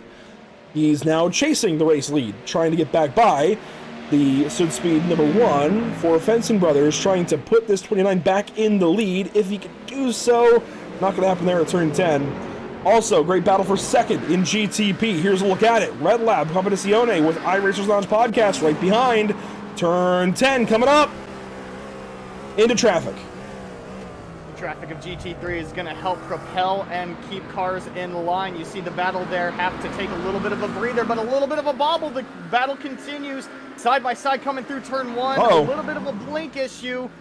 They still stay side by side, I believe. Finally clear coming into 1. And a battle here as well for 4th right behind. HSR Phantom gets away from Bestial.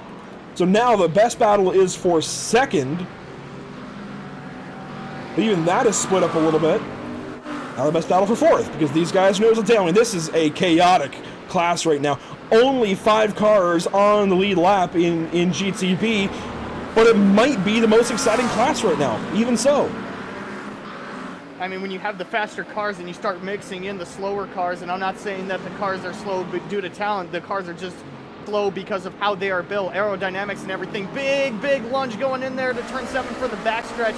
But having these cars in front of you like this really starts to play a huge factor, especially when they start intermingling with battles. If you're able to clear them, then you're able to get on to back into position battle. As you can see here, Gregor I'm not going to try that. I've gone with Georgiev. Georgiev, that's probably. Oh, car off to the right here. This is going to be a huge Burnett. rejoin. That's Red Lab yet again. That's Red Lab, who's been having connection difficulties since the caution. These guys getting held up now, right behind the 18. That's one of the. Oh my gosh, Burnett's back? No, that's the Sweaty Sox car. They're down in 6th. They're left behind. Pass though there. Georgiev goes by Jake Zidow. That's for 3rd now, as Burnett is still blinked out. Red Lab, massive connection difficulties. If I had to guess, Zach, I would suspect that his PC just can't handle this many cars on track in the same place. Kevin Burnett confirmed connection drop down due to download packet, so he is not currently in the car right now. So hopefully his teammates are able to recover as quickly as possible. That's still going to take a tow. If a driver blinks out, you could jump into the car. You got to wait for the tow, as Andrew said, but you can jump back into the car as quickly as possible once the tow is finished. But that is a huge blow to that team that was just battling for 2nd, for 3rd as well. And here's your GTD leaders being passed up by the overall race leader. So 2Pi Racing Team goes by to put these drivers now 11 laps down. But this is for the race lead in GTD. There goes the 17, 2nd place overall. As a pit stop happening, Austin Cobb to the pit lane. This is Adrenaline Motorsports hitting the pits. So now, if you're working this race in reverse, Zach, your goal has to be, if you're in GTD, to pit just inside of 2 hours to go. This is 2.5, and it looks like a drive-through for Adrenaline, so not even a pit stop. A drive-through for incidents. Again, nothing came over the radio, so I guess I must have missed that one as well. Nothing came over text, as we see Santiago down on pit road as well. Daniel Santiago out of Puerto Rico. He's going to launch from the P1 box. So, that was like Red you Lab. said, Andrew, some pit stops here to try to start working everything backwards. If you don't feel like you've got anything for the leaders as far as pace, this is the way to start jumping up in front of them. Well, and this is Red Lab jumping in a car. So this is Burnett's teammate after the tow jumping in that car now. They are 1 lap down. They need a safety car to get back in this race and then some. We have seen, of course, the wave buys. You get 1 lap back if you're a lap down or more. They need at least 1 safety car to get back in this race. And I mean, the ultimate goal now is to just drive to the best of your ability. Even if you don't get that safety car, if you drive to the best of your ability, you can possibly. Here we go, race lead GTD. As we got race lead in GTD, big lunge here into turn 1. Beautiful. Beautiful from Fusion there. Fenton Brothers falls back to 2nd, but Fusion, No Talent 17, takes the lead. That's Austin O'Neill, Majors Petite Le Mans winner, back on September the 7th here on Pit Stop TV in the Americas region. O'Neill taking over the lead spot once again. It's taken a while, but once he got back in the car, he made quick work of this field to get back out front. And you saw what he did there. He was obviously right on the back bumper of the Fenton Brothers, but we had a faster car coming through that had the Fenton Brothers check up just a little bit. He wasn't able to get into turn 1 as he wanted. That opened the door for Fusion there to take that inside line going into 1. Fenton Brothers couldn't really fight it, had to give up that P1. They're sticking with them as of right now, but just because of those faster cars, that's one of the more frustrating parts of multi-class racing. It just depends on when those cars catch you. So, Zach, 2.5 hours to go. Of course, we have the 4X Time Excel. I would expect sunrise to be somewhere around 7 a.m. in sim. What time is it currently in the sim? I imagine, what, 2 a.m., 3 a.m.? Oh, you're actually pretty on point right now on sim, and like you said, the 4x acceleration for time, it is 2:53, but it is ticking fast. So yeah, almost 3 a.m. here in sim. And a battle here for position in GTD. Bissett off the racetrack. That is the U.S. Army team. He goes off. GTSRL benefits, but that is Team Heat together. Liam Swinburne that just got forced off that Mustang of Bissett, and this is one of the new Aston Martins as well. Swinburne, one of those South African drivers we've seen a bunch of today. Team Heat together, they've been a lot of fun to watch, but they've had some big moments here and there. Oh, that LMP2 trying to go by, getting a little indecisive. So much going on. The GTD did a great job there of just holding his line. Like you said earlier in the broadcast, Andrew, it's up to the passing cars to make their decision to get by you cleanly. So did a great job of holding their line, didn't really panic with the car being behind them, indecisive. So did a great job to allow that faster car to get by when he felt the most comfortable. Battle Spark unit now for second in LMP2. Toretto's Tuna and Tune-Ups, they've gone through it here today. Joe Zarkos was behind the wheel of that car earlier and had a big moment in turn 5. I do believe it was, where, I think it was turn 5. It all blends together at this point, but.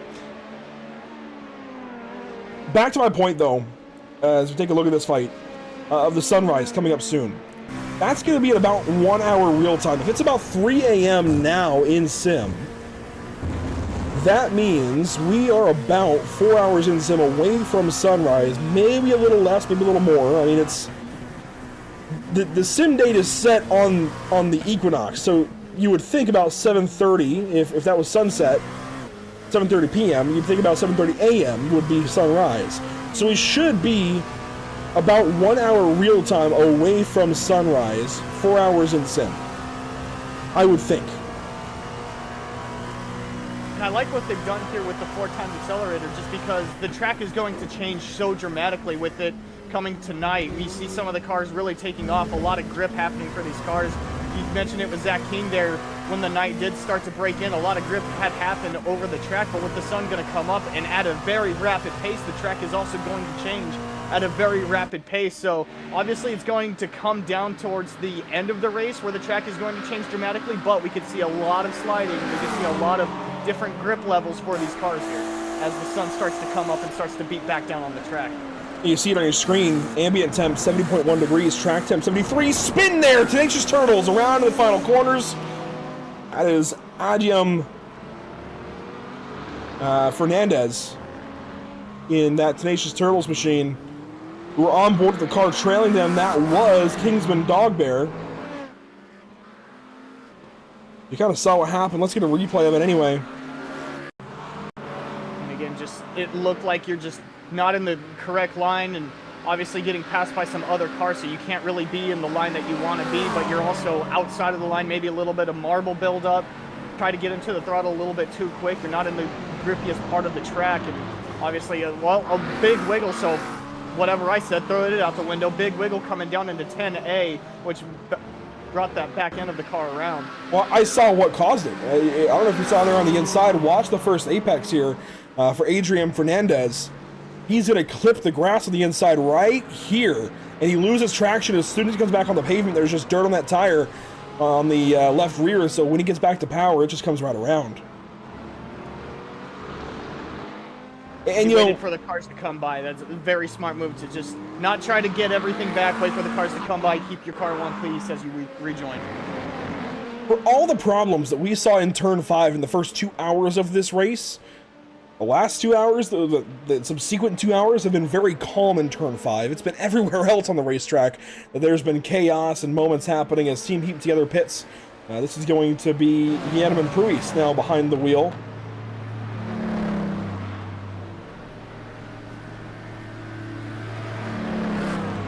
So a new driver entering the race for car 338.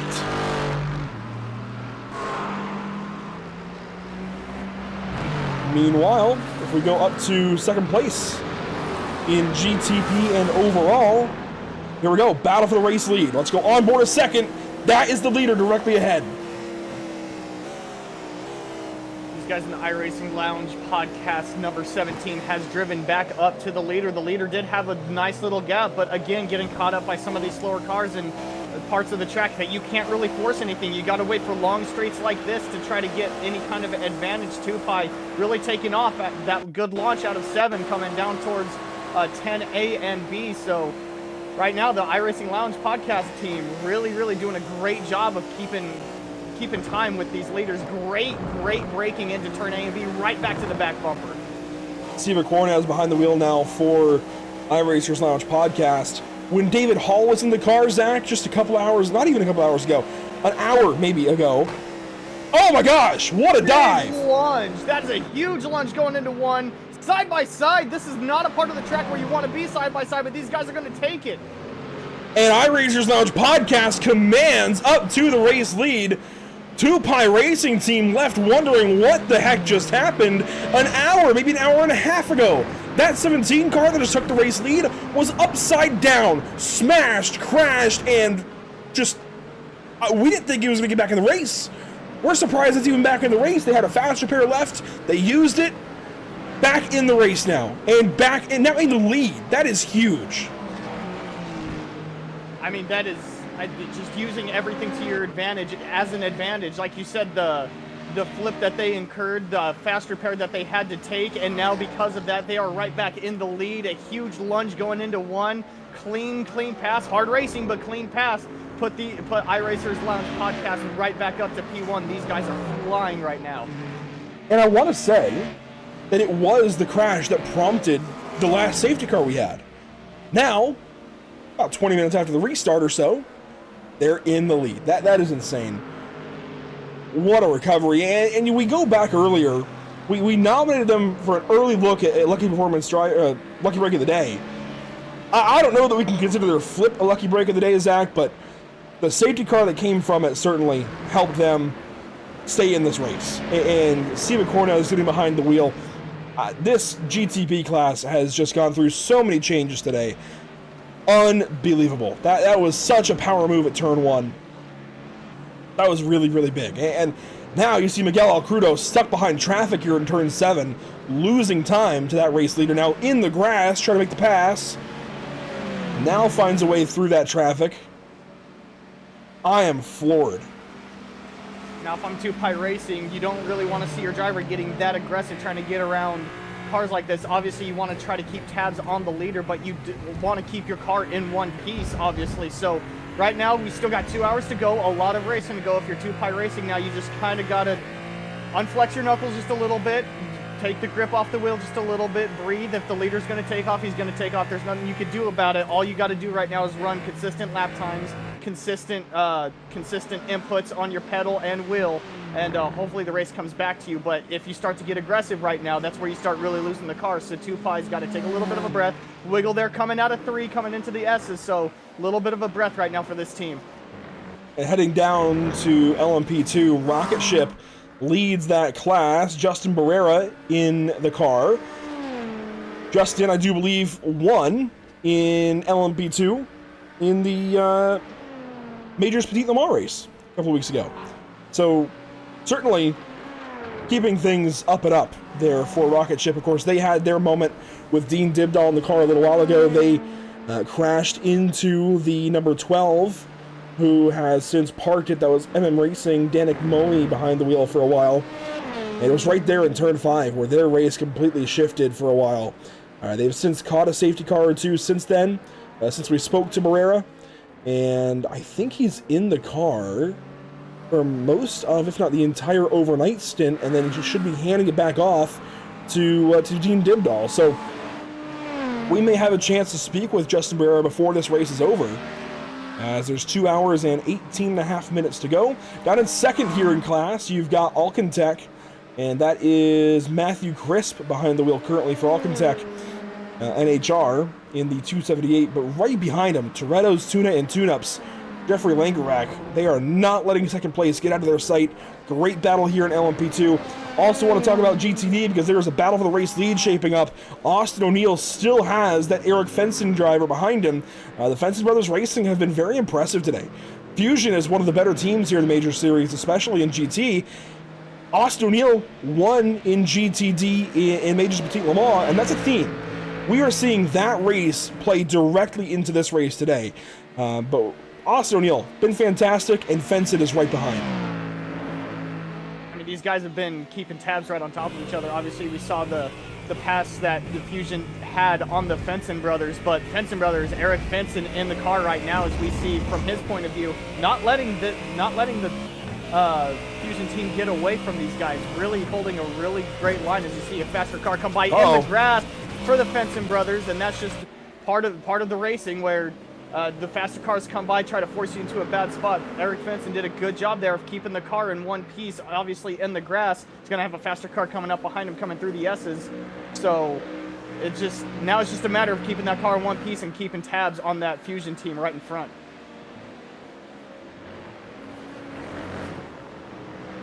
Boy, what a day here at Virtual Road Atlanta. This has been a special, special kind of race. One more time, and I'll keep saying it actually, so not just one more time, but another time, a big thank you here to the Major Series and Majors Endurance Championship as one car goes off.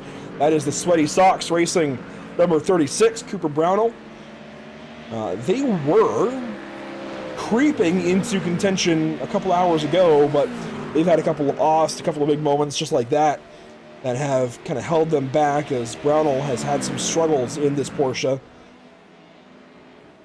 And I said it in Majors Petite Le Mans, I'll say it again here today a bunch. These GTPs are very hard to drive, especially since their cold tire update, I'd say, a couple of seasons ago now, back in March? This car has become so hard to drive, this class of car. So hard to drive, so much more finicky. When they first released on iRacing, I think everybody had the same kind of consensus. You could really ship them. They had a lot of grip, maybe too much. iRacing took note. iRacing made some big adjustments, made these cars a lot better. And you have some that gripe because it's harder to drive, but I think overall iRacing has gotten a lot closer to reality with this class of car. And we still have the same great battles, but they're a little more finicky to drive, a little more realistic, and a lot more rewarding, I think, too. I think that's a good way to sum that up. A lot more rewarding to drive these cars and get it right. No, I couldn't agree with you more, and I think you also kind of touched on it with the finicky of these cars. That kind of puts everybody at, like, the same baseline. Obviously, there's going to be different setups, and some's going to be faster than others, but it puts these cars pretty much on the same level, on the same wavelength as far as handling, difficulty to drive. Obviously, some cars have some advantages over the others as far as manufacturer build, but just with these cars, like you said, they're so difficult to drive. They're also difficult to race around other cars in the same class, just because as you see some side-by-side racing here through the S's, it's just very, very difficult to get around other cars here. This is on board with Cornez.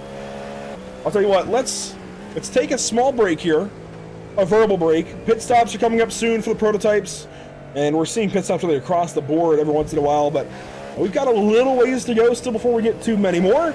Let's just take a step back and ride on board with some drivers and enjoy the sights and sounds here with some sounds of the sim here on Pitstop TV. We'll leave the telemetry graphic up. You can see who we're on board with, as well as this graphic on the bottom, so you can see what team it is and what car.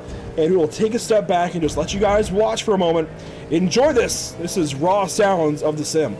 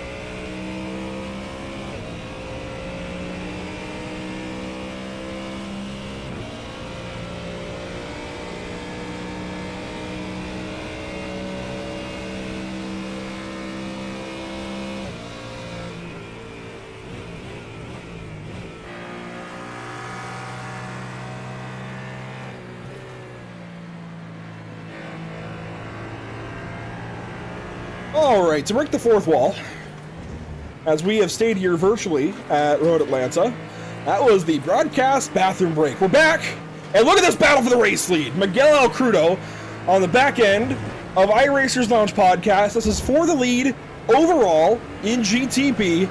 El Crudo has been hounding, and here we go. Move to the inside, side by side. Turn 6, El Crudo goes through. Crudo with a beautiful pick there to use the GT. Well, the iRacers Lounge right back on the back of him coming out of 7. He's going to try to use the draft to try to get a huge lunge. We saw the lunges yet again happen in turn 10A and into turn 1 to get the lead for iRacers Lounge. So expect a huge lunge here yet again. He's going to use the draft here just a little bit. Defensive line coming into turns 10A and B. We have great battles in the racetrack right now. 3 of them. This is the best of them. This is for the overall lead. El Crudo keeps getting free, though, in 11 and 12. Gotta watch out for that Ferrari. It's got a lot of power to those rear wheels. Nick keeps trying to break free on the rear end, but he has taken the race lead back away from Seba Cornes. Big move for the race lead that lap in turn 6. That changes the hands back over to Tapai Racing Team. Down in LMP2, here we go. Toretto's Tuna and Tune-Up's actually in the pit lane. Right as we were going to go to them, they were on the back end of Alcantech. Alcantech now gets away with it for now. And it's going to be a driver change. Joe Zarco's back in the car for the 44. I feel like maybe just Zarco. Oh, and we have a safety car. Safety car is called by the admins and the stewards, so these guys are going to have to slow down and catch safety car. This might be a huge gain and a major disadvantage for some, but safety car will come out. Will be out on track. We have a yellow. We have one stopped, I believe, out of 7, maybe on the backstretch. Who is that? That is... Oh, Raccoon Sim Racing was around at the same time.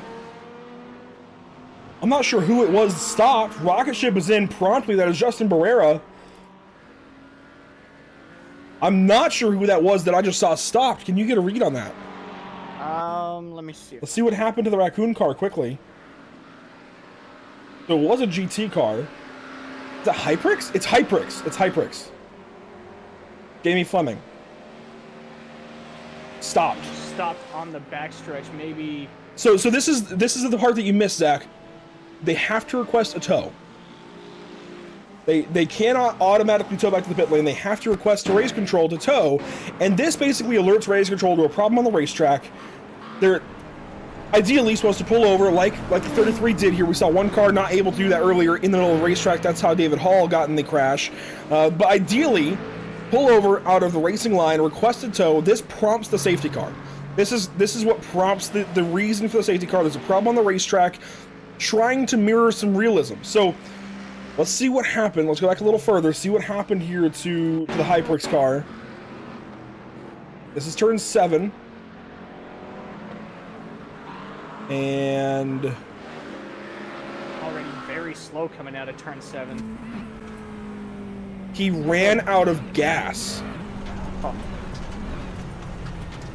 You don't see that every day. You do not see that very often. I don't want to come down too hard on the Hyprix team, but frankly, we had the technology to avoid that. That is not something you see very often in sim racing. Or if you do, usually it's like in an oval race, you're trying to get to the very last lap, and you might run out on the last lap. I mean, this is rare, especially with 2 hours to go. Now, obviously, if you don't... Oh, man. If you don't feel like you have the pace to keep up with the leaders, obviously pit strategy is an option to try to jump somebody. So going that extra lap, pushing the field to the limit, obviously is something as far as strategy can call. Maybe that's what they were trying to do. They were obviously on the backstretch trying to get there, just miscalculated it by the rest of the stretch, really. That's a pretty large margin. I mean, that's the opposite end of the racetrack. Boy, I wonder if maybe the driver at the time, I think that was Jamie Fleming. Yeah, I wonder if Jamie maybe didn't have a software up to tell him what the fuel level was, and I wonder if maybe his teammate had stepped away for a minute. Maybe he's on his own at the moment. We see some pit stops happening. GTSRL leader right now in GTD is in. This is currently your leader in GTD. Fusion No Talent has boxed under this safety car. So Austin O'Neill has pitted already. We await Nate Kerr to head back on the racetrack here. You see the timer, bottom right, the pit timer.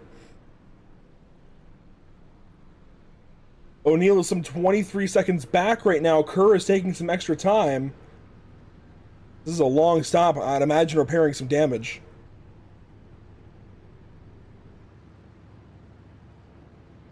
Long stuff for these guys, like you said, probably repairing some damage. But I mean, with the safety car out right now, you can use that to your advantage to try to gain as much repair or anything as possible. So you might as well as use it if you're going to be if you're going to get the wave by to get back with your class, possibly for position battles. Now's the time to do it.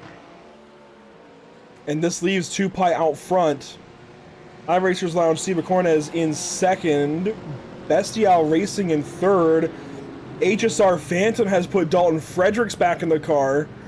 Now, I'm not sure. I might have to get clarification from Race Control or somebody who's a little more familiar right now with the drive share. iRacing's drive share is, like, what is it, a quarter of the equal number of laps that it would be per driver? So, realistically, I think Fredericks would be in the clear to go ahead and run this race to the end, I think, or close to it. But it's interesting, he ran all those hours to get going, only out of the car for about an hour, now he's back in. I can't tell if this is just a strategy play to try to get back in the race or what's going on here for HSR Phantom, but they are making a move for sure, putting Fredericks back in the car.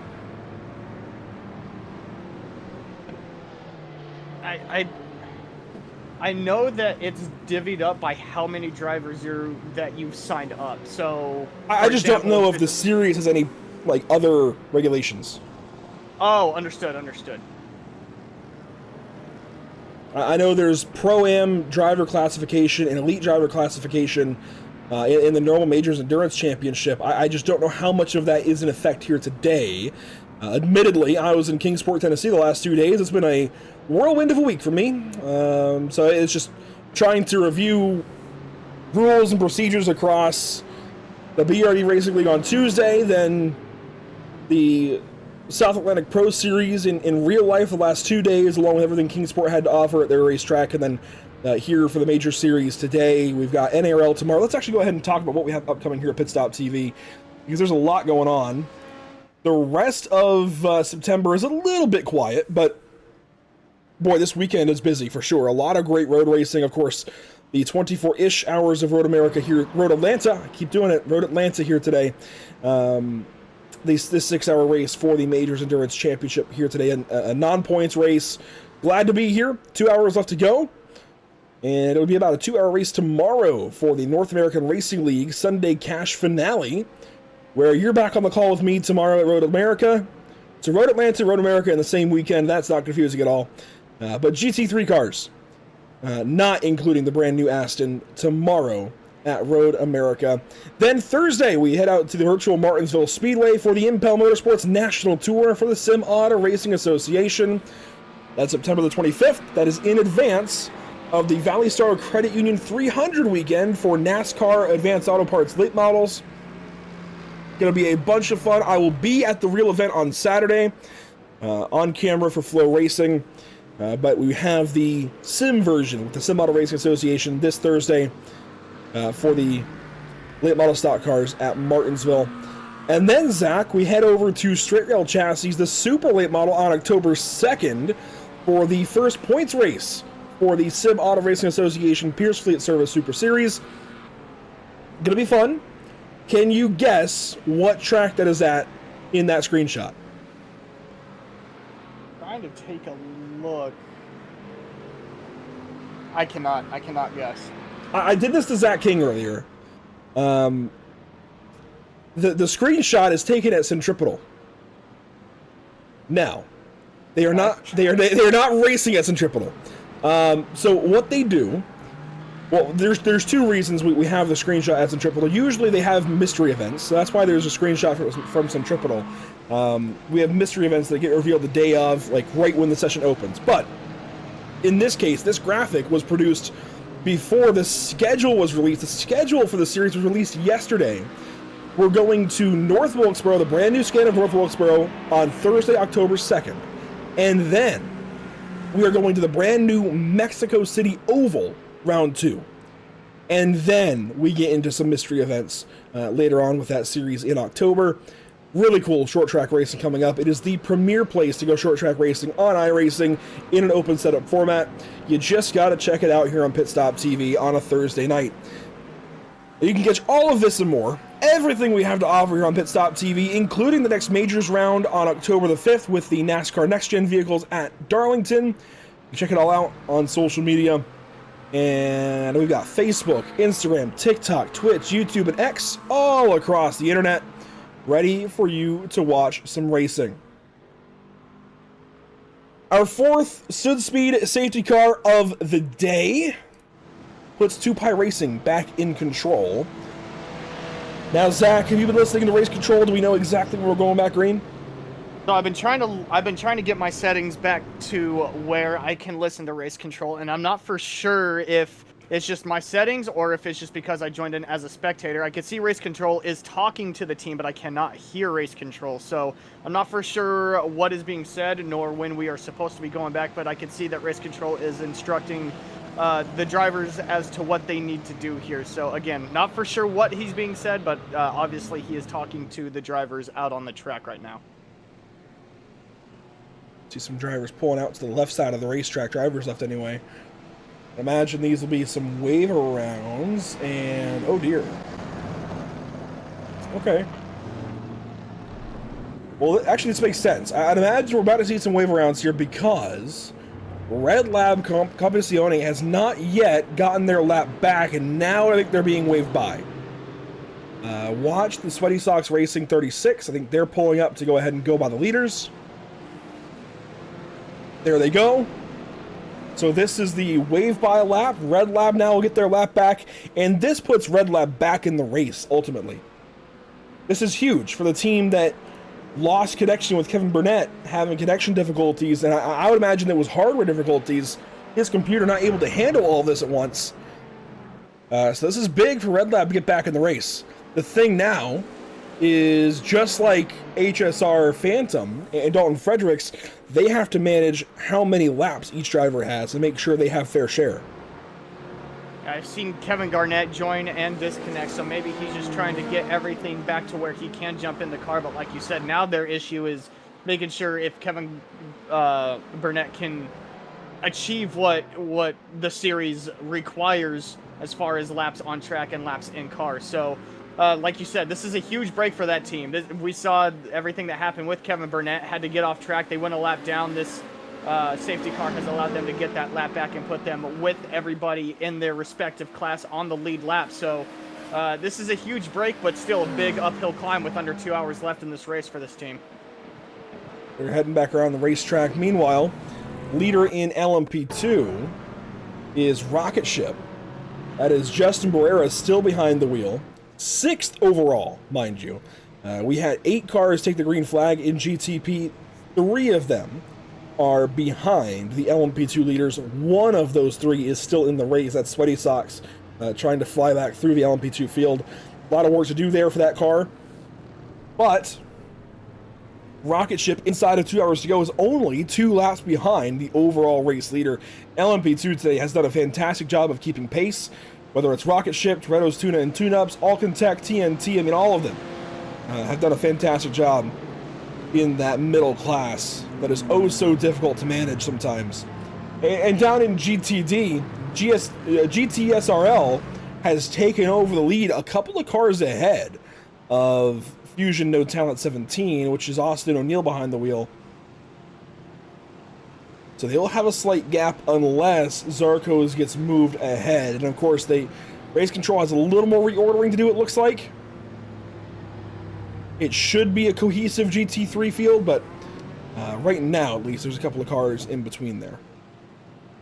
It's kind of interesting because we did see this team come down and start fixing what looked to be damage, maybe. They had a really long pit stop, and to come out in front, maybe, like you said, just a little bit of reordering just because of how everything fell, maybe just because of how the safety car fell, they were able to jump, but that's just something to keep watch here. Obviously, you see the leaders that we were talking about, the Fenton brothers and I forget the team that was right in front of them. They were battling for the lead at one point in the GTP. So, so interesting to see how this reorders here.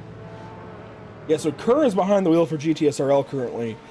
Austin O'Neill's in the car for Fusion, and Henry Fenson is now in the car for Fenson Brothers in GTD. And they are split up right now. I think they'll get reordered together. And there you see the gap being left by Kerr up to LMP2, it looks like, maybe. But, boy, things have changed drastically. It looks like we're starting our reconnaissance laps, our heat-up laps for the field as the GTP leaders have picked it up a little bit. Going a little bit faster.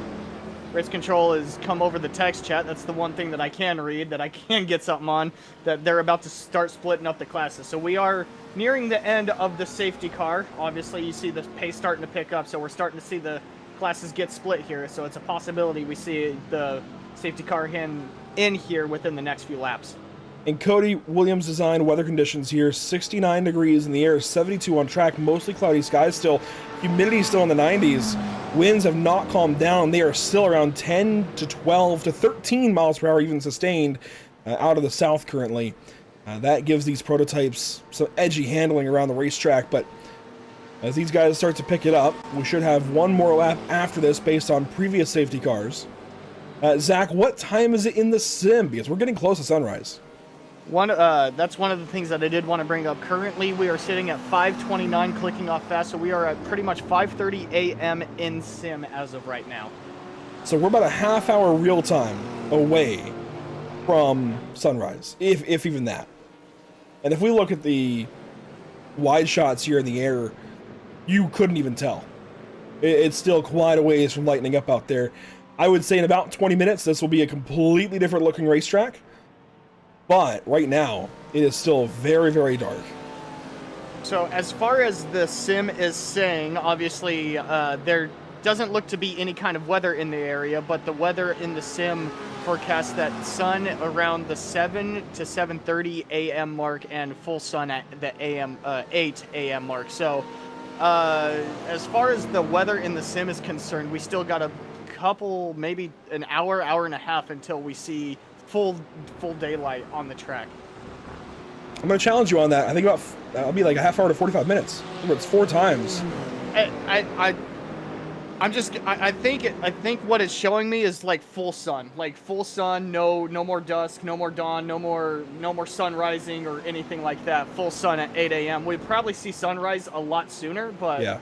From what the sim is saying, we should see full sun at around the 8 a.m. to 7:30 a.m. mark. Regardless, it's approaching, and this track is going to drastically change. Remember, I forget who it was that said it earlier, one of the drivers we spoke to highlighted the fact that this track changes. So it's essentially like cramming 4 laps into 1 each time. And the track can change a lot over the course of 4 laps. Catch a cloud, sunset, sunrise. It can change a lot in 4 laps. We're cramming that into 1 lap. So, I mean, while the clouds aren't moving any faster, the sun is, the temps are going to change very quickly when that sun comes up in really 45 minutes, if that. It's going to be really an hour to go in the race real time that we have full sun on the racetrack. It's going to be very, very quick that things change, as this should be, I would think now, the final safety car lap. We might have a little more time behind the safety car. Of course, these GTPs are chomping at the bit. They want to go back racing. The LMP2s as well want to get back after it. We're going to have 5 cars on the lead lap in GTP. 5 cars on the lead lap in LMP2. And 11 cars on the lead lap in GTT. This is going to be potentially the craziest restart of the race coming up in just a moment. The safety car has increased its pace to 80% now, so it's looking likely that we're going to be seeing it here really, really soon. We are getting onto the backstretch part of the racetrack. I think all classes are together. So, but like you mentioned, Andrew, with the like you said, 4 laps crammed into one. With the track ever changing, the grip level now that some cars may be benefiting off of are going to drastically change when the sun comes up. So we're still not really done from seeing how this race could change, even within that hour mark, like you said, when we see the full sun. This race could take a whole new look with an hour to 30 minutes left. So I'm really excited to see how that will play out as the sun does start to come up. Here we go. Looks like we're about to go back green. If not this lap, certainly the next lap, the iRacing or the Suit Speed safety car will stay on the racetrack. Okay. Certainly, this next lap has to be the one, right?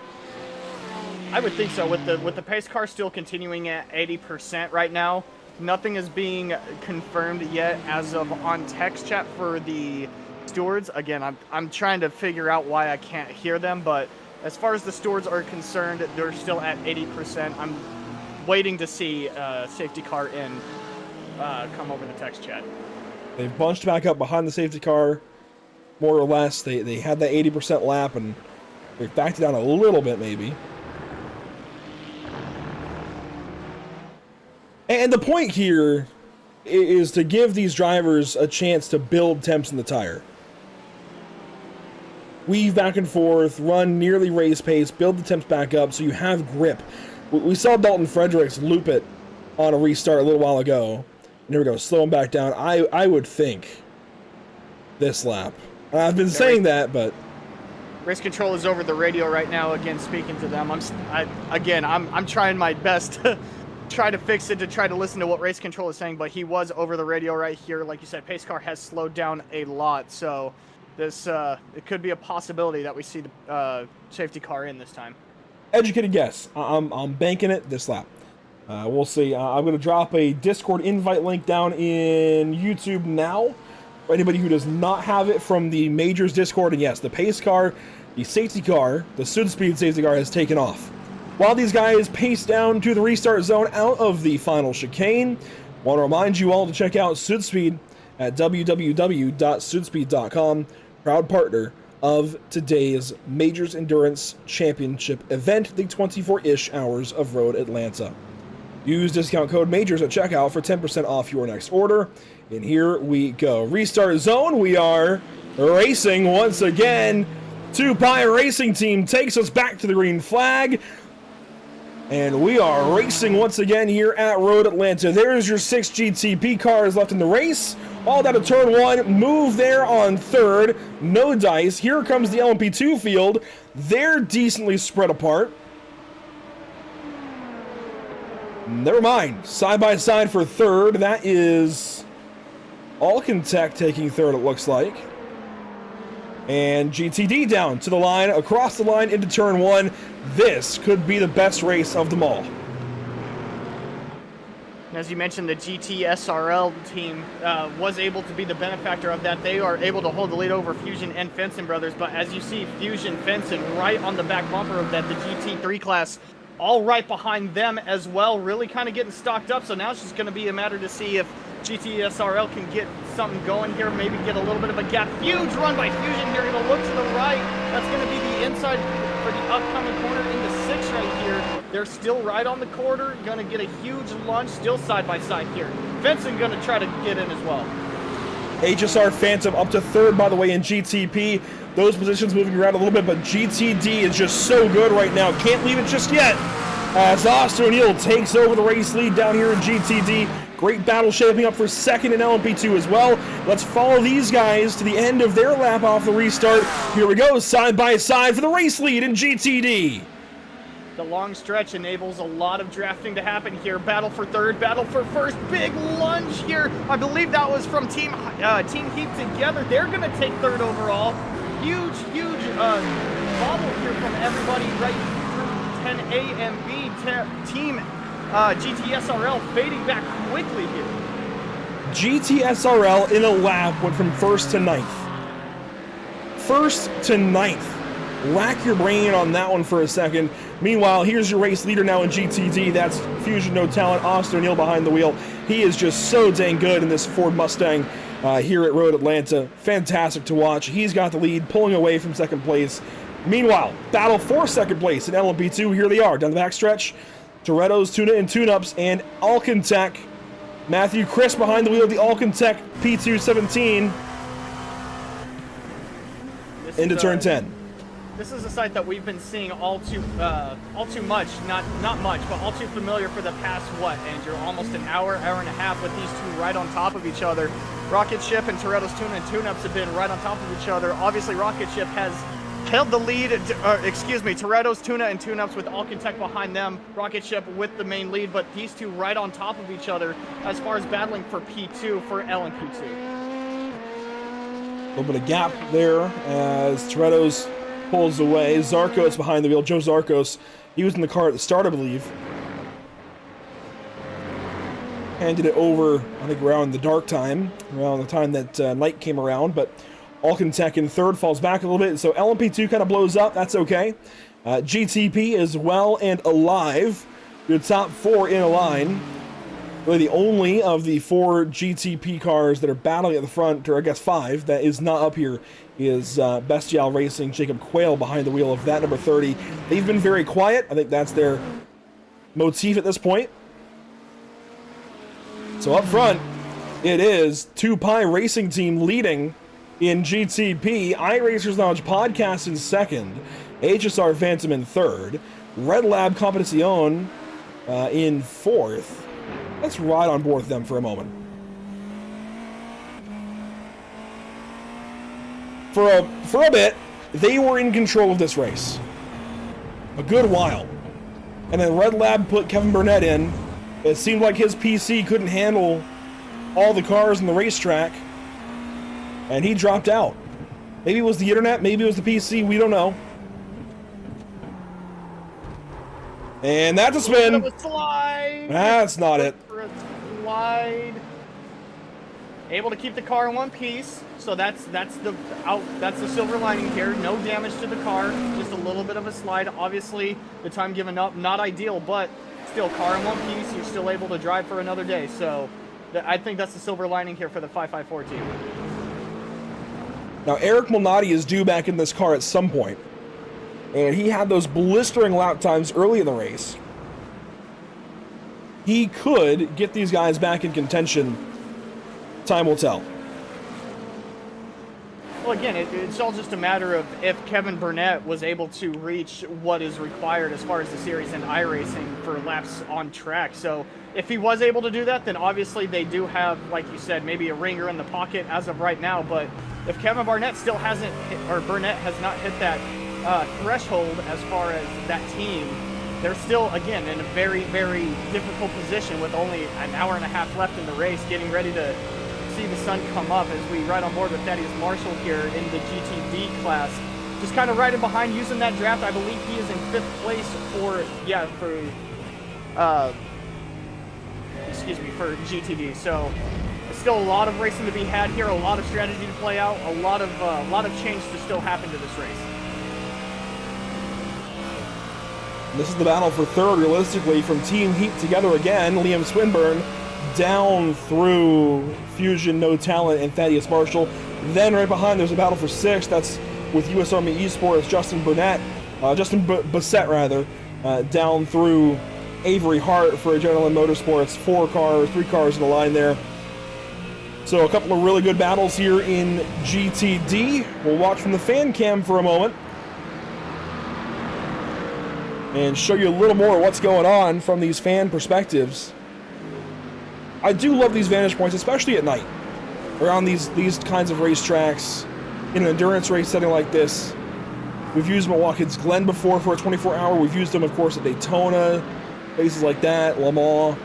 But I really love them here. You get some really good perspectives around the racetrack. I mean, these are kind of fan positions. We go over some RVs in the back straightaway. It gives you a really good sense of speed. It really does, especially through this portion right here of the track. This is primarily where everybody likes to gather up, just because you have that really, really large hill coming down the hill into 10A, a lot of speed being generated and broken off, and then you have the two 90 degrees really through 10A and B, and that's when the cars get really unsettled. This is also a part of the track where a lot of people like to gather right here on the front stretch. Now, obviously, through the S's and up here towards 3 and 4, not really a lot of people like to gather, but this is arguably one of the best parts of the track to be, just because of how close everything is. It's really one lane through here. You see the faster cars trying to get through, the slower cars trying to hold their line. This is arguably one of the best parts of the track to be, just because of that. But I mean, there's just so many good vantage points all around this track. There's so many great places to watch around this track. I've had the opportunity to be here for an IMSA race. I believe it was for one of the finishing races, I believe in 2021 or 2022, but I had the chance to be here a part of a team, and it was a fantastic racetrack to be at, a fantastic race to be at. It's just a phenomenal facility here for Road Atlanta. I've been here once, and it wasn't for any kind of big IMSA race. It wasn't for Petit Le Mans, unfortunately, but one day I'll get to Road Atlanta for Petit. Certainly is on the bucket list. We're watching, by the way, second place, which is now HSR Phantom. They have taken over second place in GTP and overall. Dalton Fredericks has been putting in the work to get that car back in position to try and chase the race lead. You see the leader there in the foreground. They are now passing the leaders of GTD, so next up for Fredericks to pass is O'Neill, the fastest of the GTD cars. And then there'll be some more open racetrack until they hit the LMP2 traffic. Fredericks, the gap up to Al Crudo, there you see, 2.3 seconds or so. It ebbs and flows. Yeah, due to just getting through the GT3s and where you catch them, again, just the slower cars playing a little bit of a factor, and that's what you get with multi-class racing. So, like you said, it just kind of ebbs and flows with how far ahead a car can get or how close that you can get to a car. But obviously right here with no cars around them, being able to get on pace, you don't really see much of fall off. Actually, a little bit of a gain for Dalton Fredericks right here through the backstretch. So I believe these cars are pretty much on the same kind of level as far as speed, maybe grip level as well. Just going to be a matter of where the leaders catch the cars and catch the slower cars on track. Now, we've talked a few times about the lucky performance, lucky break of the day. And for all of you watching, whether you're a team, a driver, you know, whatever your role is today, even if you're just a fan here today, we are going to still do our vote, as we usually do, and we'll each nominate two, but we're going to be nominating two teams. I think we did the same kind of thing at Le Mans. So we're going to nominate two teams based on how they've done so far, which is almost driver of the day. It's kind of duo of the day or trio of the day. As I think there's one team with 4 drivers, otherwise it's all 2 and 3. So keep an eye out for that. Of course, that's brought to you by the North American Racing League, and you know, it's kind of just for honors here, for bragging rights in majors, but we want to do it. We do it as a part of every Pit Stop TV broadcast here in 2025. We want to keep that going. So keep an eye out for that over on YouTube. If you are watching over on Facebook or on Twitch, you have to head to YouTube to vote. That's the only place we hold the vote right now.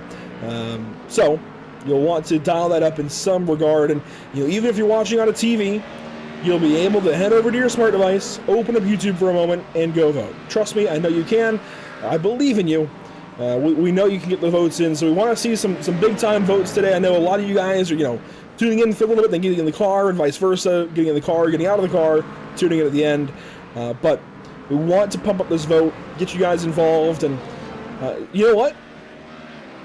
While we have the time, feel free, if you've got suggestions, maybe a team you think we should look at. I know it's always polarizing when we make our nominations, because inevitably we leave somebody out, a driver, a team, whatever. We inevitably leave somebody out that deserves it, because it's just so hard to narrow it down to 4. And in this case, that's 1 per class pretty much, with 1 class getting 2 possibly. So feel free to tell us who you think we should look at, and we'll take a look. Want to listen to you for this one. This is a really cool event. We want to listen, as there's a great battle. You just saw it there into turn 6. This is for second in LMP2. Alcantech, Matthew Crisp on the back end of Toretto's Tuna and Tune-Ups. Zach, this is a really, really cool battle. Where they go? It really is. Now coming down the backstretch. That's the wrong. Hang on. That's all on me. Oh. That's all on me. You changed me up there. Well, coming down the backstretch again, Alcantech trying to use that draft to try to get up into P2 over Toretto's Tuna and Tune-Ups. Nothing going as of here. A nice little lunge coming into 10A and B. Nothing really coming out of it as of right now. But again, with these guys being right on top of each other, it's just impressive to see.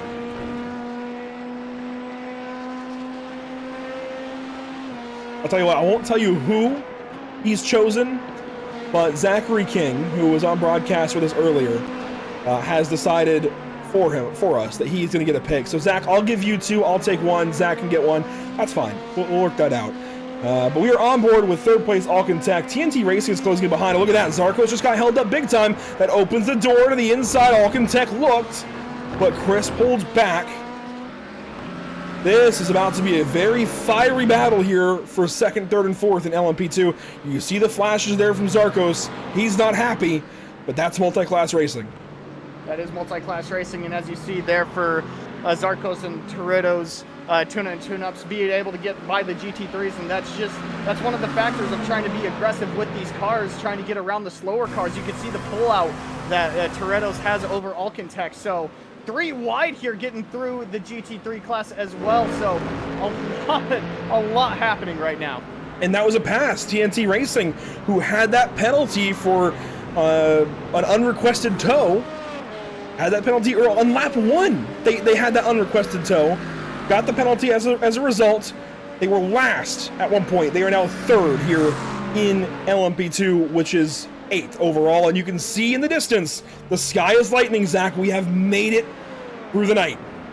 The sky is lightening up. You can see it here on some of the scenic blimps. We'll give it a second to cycle out. Wait a second, I promise there's going to be a look. There we go, right there. It's lightening up out there. We have made it through the darkest of the night. And it looks foggy almost. It does kind of look a little bit foggy, but like you said, with this 4 times 4 time accelerator, we're going to see that sound. We're going to see it very, very quickly. As we see now, the Fenton brothers, or Fenton brothers, right on top of Fusion. This is for lead for GTD, so a lot of battles happening right now. They had to wait for the faster car to get by. That was the LMP2. Now going to go side by side through the backstretch. Fusion going to have the preferred line for the first corner. Fenson's going to have the preferred line for the second if they can remain there. Still side by side. Wow. Fenson couldn't really hang on. Still trying to stay side by side. It's not going to be able to do it, but now that brings up TNT Racing, Alcantech right on top of each other through that battle. 2 really great battles passing one another. The battle for 3rd in LMP2 passing the battle for the lead in GTD, and pit stops are starting to pick up. There's a couple of cars in the pit lane. We're getting to that point, Zach. Very soon, GTD teams will make their final stop of the race. The prototypes should have about 2 stops left to go. We are getting right down to it. Now, I don't know if this is something to keep watch, but obviously you said some of the pit stops are happening. Maybe some of these guys want to get on fresh tires when the track does start to get a little bit slippery. You don't want to be on a slippery track with worn tires because of the sun, because of the heat, because of the track temperature that the sun's going to produce. So maybe these guys are thinking, hey, if we can get out there on fresh tires, maybe with the track starting to change, maybe we can have some sort of benefit. I don't know about you, Andrew, but that might be something to keep an eye on. Definitely a lot to consider for all of these teams. When is the right time to box? When is the right time to make your final driver change? Again, we've been talking about fair share out there. A lot of these teams likely are short of their driver fair share. When do you make that final driver change? Have you saved properly and kept your best driver for last? I mean, so much for these drivers and teams to consider at the very back end of this race. Let's go back up to the battle for 3rd in LMP2. TNT Racing and Alcantech over the crest there, and it has lightened up so significantly, so quickly. So this is probably the lowest the temp will be. 69.5 degrees in the air, 72 on track. It's likely only going to pick up from here. Humidity 95%. We are inside of 90 minutes to go. And this is when the racing really starts to pick up. We've seen some aggressive moves. Well, we're going to see a lot more aggression happening right here, right now, because like Andrew said, we're within that hour and a half, less than 90 minutes to go left in this race. Track's going to change. Car's going to change. Aggression's going to pick up. New drivers going to be in cars. This is all culminating right here towards the back, or the last hour of the race. So we're going to be seeing a lot of great racing here right towards the end. Garen Batten, Mike Willett, everybody else involved with this race, the Major Series, MEC, this has been fantastic. This has been a really cool event. I was very critical initially of, not the event, but of the time acceleration on iRacing in general. The fact that you could even do it. I thought, oh man, that's not realistic, that doesn't belong in this kind of sim. No, I've loved this. I have completely changed my mind. This is the right use of it, I feel like. To take a 24-hour race, cram it into 6 like this is really cool. That's all I got to say. This is cool. No, I completely agree with you. I really do like the idea of you only have to race for 6 hours, but you have to endure the changes of a 24-hour race. So, I like you said, I believe this is probably the best use of it. This is a fantastic and a smart use of it with the time accelerator. So I applaud the Major Series for not only coming up with this idea, because it's the first time I've really heard of, a 6-hour race, but a 24-hour overall through sim race. So I applaud the Major Series for not only coming up with this idea, but putting it into motion, putting it into action. And I believe that this has produced such a different style, maybe a different mindset of racing for all these guys. So I applaud the Major Series for putting this on.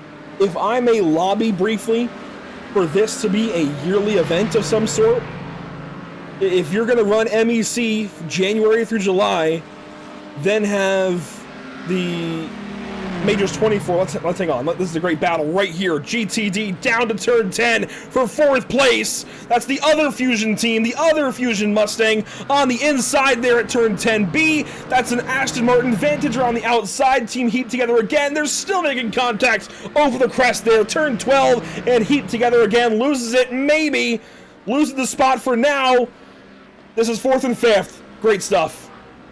Big lunge here from the Aston Martin, going to overdrive him maybe a little bit into turn 1. Fusion was going to look for the crossover. We hear that term a lot in oval racing, but it could also be done on road racing. Fusion was looking for the crossover, wasn't close enough, but obviously Fusion feels like they've got the faster car and the better car. You saw the block going into 1. The Aston Martin team was able to still lunge into turn 1. Now pull away a little bit from Fusion on the first little back half of the track coming into turn 6 and 7. Now it's going to be a matter of how well can Fusion draft coming down the long backstretch. A lot of throttle time, a lot of time to gain right here because of the draft. Fusion able to get out of 7 really, really well here. So a lot of draft is going to be happening right here through this back portion of the track. Here you see from the blimp, the draft is starting to come into effect. Fusion's getting that run. Gonna make a move down here in turn 10, I'd imagine. Down the hill. Hour 23 to go. Here they go to turn 10. Side by side once again. GTP is approaching. Dive there from the Aston. Deep into the corner. He holds on to the spot. Incredible racing. A lot of hard racing here. Obviously, Fusion not too happy with that Aston team, but I believe Aston did the correct thing there. Really drive it into 10A. Take that middle lane away from Fusion to try to take away any kind of crossover that he could have had through 10A and B there. So Fusion obviously not too happy with what Raccoon Sim Racing has done there, but the Aston still holds that position, so obviously it must have worked. Now a battle for 4th in GTP. Daniel Santiago chasing down Jacob Quayle. This is for 4th. Red Lab trying to get back in the race. Remember, Santiago had that mistake out of turn 7 shortly after the restart. Trying to get this spot back away. It has taken a while, and Santiago just can't quite do it yet. And pit stop now. Rude scroll. Oh, not pit stop. This is a spin. A spin for the 27. No damage, at least not much. That's a McLaren around. And that is one of the Raccoon Racing cars. Raccoon Sim Racing Black. That is the 27. They drop down to 7th now in class. And we've just had an LMP2 pit stop. It was Wacky Racing Team Muttley. This is their outlap finishing up.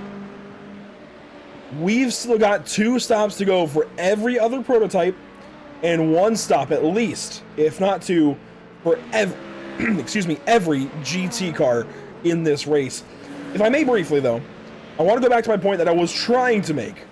That I want to lobby for this to be a yearly event, run MEC in the early part of the year, fit the Majors 24 in there somewhere, and then get ready, gear up for the 24-ish hours of wherever you want to take this race next. This has been so cool, such a great concept, and I want to see this definitely down the road used again. This is very, very cool. Here we go, Zach. This is still the battle for 4th. Bestial with Red Lab right behind. Getting through the leaders of the GTD class, obviously catching the Fusion at number 29, Fusion No Talent number 17, and some of the cars that might be able to get by them. You see the lunge here from Red Lab Competizione not being able to get by him just yet. Maybe the car a little unsettled coming up over the hill, still able to get by Fusion. Really, Bestial not really able to get away from that little bit of a holdup through 10A and B. So you would think that'd be a little bit of an advantage, but no, these guys still within about a second of each other, maybe about 5 or 6 car lengths. So this battle's still not done yet. Battle behind these guys. This is deep in GTD. Side by side here. Adrenaline Motorsports, Raccoon Sim Racing Black. We just saw Rude Squirrel off the racetrack.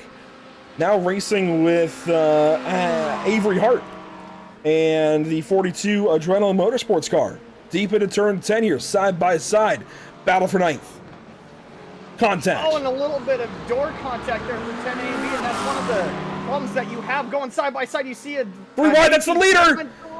Wow! Wow! That was an aggressive move from the overall leader there. Obviously, they get sorted out as of right now. Here comes another LMP2 coming through. Oh, no, that's not LMP2. I apologize. That's Dalton Fredericks right behind them. That's also P2. So, obviously, oh, man, a lot of aggressive racing. This is one of the things that we're going to have to watch coming down towards the end of it here. Aggressive passes, aggressive overtakes, and we're only getting started. We are only getting going with the crazy racing here today. And, you know, usually the morning hours like this, if it's a US-based event, you know, guys are just waking up. They're groggy. They've been, you know, making mistakes all night long. In this case, these drivers, yeah, they're going to be tired. They've been racing for hours in some cases. A lot of them, though, have been awake the whole time, watching the race, getting into it, and are ready to go. Chomping at the bit, ready to go racing. Or in Frederick's case, he's had the lion's share of his team's laps. When is he going to swap back out? When is he going to hand the car back over to his teammate? He's trying to put them in a good position to win this race. And he's doing everything he can to run down Al Crudo. This is great. Amazing racing across the board. This event, I know there were concerns, right? Only 32 teams showed up. We still have 28 running through 6 hours, well, 5 hours of racing. Fantastic. Everybody deserves a job well done. And Zach, we've been averaging a safety car an hour. We haven't had our 5th safety car yet. Will we get it this 5th hour?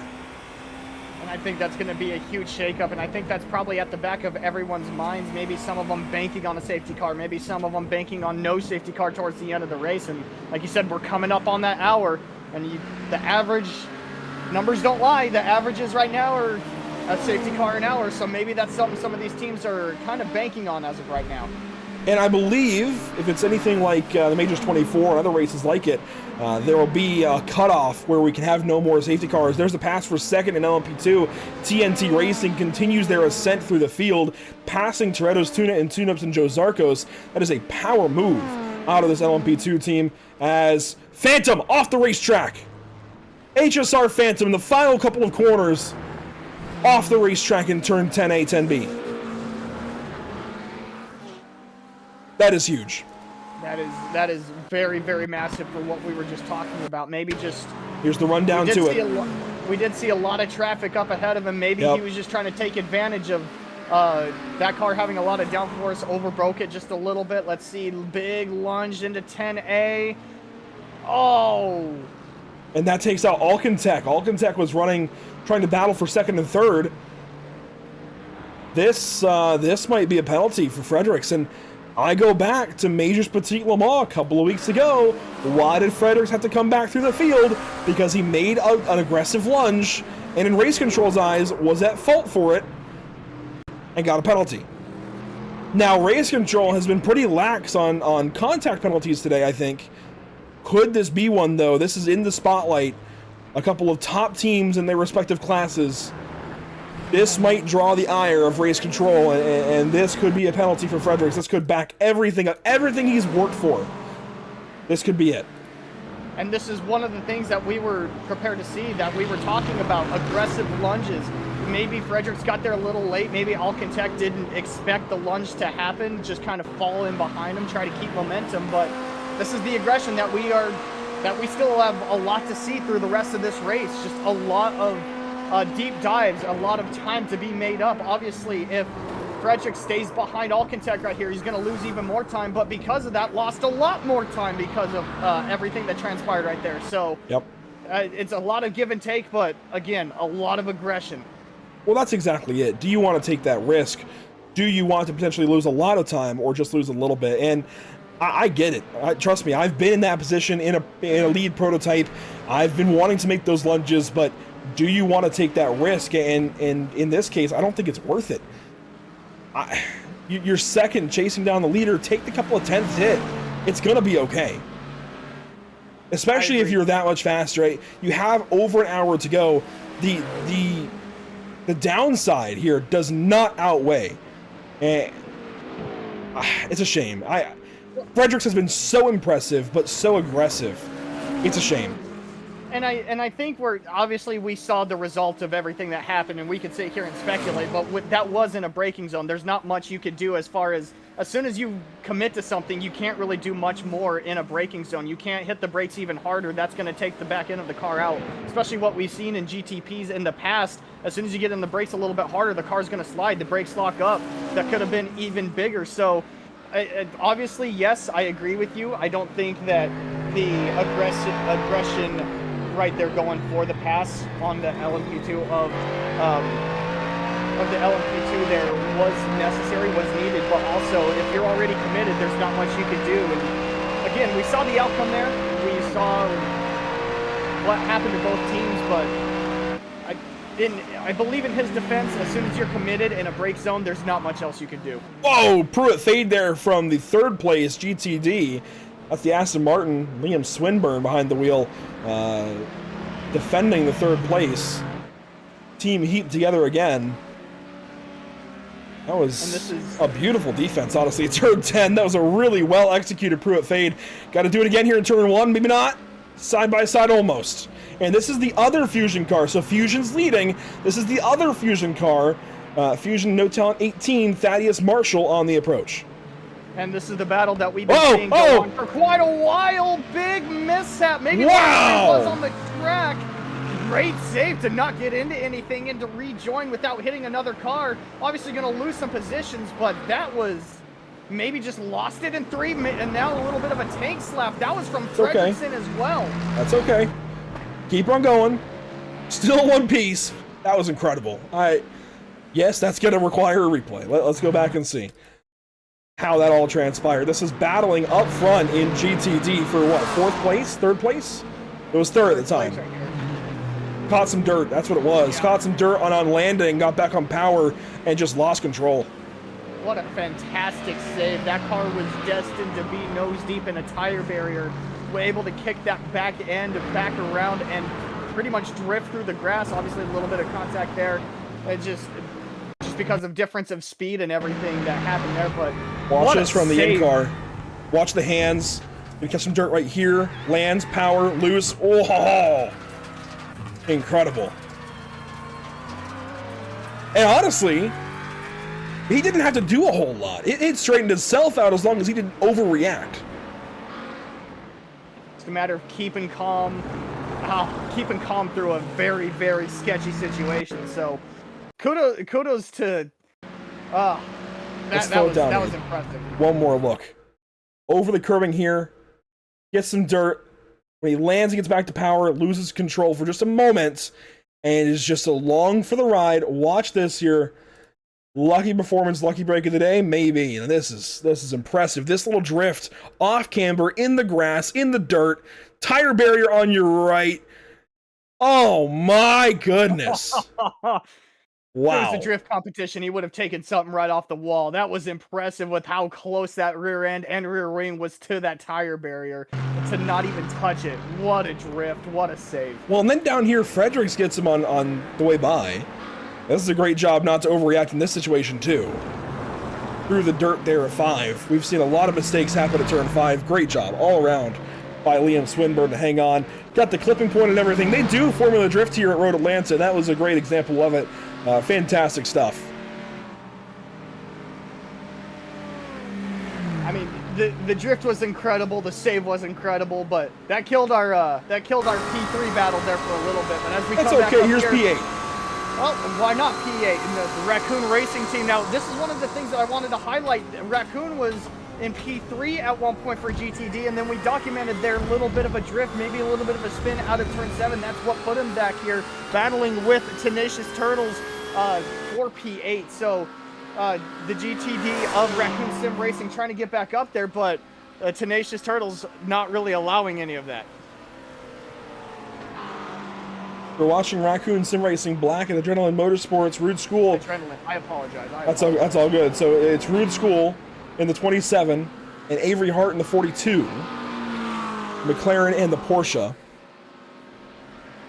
I'm drafting a little bit, trying to help each other out. 70 minutes to go, pit stop now. Toretto's Tuna in the pit lane.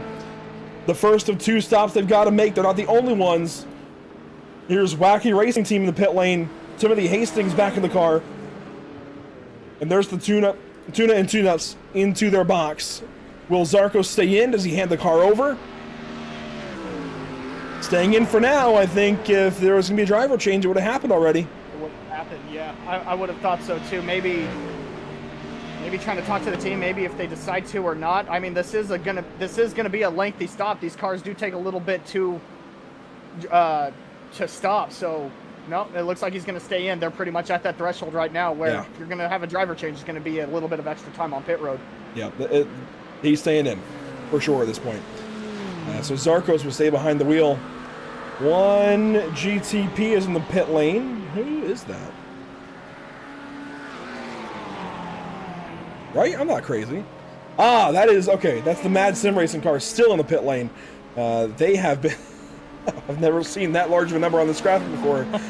13,000 seconds. Somebody do the math. That's a long time. Yeah, that's not for me, Chief. I wasn't the best in math, so that one's not for me. Yeah, that's Robert Gregor had the brake pedal failure earlier in this race, and my goodness, what a hit that was in turn 10 in that final corner, well, almost final corner of the lap. But let's check in with our race leader overall, 2Pi Racing. They've been in control now for a while, since the restart pretty much. And boy, what a race this is shaping up to be for them. In a race of so many Porsches and GTP, the lone Ferrari shining through the night, gets into sunrise and is still ahead. And the benefit now with Fredericks having his little bit of a mishap going into turn A and B, you don't really have to be aggressive with these slower cars in front of you. You can take your time. Obviously, you don't want to give up too much time, but with the extensive lead like these guys have up front with 2Pi Racing, 7 seconds, I mean, that's still a lot of time to be had, and you're passing these cars, which means the cars behind you also have to deal with these cars. So, nice little breather, maybe a little bit of aggressive there coming through the S's, but still a lot of time to give, so you can just kind of take your time, breathe easy through some of these slower cars.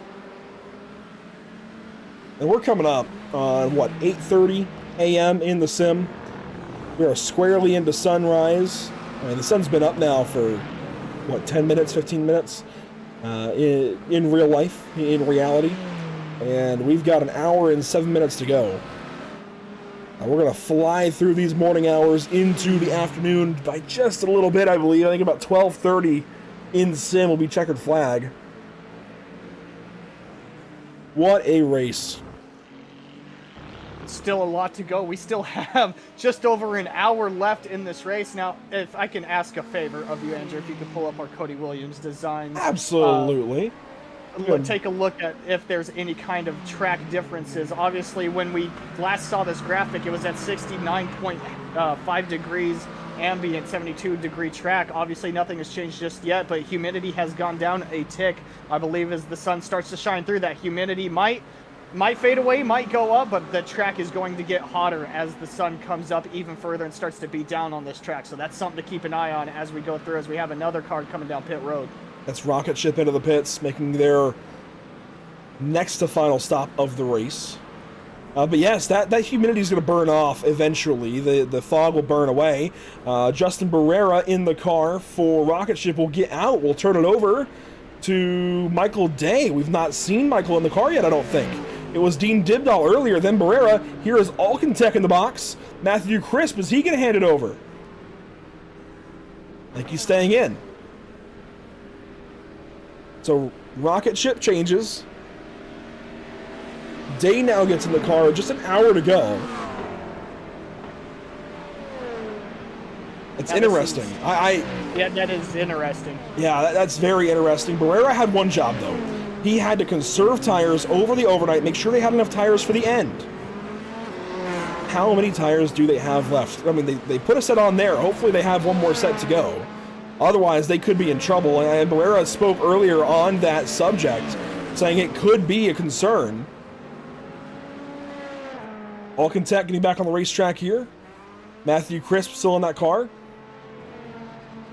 And we're starting to see more come in. TNT Racing, Benjamin Lindsay.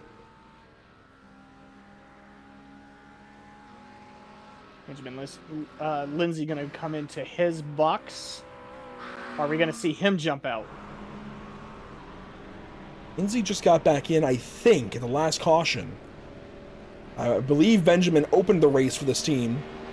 Caught that penalty on lap 1. Well, we have seen Benjamin Lindsay pretty much fly through the field. Obviously, they had their little bit of troubles at the beginning of the race. That lap 1 penalty that they incurred and fly back up through the LMP2 field. So if they feel like they've got something with Benjamin Lindsay, maybe their teammates are saying, hey, if you feel like you got it, stay in. But yeah, we've seen this TNT team come flying up through the field. Sector 5 in the pit lane. Does Nathan Dowd get back in the car? We spoke to him a couple of cautions ago. Sherburne into the box, but he had that spin on one of the restarts. Sherburne seems to be staying. No. Nathan Dowd climbing back aboard. Likely to run this race to the end. He has been such a phenomenal driver this year, all of 2025 in the major series. Very few detours from the front of the field. Still leading the point standings and the favorite, I'd say, for the championship in the Majors Americas region. We await our GTPs on the pit lane. By the way, Red Lab had a penalty for incidents by the sim 9 laps ago. So they had to serve a pass through. They are now 29, now 30 seconds behind the next car, which is 55 seconds behind the leaders as Nathan Dowd hits the racetrack once again. And here we go, Tupai into pit lane. There they are. The overall leader coming down pit road. We've seen Alcrudo pretty much pull away from everybody now. Is he going to jump out, or do they feel like they got something in Alcrudo to make it to the end? Let's take a look here. I would think it'd be a driver change. Alcrudo's driven a lot, yeah. Yep. Driver change there. It's going to be Alvarez back aboard. Hector Alvarez has been fantastic. Ran so many fast laps earlier when the track got grippy. We've seen him some in the North American Racing League this past season, actually, Zach.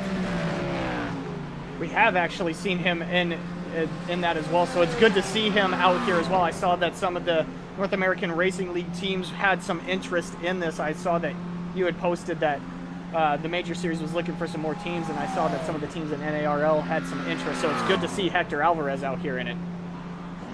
Yeah, we tried drumming up some interest and whatnot from across the board in the leagues we cover. I think next time maybe a little more notice. We'll get some of those teams from BRB and such involved. I know there was interest, it just didn't quite pan out for a lot of those guys to do this race on such short notice. But Hector Alvarez from the North American Racing League and from Tupai Racing Team out here climbing aboard the lead car with about an hour to go. Or at least was the lead car. HSR Phantom now in. Fredericks going to hand the car over, I would think. He might go one more stint. We'll see. Well, with Fredericks coming down pit road, yeah, let's see if he changes out. But one of the interesting things right now, iRacer's Seba Corna is still out on track. He's gone 2 laps further than Tupai, and now 1 lap further than HSR Phantom. Fredericks looks like he's going to remain in the car as of right now. Hard to say, but I think so. Looks like he's going to remain in the car, but right now the team that stayed out as so far for the overall leaders is the iRacing Lounge podcast, Seba Cornez. Let's see if he comes down pit road as we see some other cars coming down pit road as well. Yeah, that was actually a pass-through for that GT car, that Aston Martin that we just saw. As there goes Sweaty Socks back on the racetrack. Dalton Fredericks. Here comes down Seba Cornez as well, Dalton Fredericks. Still in pit road. These cars take a little while to get pitted. Fredericks is now rolling, 42 seconds, not too bad. Here's the current leader, Seba or Seba, I'm not really sure. Seba Cornez into the box. Will David Hall get back in this car? Remember, he had that flip in turn 6. Cornez staying in for now.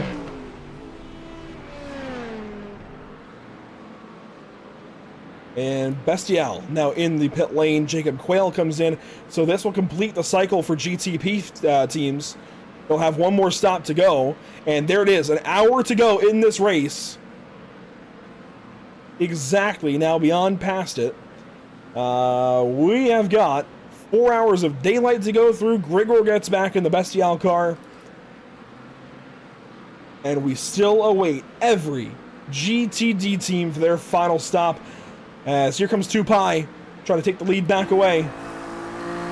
It's going to be interesting right here, Zach. Tupai's going to have to work for it. Tupai's really going to have to work for it. Tupai with a fantastic strategy to get back out in front. But their tires have temp. Yep, the Tupai has tire temp while iRacers don't. So now it's just going to be a matter of how quickly can those tires get to temp. Don't force that car into any bad situation. But the iRacing Lounge podcast team of Seba Cornez has the lead as of right now. There goes Tupai. But with fresher tires now, how well can you stick with them? Obviously, the cold tire is going to take a lap or two to come back around. But with 3-lap fresher tires now for iRacing Lounge podcast team, how quickly are you going to be able to get back to Tupai, if any? It came down to tire temp there. Seba Cornez, great move to try and get ahead of Tupai, but Tupai had the tire heat, even if only by a lap or two. Able to get on by and retake the race lead here with 58 minutes to go at Road Atlanta. Now we await the GT teams on pit lane for their final stop. And frankly, once we hit 45 minutes to go, Zach, any of the prototypes can make their final stop at any point in time. So we could see some wacky strategies. I would think you stay on the racetrack at least until the cutoff for safety cars, but you never know. It's very true. We've seen pretty much an entire pit road, a box, and out take about 42 to 45 seconds. So I guess that's something to keep in mind for these guys. Well, the trip down the pit lane is 1 minute and 10 or so. Here's the graphic. But the box time, as one car goes off, the box time is 42 seconds. 42. Who is that in the grass? Hyprix Ultra. They've had a rough day, and that left front is damaged. Oh, this could be another tow. This could be a tow, yeah. If he's not able to make it back around, this could be a tow, and he's going to be in the middle of the road right here. He's going to get off to the left, let the quicker cars come by. Nothing called as of yet, but he's not going to be able to steer that thing through 10A and B. He's picking up speed, so obviously he's going to try to make it back to pit road, but this could be something to keep an eye on now. Steven Saunders over the hill, down the hill now. Oh, this gives me anxiety, Zach.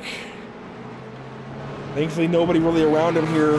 That's not going to turn. Watch out. I think he'll get back to the pit lane, but man, this could have been close. This was close. I feel bet like you all teams were screaming at a lot of people, just keep an eye, keep an eye, keep an eye, because that could have been huge for a lot of different reasons. And this car will now head into the pit lane. Steven Saunders for Hyprix. They have had such a rough day here today.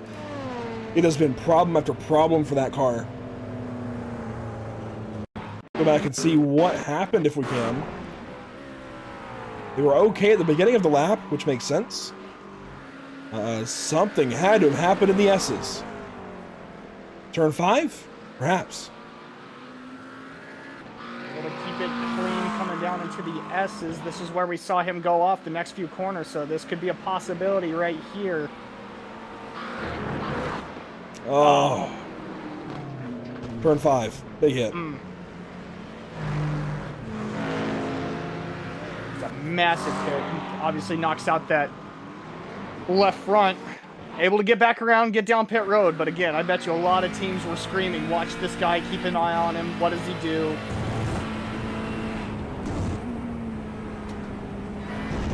Had it been one of the drive wheels, had it been the left rear instead of left front, that would have been a tow.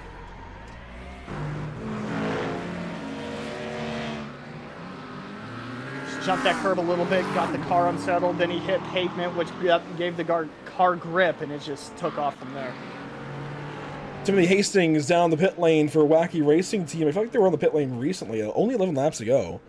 And this fusion of... There we go, race leader in GTD. Well.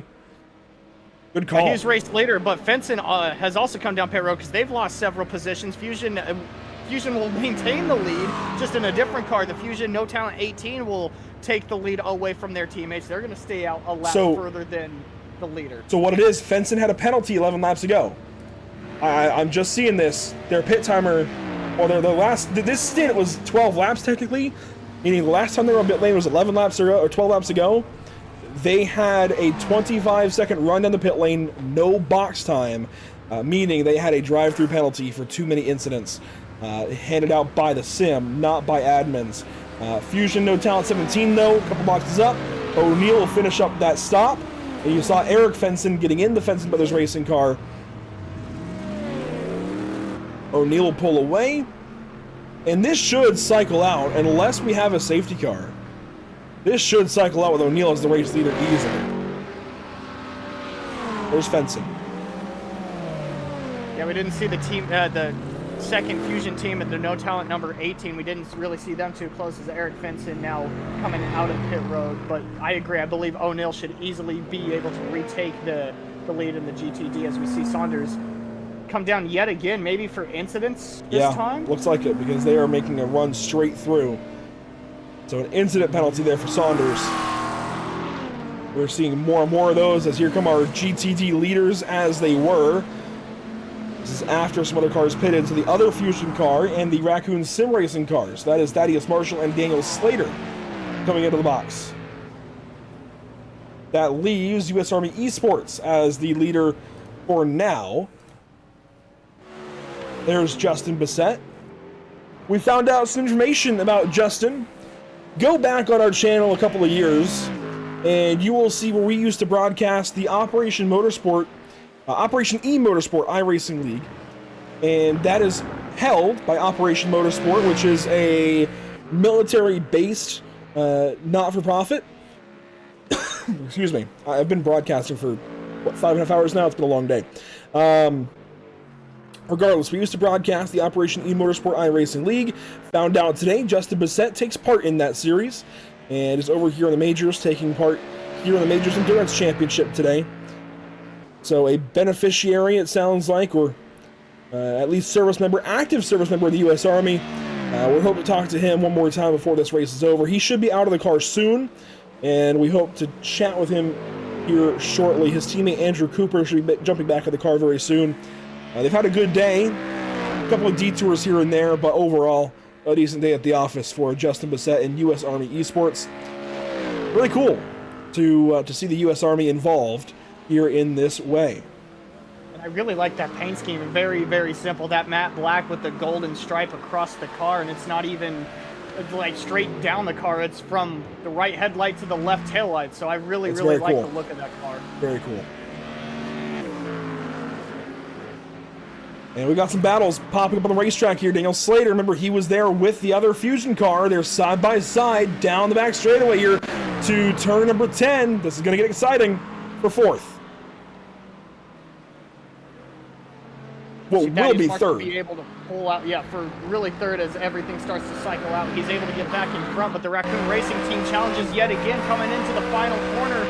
Fusion going to be on the outside. That's not really the place to be. Raccoon gets on the curb a little bit, slows them down, so everything holds as of right now. Coming down to 50 minutes to go here soon.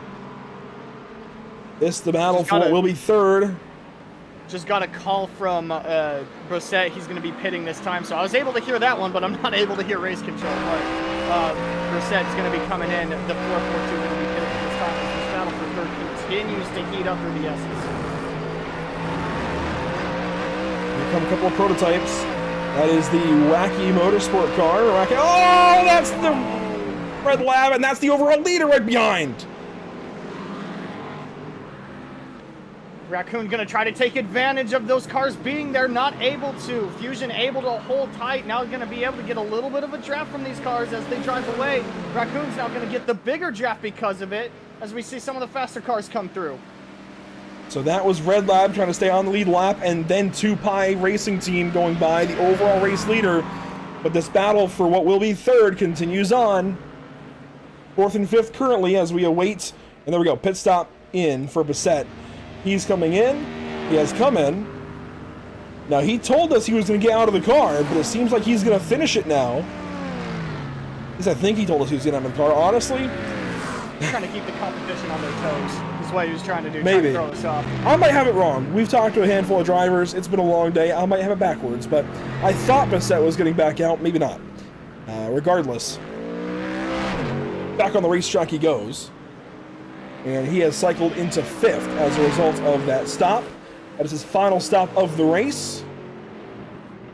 And Fenson Brothers is in fourth. Hang on. That's what I was getting ready to say. The Fenson brothers not too far behind this battle. So this two-car battle for what is going to be third as soon as everything recycles itself out. I think it is third now. So this battle for third, the two-car battle is going to turn into a three-car battle real quick because Fenson brothers closing in very, very quickly. Fenson was ahead of them. Was he? Yeah, Fenson was second. Oh, he was, but what was it, the penalty that threw him backwards? Because I thought they were still on pit road when...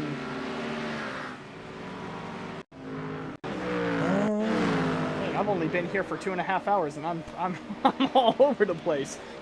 I've been here for almost 5.5 now. I might have had it backwards. I really thought Fenson was ahead, but he's behind there. Anyways, we are getting new information that there is a problem for the 442, that they're on wet tires, Zach. Oh, no. And that I can confirm, based on... Oh my gosh, based on timing and scoring, yes, I can confirm they are on wet tires.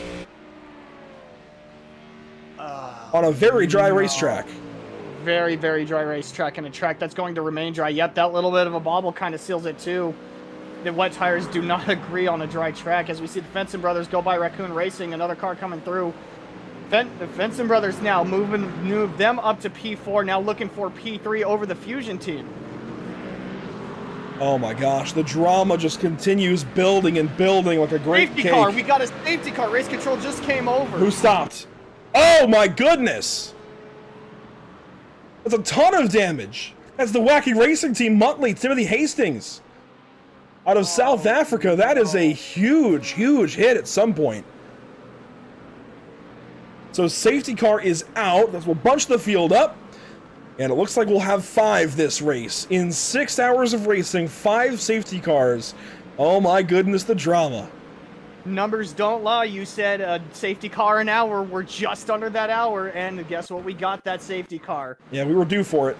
And there's the back end of the replay. Let's get a better look. Back it up a little more. Can't tell where this is on the racetrack yet. Looks like early in the lap, maybe. And pit stops already lighting up. This is right on the edge for all the prototype teams. This is going to be where they have to make the money stop, even if they're close.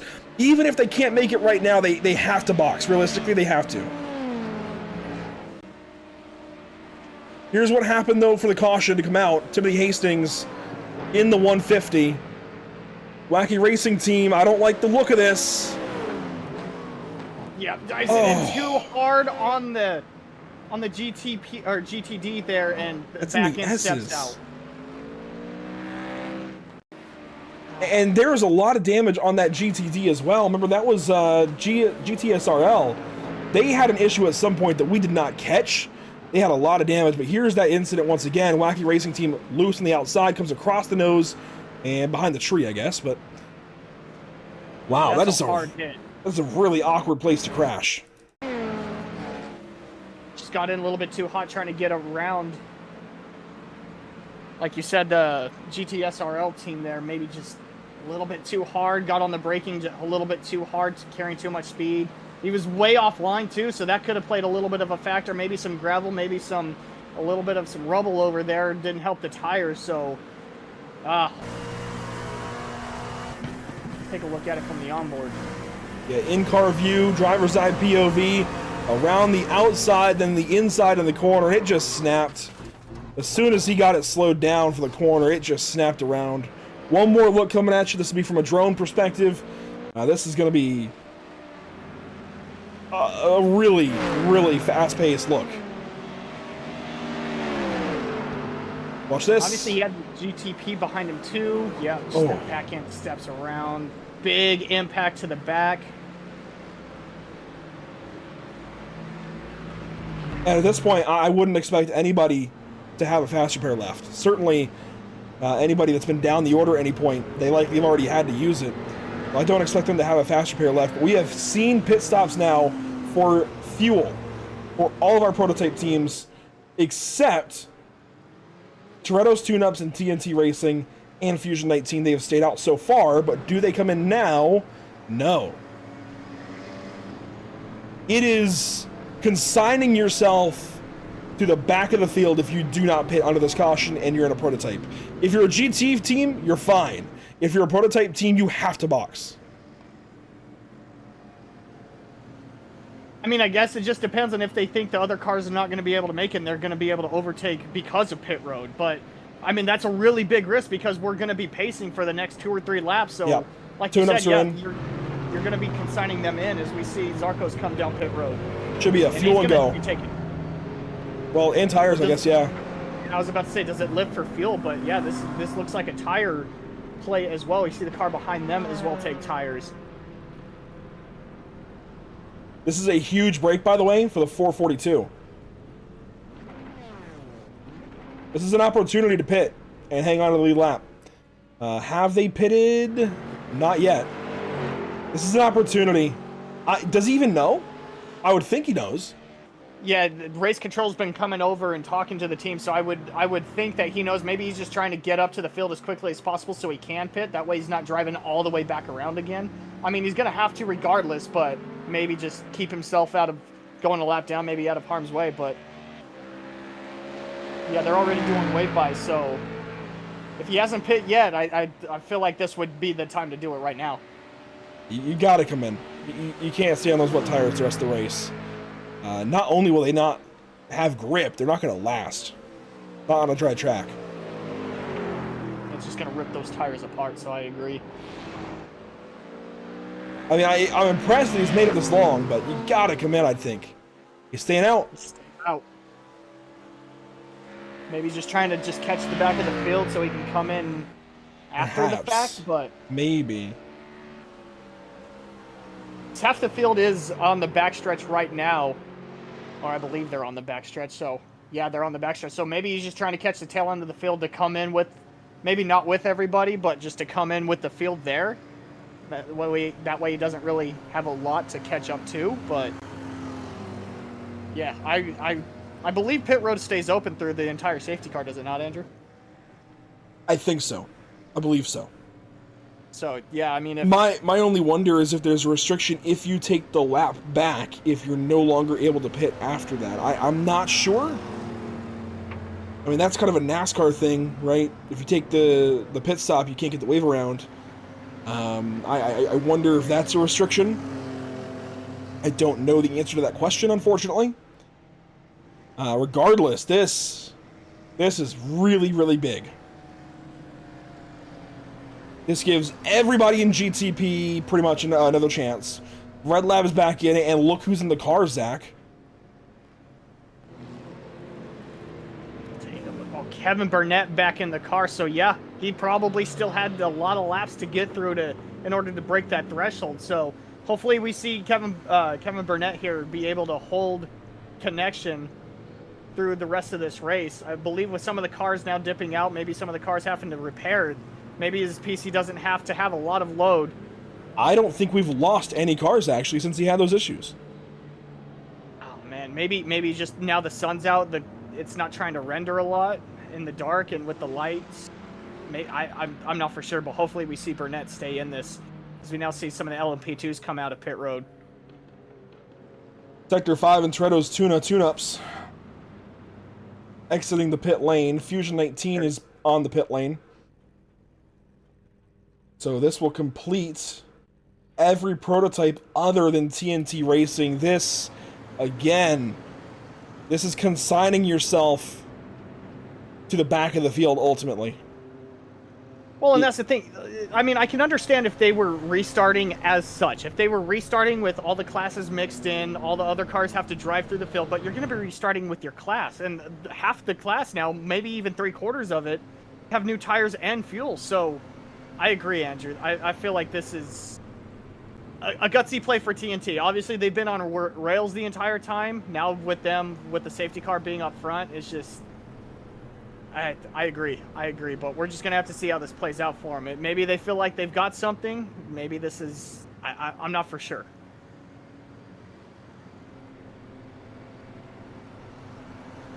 What I do know is this event would not be possible without Sudspeed. They have been a fantastic partner of the Majors Endurance Championship for a while now, and are a fantastic partner specifically of this event. The 24-ish hours of Road Atlanta would not be possible here today without Sudspeed. Use discount code MAJORS at checkout for 10% off your next order at www.sudspeed.com. Definitely at least check our friends over at Sudspeed out. Give them a look over on their website, give them some traffic, help them out, follow them on social media maybe. See what they've got to offer, see if maybe you can start planning for the holiday season potentially. Some really cool gear. When I checked out the website, I was astonished. They've got some really good stuff over there. Again, www.sudspeed.com. Really, really good looking stuff. Really great looking simware. And I feel like that's becoming more popular now as there's TNT coming to the pit lane. Yeah, you had to. And unfortunately, they're going to go to the back of the field now because everybody's caught up. Yeah.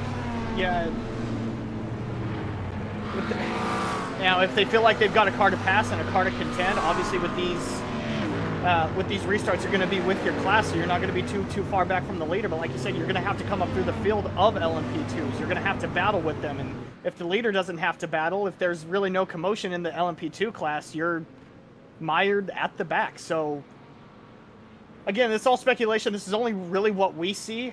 We don't really hear any kind of team communication. We don't know if there was any kind of dramas. We see Nathan Dowd now coming down pit road as well. This is puzzling, but I have a theory. Yeah.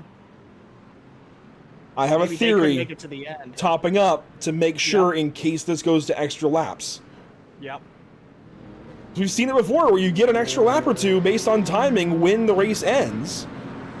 iRacing sometimes adds a lap or two just by, whenever the timer runs out. If I don't know the exact criteria, honestly. It seems like it's kind of 6 to 1, half dozen the other. It just kind of sometimes goes the extra distance, but it seems like they're topping up on fuel to make sure they have enough to the end, and they're not really losing much. Sector 5 came out in 3rd place. Toretto's Tuna and Tune-Ups came out in 4th. TNT came out in 5th. In LMP2, by the way, Rocket Ship has taken over the race lead, again, so back up to the front for them. Michael Day, though, now in the car. First laps in the car for him, I think. He might have run some at the very start, but I don't recall him in the car at the start of the race. I'm pretty sure it was Dean Dibdahl. Regardless... Through all the commotion that we were talking about with some of the GTDs right there from 3rd, 4th, and 5th, Michael Day was able to get his first laps in. We were kind of skeptical when he first came in, and when he jumped into the car, if that's the first laps of the day, fresh, sure, but he hadn't been on the track all day. So, I mean, Rocket Ship obviously has a lot of confidence in this driver and a lot of confidence in Michael Day, so he's at the lead. You can see if he holds on for these last 30 minutes. So Day will take Rocket Ship to the end here. Alkin Tech will sort into 2nd with Halflet Asen back behind the wheel. He ran a bunch of laps earlier. Nathan Dowd back in the car for Sector 5. Joe Zarco's back in the car for Toretto's. And Benjamin Lindsay in the car for TNT. Gary Thomas also on the lap in LMP2. Down in GTD, it's a very Fusion Racing look, as Austin O'Neill is actually trying to catch up to the pacing field right now. And he leads in GTD. Fusion No Talent 18, Thaddeus Marshall is second. I'm a little confused with what's going on right now, but we'll just let him sort it out. And Bassett is oh. I think he's just waiting for the cars to round out. I've been seeing that he's been talking to race control. I hadn't heard what he had been talking to them about. I thought he was in the pit lane, but no. Just waiting for the cars to come by to rotate back through the field. They are getting GTPs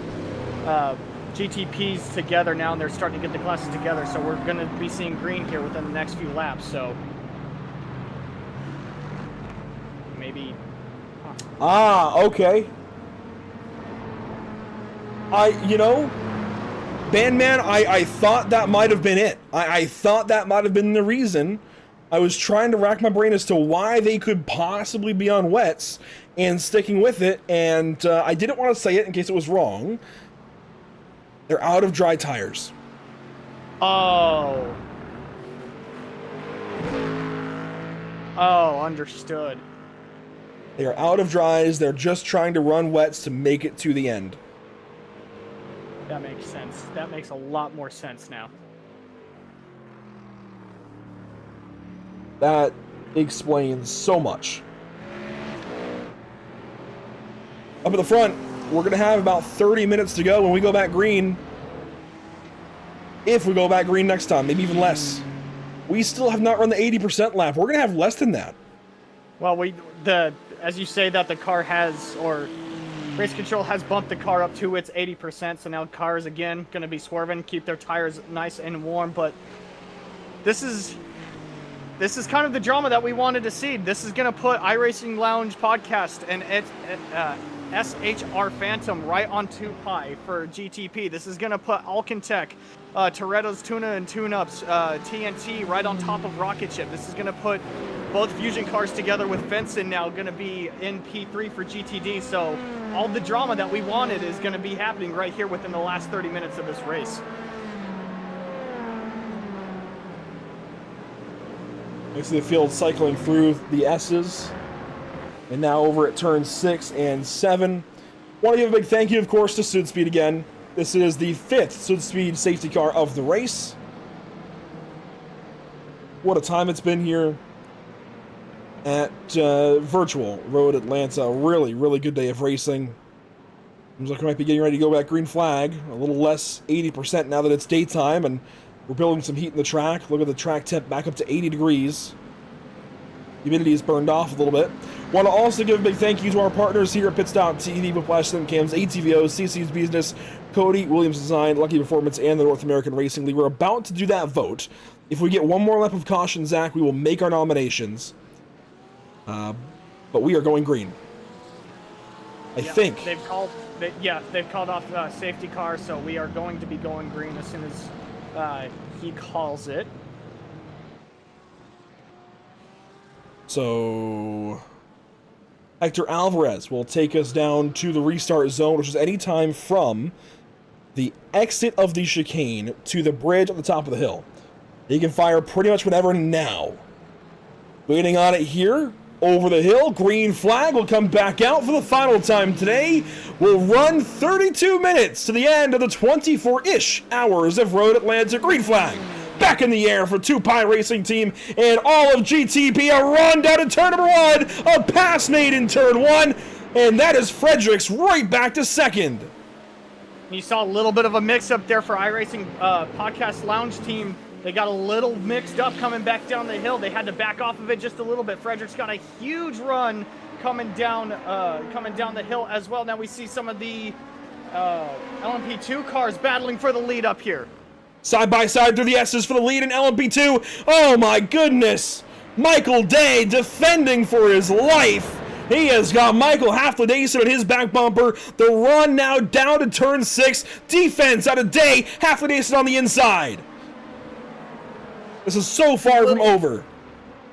A little bit of a block, but with these battles, this is going to bring the 2 cars behind them. Now they're battling for 3rd and 4th. That's Sector 5 Racing and Toretto's Tuna going at it right there, but the battle remains up front with Rocket Ship and Alcantech up here. And Fenson has gone by one of the 2 Fusion cars. Back up into second now for Fenson to save their race.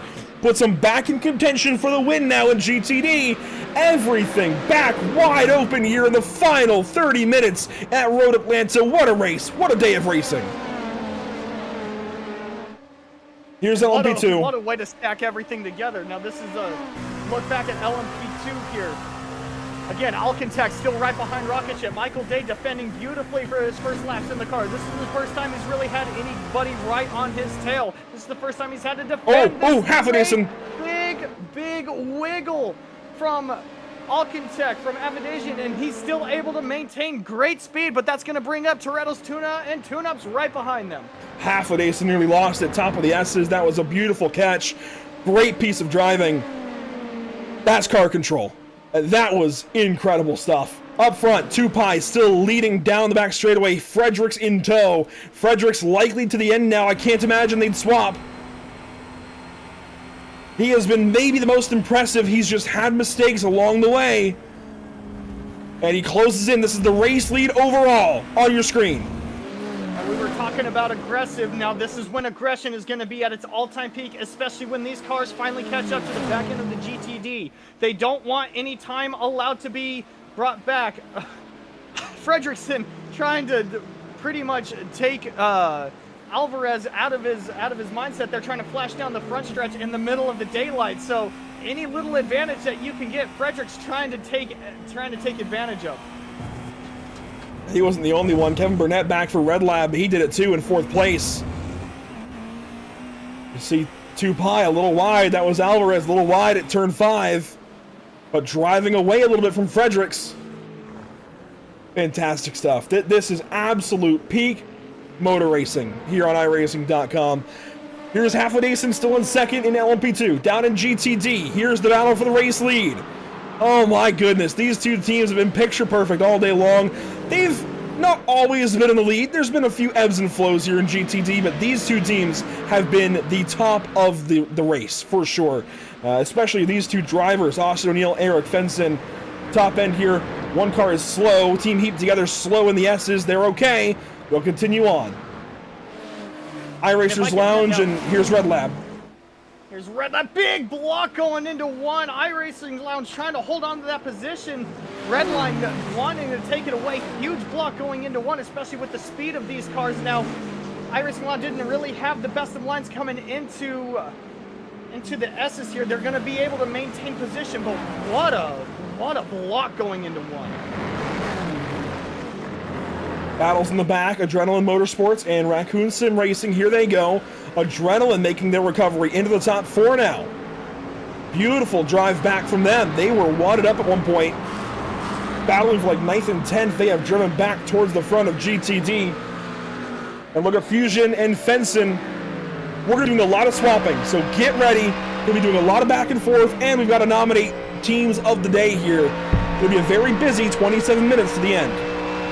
These 2 have been right on top of each other for as long as I've been in the booth, so that's been almost 3 hours at this point. These guys have been so close in speed, so close on proximity on the race. Now we come back up here to LMP2, as it looks like, I believe that's Toretto's Tuna and Tune-Ups getting passed by, or at least battled by, Sector 5 Racing. We haven't called their name in a long while, but now Nathan Dowd coming back out into it. This is behind Rocket Ship and Alcantech, the battle for 3rd. Sector 5 gets it. Dowd goes through. TNT's going to follow. Through turn 12, TNT trying to dive. Contact almost for 4th place between TNT and Toretto's Tune-Ups. We have a stacked LMP2 field. 5 teams that could easily all win this race. I was gonna say that during the safety car with the amount of names that you were mentioning there. Now here comes the Fenson brothers. Gonna look to the right, look to the left in the grass, look back to the right coming down 10A. Fenson brothers trying to take every advantage they can. A little wide through turn 10A. Come back on it through 10B. Not gonna be able to take a position. Fenson feels like they've got something for the Fusion team here, just not there quite yet. 26.5 minutes to go. All lining down. Red Lab gets the pass made on iRacers Lounge. iRacers Lounge back up the inside. Pass made back by the Cadillac. Redline wanted that crossover through 10A. A little bit of a slide in the middle of 10A and B. Not going to be able to do it, but they're going to still be on each other's bumper here coming through turn 1. Another big block from the iRacing Lounge. Redline going to be on the outside. Didn't want it. Going to get back in line. Redline really wants to get by these guys, but slow car. Oh, we got slow cars, and we got one that's possibly stopped up here. Kingsman Dog Bear slow at the top of the hill. This is going to impact a lot of teams. That is Ray Partridge in the car. Usually runs the Ironman over the weekend for each of the majors rounds, running all splits, all time slots. He gets back going in that Acura. Top end of GTD, here they are. Down the backstretch. Fenson brothers on the back end of Fusion. That's Fenson on O'Neill. Down to turn 10, moving around. He's moving around again, deep into the braking zone, but this time he's going to have the preferred line going into turn 10, A and B. But we do got some LMP2s behind them that maybe just had a little bit of an incident or whatever it may have been, that they are behind him. This might throw in a complete wild card coming into turn 1. They're going to get by Fenson. Are they going to get by Fusion? Whoa! They were looking for it. Fusion's going to block that line. He's going to be able to hold as of right now, but these LMP2 cars won't by quick. Creating the gap as iRacers Lounge into the pit lane. What? Into the pit lane. Is this for incidents? I see Red Lab had a problem. They're further back. Is this incidents for iRacers Lounge? I think so. I see damage on that car. We've got a replay to take, and then we're going to get our nominations in. Let's check out what just happened. We missed something here between two of the top GTP teams. Check it here down the backstretch. Red Lab had a run. It's going to happen down here on the chicane, I guarantee you. We've seen these two battle hard coming into 10A and B. So Red Lab again with the huge draft down this long straightaway. Red Line blocks a little bit, or excuse me, iRacing blocks a little bit. Red Lab runs wide, a little bit of contact, a lot of contact. And yeah, that's gonna be, if that's put them over, that's gonna be an easy drive-through. And Red Lab gets away with it. They lose time. They lose the spot to Bestial, but they're ahead of iRacers Lounge. At what cost? Leaders have gone through a lot of GT traffic. Here are your overall leaders now in the overall, or in the GTD lead battle right between Fenson and Fusion. Oh my goodness. Let's go ahead and get these nominations out of the way, Zach. I will on Zach King's behalf, I will nominate the overall race leader, 2Pi Racing Team. They've done fantastic. They absolutely deserve a nomination. Zach King requested it. We'll go ahead and we'll honor it. So Hector Alvarez and 2Pi Racing Team nominated as the first team of the day. I know it says driver of the day. It's team of the day here today. I'll give you the floor. If I had to pick one, I'm going to have to go down to the GTD team of the Fenson Brothers Racing. They've had so much come up within the last hour. They've had the penalty. They had to go way towards the back. They fought themselves back up into P4, almost into P3 before that safety car. Safety car comes out. They had to fight their way back into second. Now they're right on the back end of Fusion for the possible win in GTD. I'm going to have to give big lunch here looking for the lead, but I'm going to have to give mine to the Fenson Brothers Racing. You've got one more. Go for it. If I had to go one more, I'd have to look towards Rocket Ship. With all the drivers that they've had coming through that team, with all the adversity of all the LMP2s, all the challenges that they've had, and they still have the lead to maintain and hold. I got to give mine to my other one to Rocket Ship. Really good picks. Man, makes it difficult. I basically have to choose between HSR Phantom, Alcantech, and Fusion number 17. That is a really tough choice as you see the GTSRL car off pace. That's a really tough choice. Burnett now in the pit lane. This seems to be a hold, Zach, if I had to guess. So let's see. They've been in here for over a minute. I'm going to guess this is a race control hold for Kevin Burnett, which is a big call from race control to hold that car, if that's true. Man, you have made it really tough. You and Zach both. I can't look past a class leader, personally. Fusion, they've been almost picture perfect. I'm going to have to take Fusion. Fusion number 17, it technically scored us a 29 car. I got to take him. Austin O'Neill's been fantastic. And, you know, that was contemplating going to be one of my picks, because obviously Fenton has been on the back end of that car all day, but that's just it. Fenton's been on the back end of that car all day. Fusion's been almost picture perfect. They have not been able to get around Fusion, so I feel like that's a really, really good pick. 20 minutes to go. Still battling here for the lead in GTD. Fusion with the race lead. Fenton wants it. Fenton gonna have a run, maybe. Not quite. Thought he would out of turn 5, but yeah. A little bit of a bobble, had to catch the car. We come back up here to the LMP2, the TNT racing team of Benjamin Lindsay, still on the back end of, of Sector 5 racing. That's Nathan Dowd. We talked to him earlier. So Nathan Dowd, one of the more prominent figures in this series, coming up on GTDs. Going to be looking towards the outside. Maybe if Nathan Dowd could get to the inside, not going to be able to, but that's going to bring TNT right to the back end of him. TNT a little slow out of turn 7. Going to have the draft, though. I don't think it's going to happen this lap, but Benjamin Lindsay setting Dowd up for a pass maybe here at the end. This is for third, by the way. This is for third that we're watching. And Red Lab back in the pit lane, or still in the pit lane rather, has not moved an inch in the last 3.5 minutes. They are out of it at this point, realistically. They are now 3 laps down. Their campaign for the race win comes to an end. Inside of 20 minutes to go.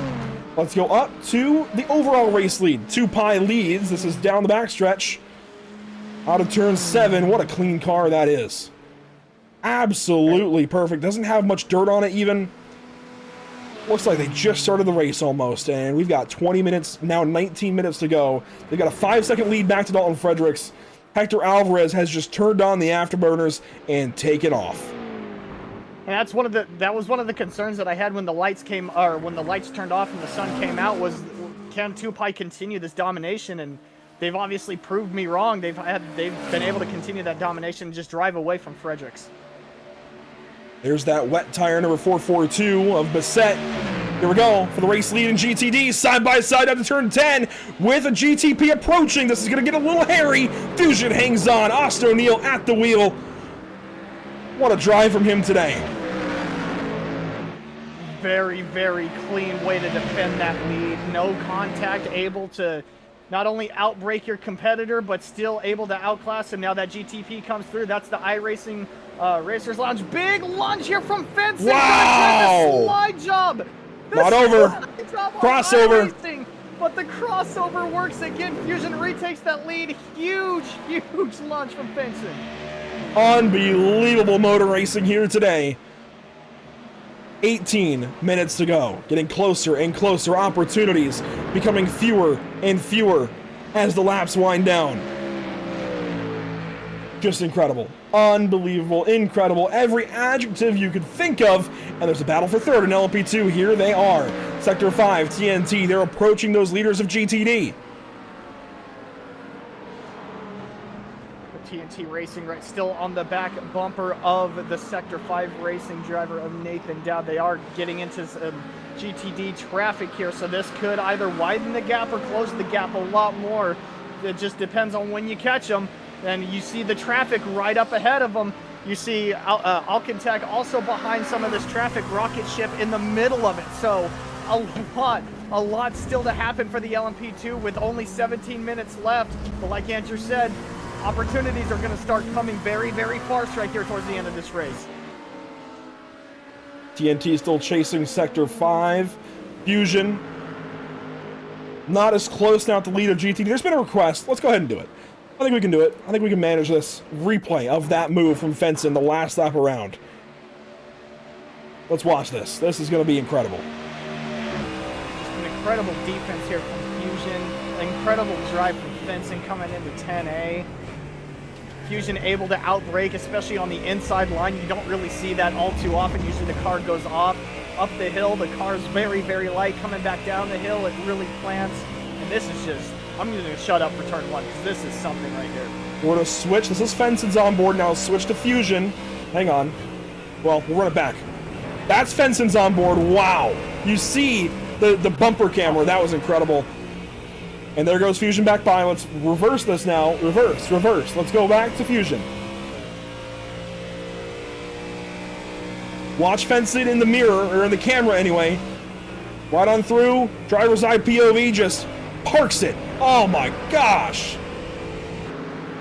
Incredible. If Fenson bobbled any little bit trying to make that move, there was going to be calamity. Amazing driving by these two.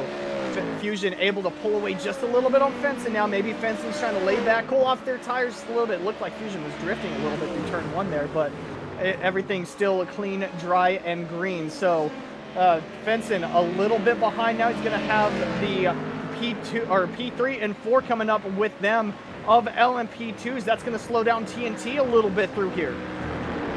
TNT getting held up, Fenson out wide out of turn 5. 15 minutes to go. 1 hour of sim time remains. I can't get enough of this day as a whole. We've got a battle now sparking up for 3rd place. Adrenaline is not done. The adrenaline may be kicking in for this number 42 car. They've got something during the day. We didn't really talk about them during the night. They were kind of mired towards the back. Safety car helped bring everybody together. Now they've run down P3. That's the second Fusion car. The Fusion number 18 and the driver of it, let me get to him, Thaddeus Marshall, now piloting that car. So Avery Hart of the Adrenaline, big braking coming into 10A right on the back bumper of Fusion. This could be a huge momentum swing if Adrenaline able to get by Fusion to take both teams off podium. Fusion has been fantastic today. Both cars in the top 3 right now, but this could change that. Adrenaline was up front a lot earlier in the race, fell back through the overnight, has been fighting tooth and nail to get back to it during the morning stint. 14 minutes to go. They've got 3rd place. They've got a podium right in front of them. If they could just get up there to that Mustang and make a pass, break up the 3 Mustangs at the front. And one of the things that we hadn't mentioned, Andrew, we mentioned it in some of the We've had a tow. It's not. So I'm sorry to cut you off. This will not bring out a caution. We're too close to the end, but we have had a tow. Problems for Fusion 19. Massive incident. It looks like. Massive incident. Back it up. There's the Army car off the racetrack in the S's. And then right here, not as big as it looked like, actually. Still decent, but that's a brief look at it. We'll come back to live picture. You kind of get the idea of what happened there. TNT Racing on Sector 5, closing back in, maybe making one more stab at things here. Time is running out. You can only cool your tires down for so long. You've got to go after it. Yeah, it's just a matter of when you want to go after it. Each lap here is estimated about a minute a lap, so you've really only got 13 laps left. When do you want to cool down your tires and when do you want to go after it? You can't let the car in front of you get out to a monumentous lead on you because you're going to have to heat up your tires just to get back to them. So it's just a matter of managing your tires right now. TNT, Lindsay trying to get back up to Nathan Dowd in that Sector 5 racing team. Still not being able to do it just yet. Still decently close, about 2.5, 3 car lengths behind him, but not close enough to make any kind of pass. And this is only the battle for 3rd. Up front, it's 1.7 seconds between Rocket Ship and Alcantech, so no worries there. 6 seconds for your overall race lead. No worries there either. We are watching your GTD lead. It's split up by nearly a second. This is the best battle on the racetrack right now. There's a couple of others we got our eyes on, but you are watching the best fight on the racetrack as they run. Battle for 3rd place in LMP2. And TNT, I mean, one of the things that I was going to bring up, Andrew, just dirty air. That's one of the things that I don't think we've talked about too much. Once you get tucked up on somebody right in front of you, it's very, very difficult to control the car, whether you have high downforce or not. It's very, very difficult to control that car, especially complete a pass. That's why we're seeing some of the aggression pop up and not a lot of cars get to the back bumper of others. So that's one of the things that we got to keep an eye on. A lot of blocking is going to happen, but we also going to have a lot of aero blocking happening. And we've seen that a little bit down the straightaways, especially. Guys moving around, playing with the air a little bit, trying to defend, make sure their car is physically in the way in the corner. I mean, oh my gosh, it's been fantastic all race long. 6 hours of greatness here from the Majors Endurance Championship. This has been everything we could have wanted it to be and more. And this is a non-points round. Just imagine what it's like during a points round when you have the elite teams, the Pro-Am teams. When you have 50 teams sign up, or 50 teams in one split. This has only been 32 today, 28 left running. Unbelievable, unreal, incredible. Sensational. That's the word, I think. I think sensational is a great way to put it. I mean, there's really been no shortage of action as we come back here to Daniel Slater in the 404. Has to really check up here getting into the start of the S's here for, I believe that is the...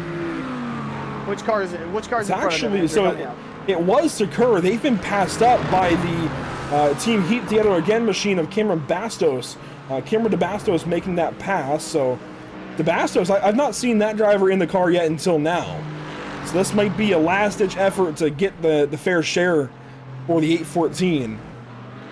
Regardless, they are on the racetrack. This is for 9th place between Heat Together Again and Raccoon Sim Racing. It was the closest battle for just that moment. Now, here we go. Fusion number 18 and Adrenaline closest on the racetrack. Adrenaline's been on the back bumper of that Fusion number 18. Still hasn't been able to find any kind of opening to make any kind of pass. And that's one of the things that we were talking about when I first came into the broadcast, Andrew. It is very, very difficult to make a pass in these cars just because of how finicky, how difficult these cars are to drive now. So Adrenaline trying to use every advantage, draft, maybe just a little bit of luck as well with how they catch some of the faster cars, how the faster cars catch them.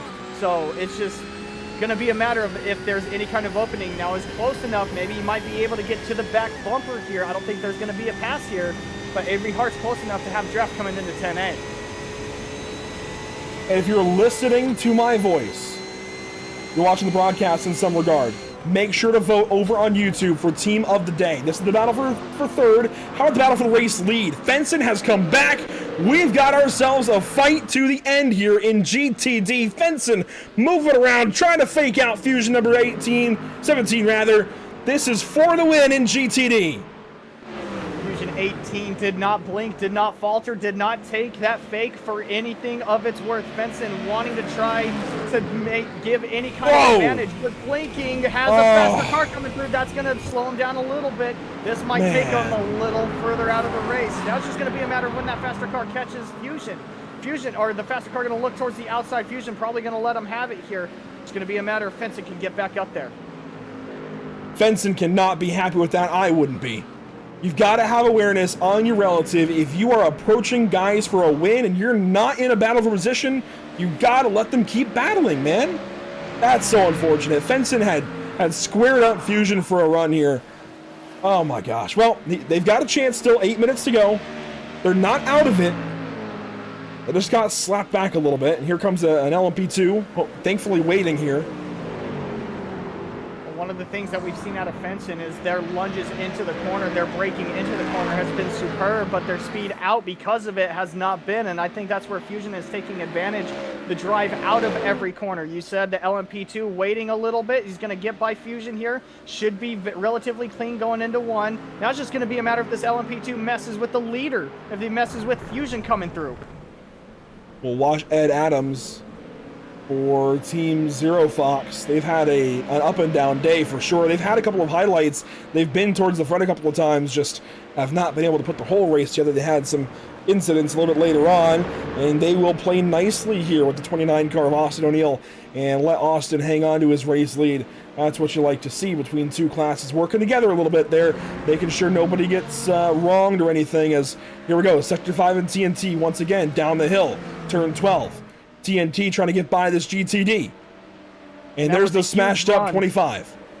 I don't know what happened, by the way, to this team. I'm sorry. GTSRL, so good earlier today. In the lead a couple of times, smashed up at the end. I saw that if I can get to them, GTSRL, they were called down pit road from the stewards for avoidable contact, and I think that's where the damage might have come from. So obviously we saw them towards the front on one of the safety cars, faded through the field very, very quickly, and now a bad day turned worse again for them. They're still hanging in, but yeah, just a bad day turned worse. The LMP2 battles are split apart for now. That GTSRL car actually held up TNT, so best battle on the racetrack now becomes for third place in GTD. We flip back to it here. Adrenaline back on Fusion 18.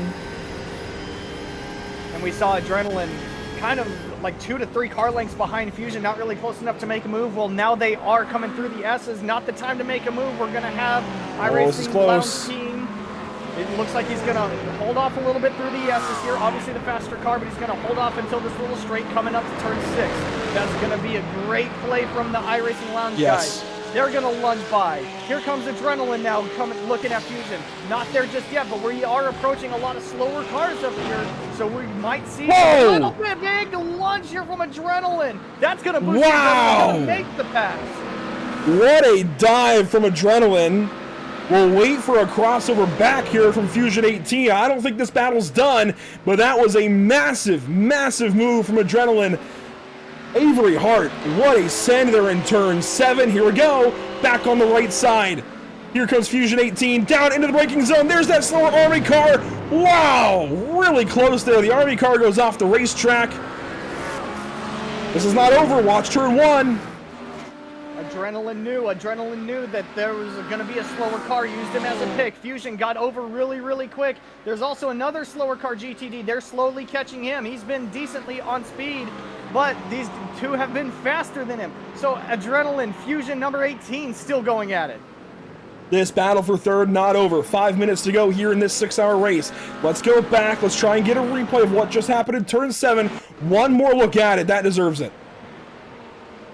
Here's down through the S's, turn 5. iRacing Lounge podcast, guys, waiting on this battle, which is respectable. Now this is going to open up the door for Fusion. Just watch this huge dive coming into turn 7. That's incredible. Fusion stayed in line behind some of the other cars, had to check up a little bit early. Adrenaline said, not for me. Dives it low in Fusion, 7. no talent, is spun around. Oh, no. The wing is gone.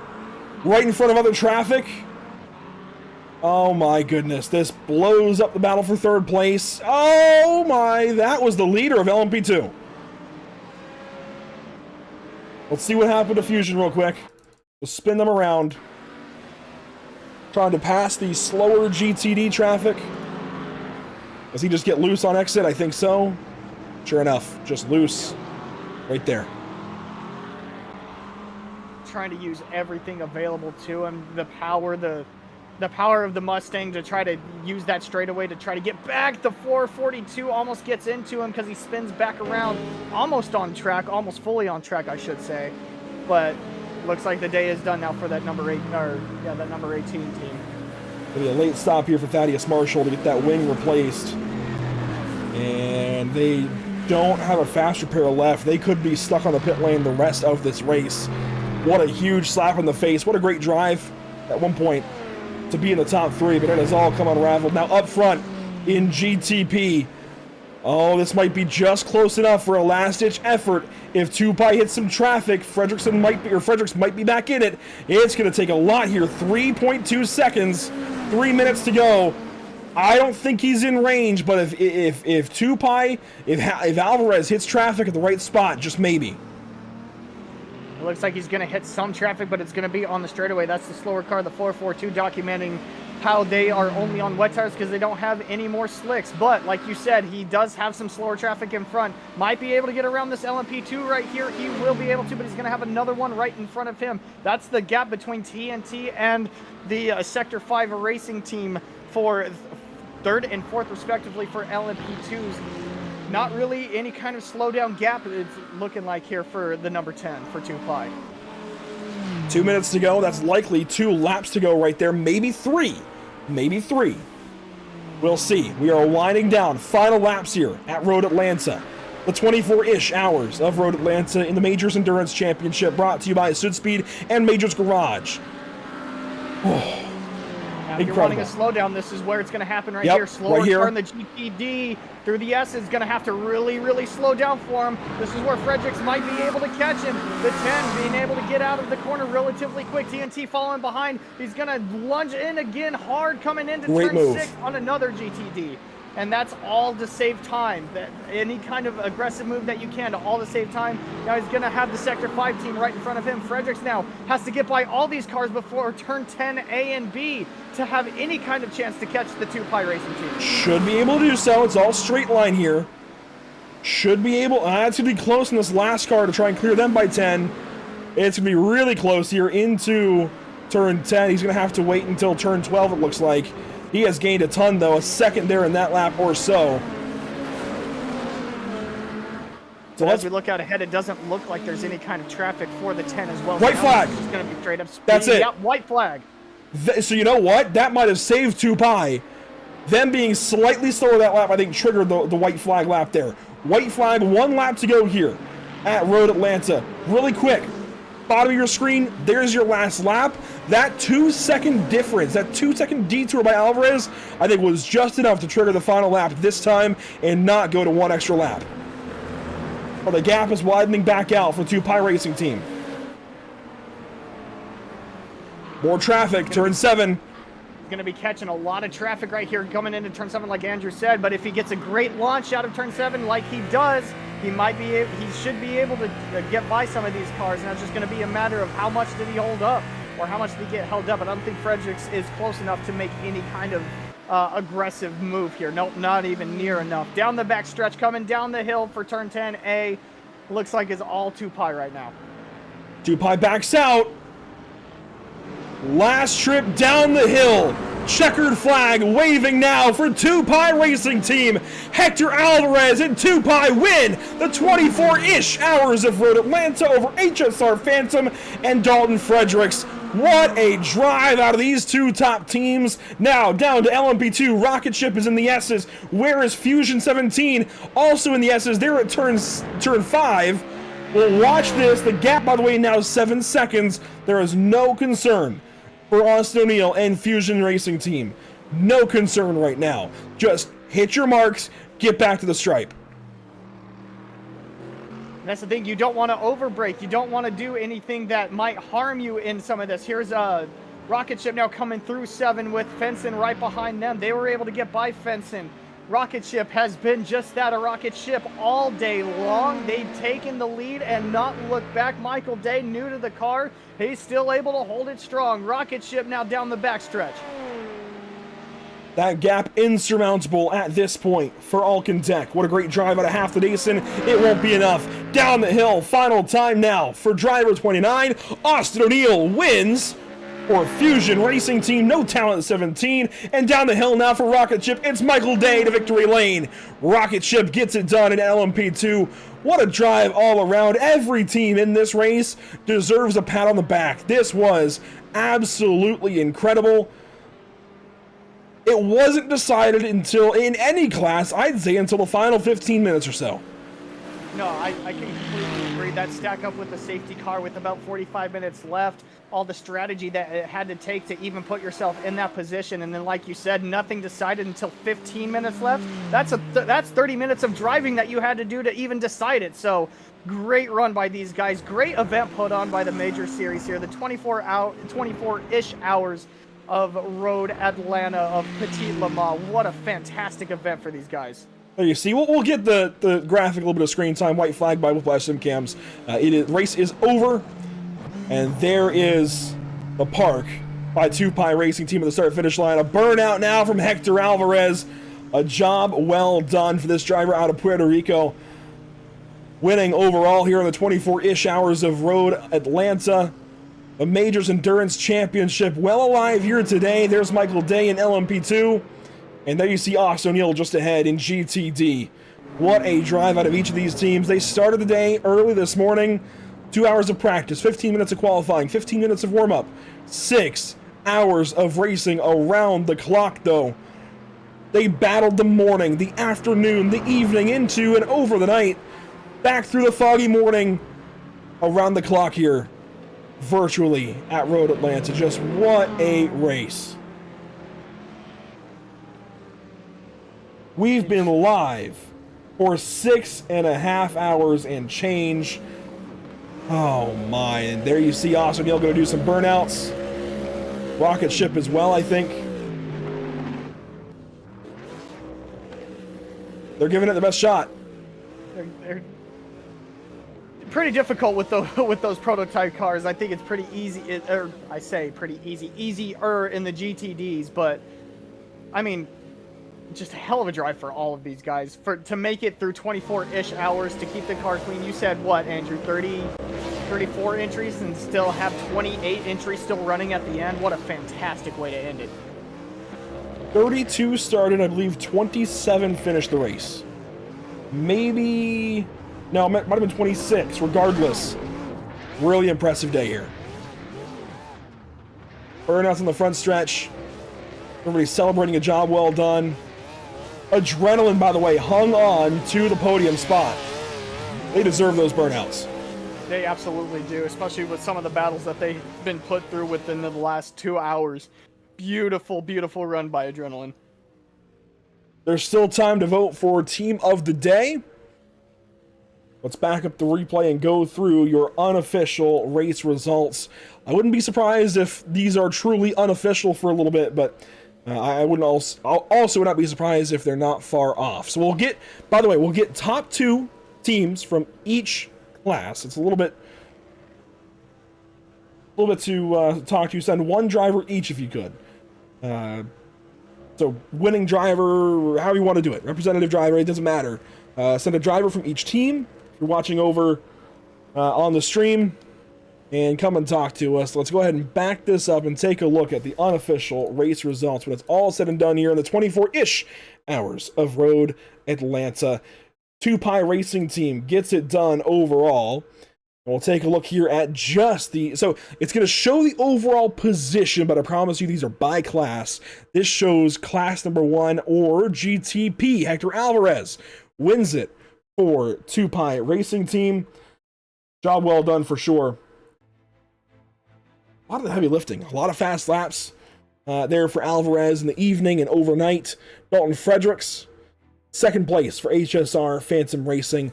It'll be third for Bestial Racing and Grigor Georgiev. Fourth for iRacers Lounge Podcast. What could have been for them? They were so fast at one point in the morning, and it just didn't come together. Seba Cornez, I'm not really sure, in fourth place. Down in fifth, it's Red Lab Competizione. They were promising for a long time, but unfortunately come home in that 5.54 with Kevin Burnett behind the wheel in fifth place in class. Sweaty Socks Racing in sixth place in class. That is Logan Smith behind the wheel at the end. And then these guys all had early exits or did not start in the case of Anthony Larchevek. It'll be Danik Momi from MR Racing in 7th and Mad Sim Racing in 8th with Robert Gregor. They had that massive brake failure into turn 10. Zach, here comes LMP2. And what a day it is for these guys. Again, like Andrew said, this is with the positioning of everything. This is from the overall, but Michael Day will finish 5th overall, but first in the LMP2 class. What a day for him, so to say. He had to hold off hard chargers like Michael Hafladasian. I apologize if I butchered that name, but he will come in at P2. Nathan Dowd and Benjamin Lindsay, they had themselves a battle. They will finish 7th and 8th overall, 3rd and 4th respectively.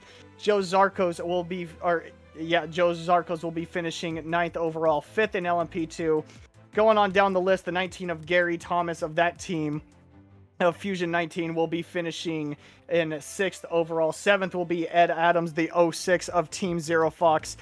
Will be finishing 7th. 8th will be the 3-car of Elite Motorsports team. Marcel Ferreira will be finishing with them. Timothy Hastings, my goodness, will be finishing 9th in the 150 of that wacky racing team. And finishing behind them, Justin DeLuca in the 34. Balka Black Prototype will be finishing 10th for LMP2.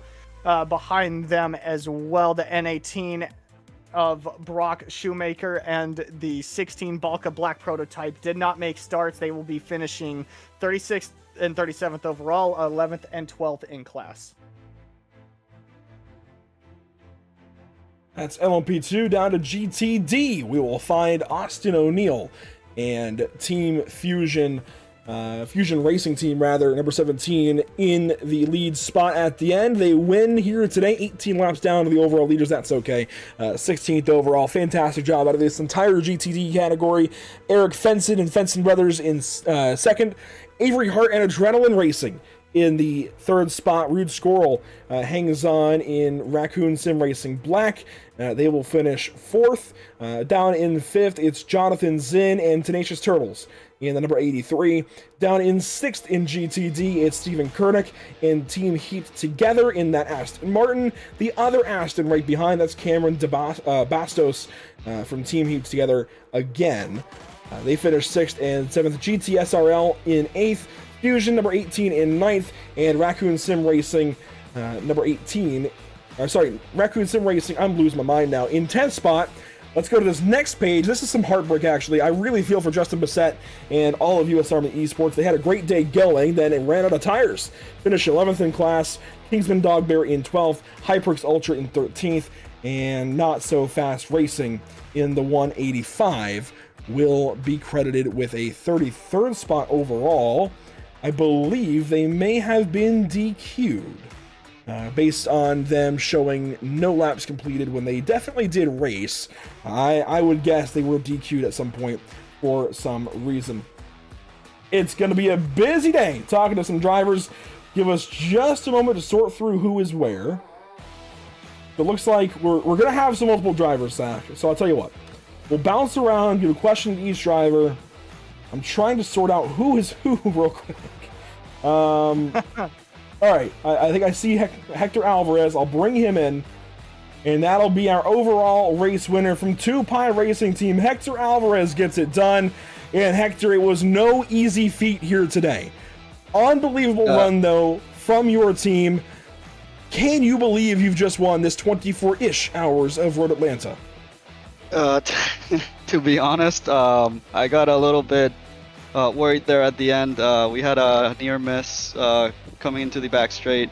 I think I had a netcode because we didn't get any damage or anything. But it did put us at 24 out of the 25 or 23 out of the 24 incidents with like 5 laps remaining and a lot of traffic. So yeah, I guess the last 5 laps were the most intense part of the whole race. The most intense part of the race for you guys right at the end. And it took a lot of work in the overnight, especially to position yourself time and time again at the front end after all of these different safety cars. 5 safety cars in 6 hours. Can you believe that? Yeah, I wasn't expecting 5, honestly. This is the first time I've raced where we have a tire limit.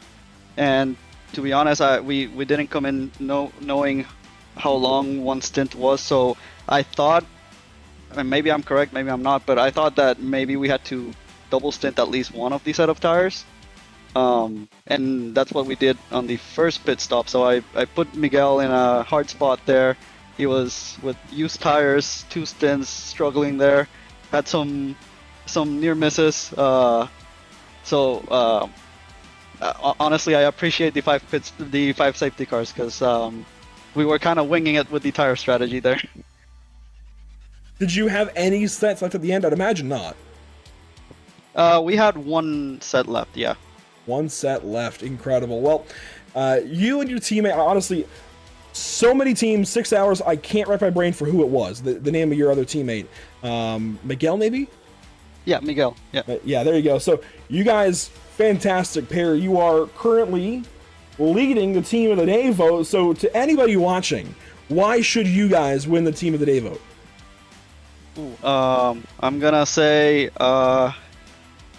because we started 5th and Miguel did an amazing job today. We've been having a good streak of races recently, and I think he did an amazing job today. So not even I think Miguel deserves it more than anyone here. leading the team of the day vote for now. We'll see if that holds at the end of the interviews. Congratulations, Hector. Give a congratulations to Miguel as well. Fantastic job all 6 hours. You guys deserve this win. Yeah, thank you. Good one. Hector Alvarez gets it done. We've seen him before in the North American Racing League. And boy, what a job here today in the Majors Endurance Championship. Hopefully we see more of this team down the road. Great job there. Let's move on down.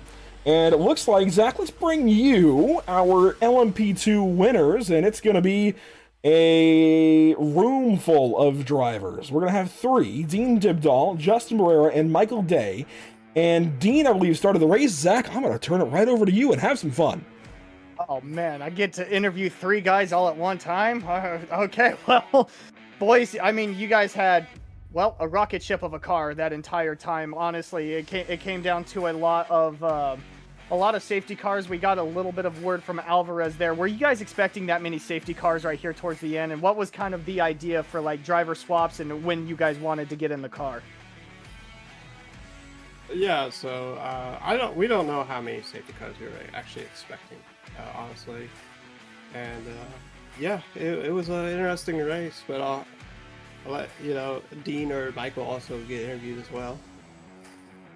Yeah, I mean, absolutely. I mean, Dean, you put that car out into a good spot to keep that. I mean, to pretty much take the lead, and then Michael, you had to hold it from a hard charger right there after that last pretty much. That last safety car. Jeez, if I can get my brain going. Dean, I might have missed you a little bit towards the start of the race if you were the one that started. I mean, what was the... How did you guys like the 24 hours, so to say? I'll start with you, Dean. How did you guys like the 24-ish hours, the accelerated time for the event? I liked it. It was very interesting to see the lap times vary, over like the shorter period of time. It's definitely difficult on the tires. Man,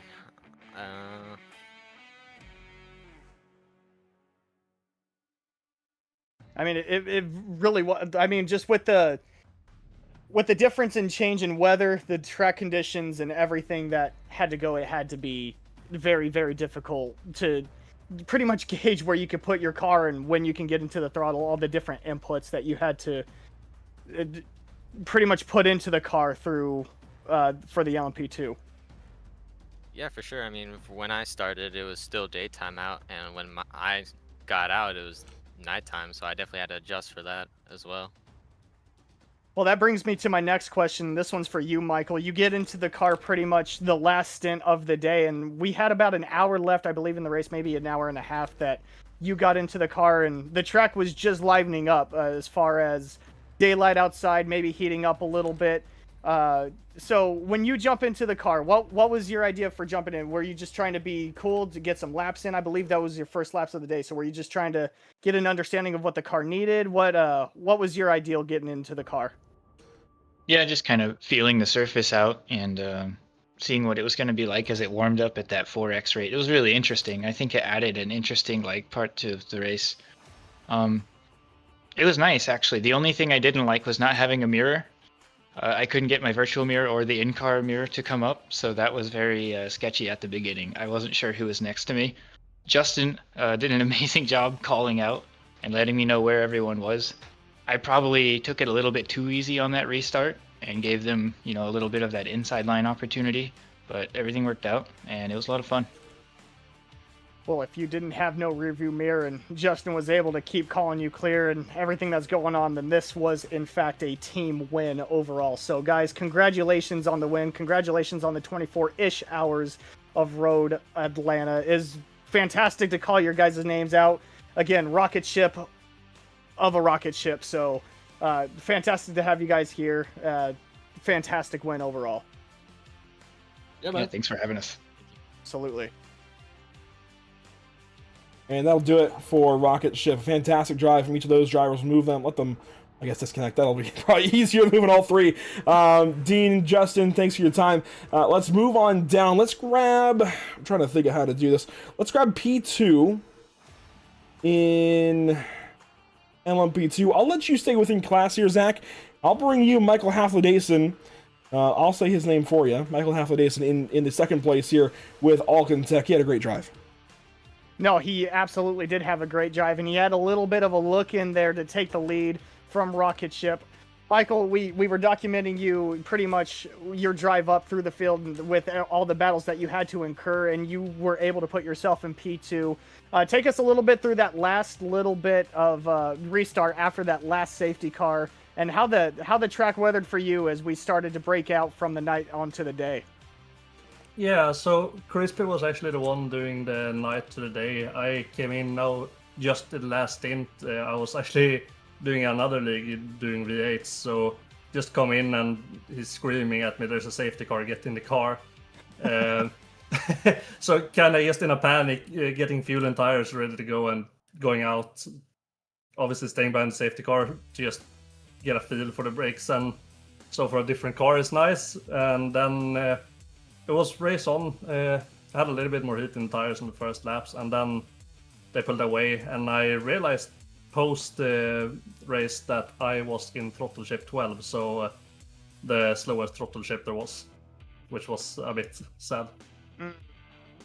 Well, I mean, still through all of that, I mean, it makes sense, but to keep yourself warm, but in a different car, and then to jump into this car and still perform the way that you did with everything that happened, it's very, very impressive. But I also did want to talk to you a little bit about being the LMP2. Obviously, you're faster than the GTDs, but not faster than the GTPs. How do you manage that, especially jumping into a car that's right in the middle, quite literally in speed for GTDs, LMP2s, and GTPs?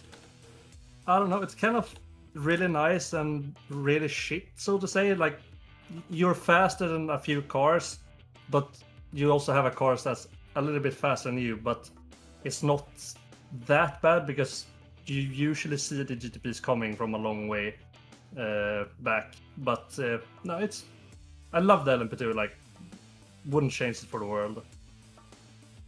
No, I agree with you. In my personal preference, I'd like to be the car that's always getting past or the car that's always passing. So when I see drivers in LMP2s, it just blows my mind that they could be both, that they could be the cars passing and the cars getting past and still keep it out on track. And especially, like you said, to be in a league race, to just jump into this car out of nowhere with really no warm-up because you were in a different car, is just outstanding. So fantastic P2 run for you guys, and it's great to have you out here. Before we let you go, is there anybody you want to give a shout out, the team, anybody you want to give a shout out to before we let you go?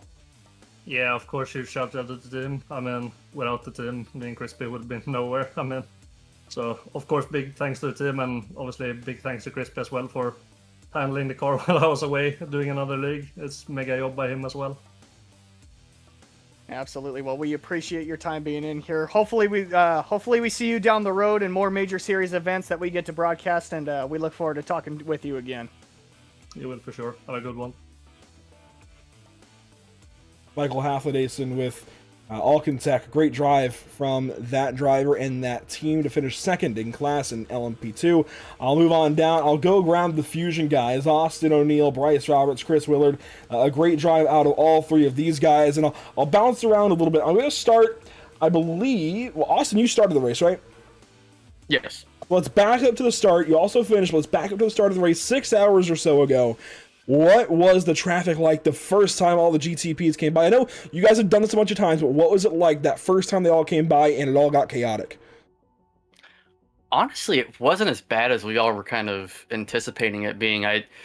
It's either going to be, with this place being so small, like you're going to get them kind of strung out, or you're going to get them all in a pack. And even though they were kind of packed up when they got to us, it was at manageable positions around the track to where I wasn't losing a ton of time with everybody around us. And I think at the beginning of that race, that was kind of a huge factor in getting us separated from the field and kind of getting a gap built and running. But yeah, we were on the lucky side today on traffic, but we've been on the receiving end of that many other times. So it was nice to get lucky for once. And Bryce, I believe you got in next. Great run Correct. there into the evening for a little while. As the race evolved, as the track changed 4 times as fast as normal, what was that like trying to keep up with it? It was definitely exciting. I mean, as the track cooled off, things got better. car had more grip. Yeah. Hey, fair enough. It was just a lot to keep up with there for a little while. I'll move on over to you, Chris, because you had kind of that stint afterwards, I believe. You did some of the heavy lifting to get back up through the morning, the overnight into the morning. Track was changing, got real cool, got real grippy, but we had some safety cars in there, moved things around, changed who was up front, who was where. What was it like trying to stay ahead of the game, trying to manage how many tires you guys had? I mean, that's a lot going on. Yeah, we definitely, as we kind of approached that evening time, we knew that we had to use that opportunity to kind of double stint some of those tires, especially as hot as it got, in the summer, or, when it was light out. But that's where we kind of focused on putting our head down. And, when things get dark, things can get treacherous. It's hard to see other cars around you. You're getting flash. It's just kind of hard to stay focused. But had a couple moments there. Had the car almost 90 degrees and almost spun, but we kept it in one piece. And just super proud of our guys, everybody just sticking to the game plan, sticking to the strategy, and just super thrilled, super happy.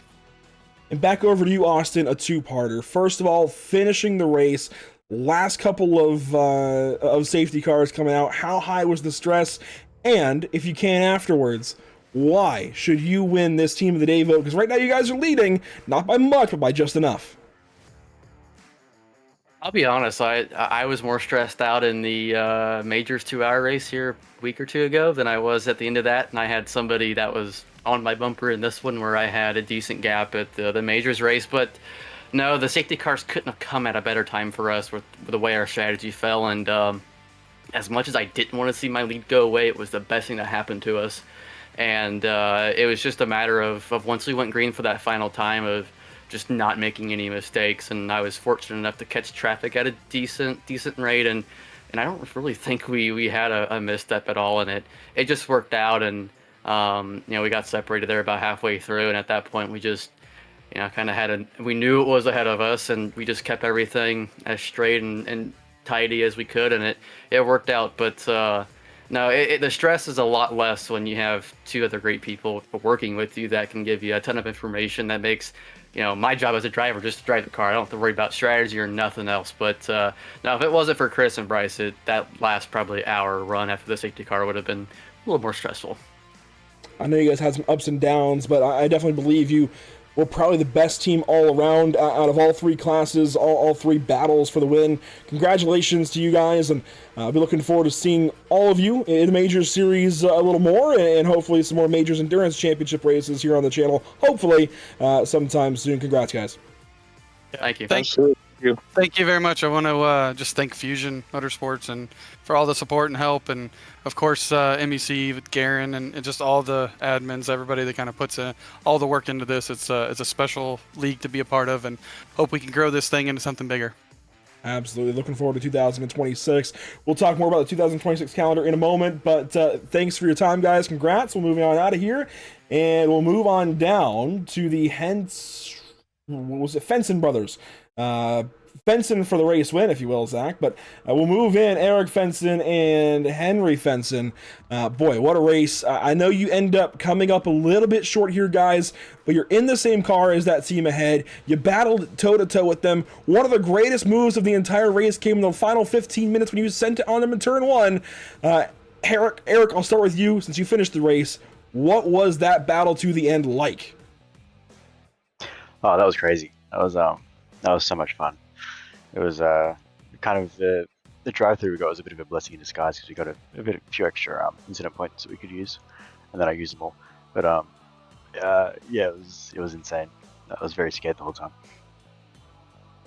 And of course, it's bright and early in the morning for you guys. I think the sun is probably coming back around for you guys here soon if it hasn't already. So Henry, racing late into the night, overnight for you guys, even though maybe the time of day and the sim doesn't line up quite right. What was that like, especially at 4X Time Excel? Yeah, it was pretty exciting trying to just stay on top of the tires and keeping an eye on where the track temperature was at. And could definitely feel it towards the end of the last stint. I was getting pretty tired and started picking up a lot of incident points. So got myself a drive through, but luckily the track was really good. So cooled the tires down a bit in the drive through and just sort of put some good laps in and sort of close back up to the pack before the final stop. And I'll let you go one after another here, Eric, then Henry. Of course, this a non-points event for the Majors Endurance Championship, kind of extension of the Major Series. What kind of experience do you guys have with MEC, and what are you looking forward to in 2026? I ran the Le Mans 2.4 early this year, and I won the second split in that. It's my first time doing any of the real longer races. Yeah, it was a good time, very well run.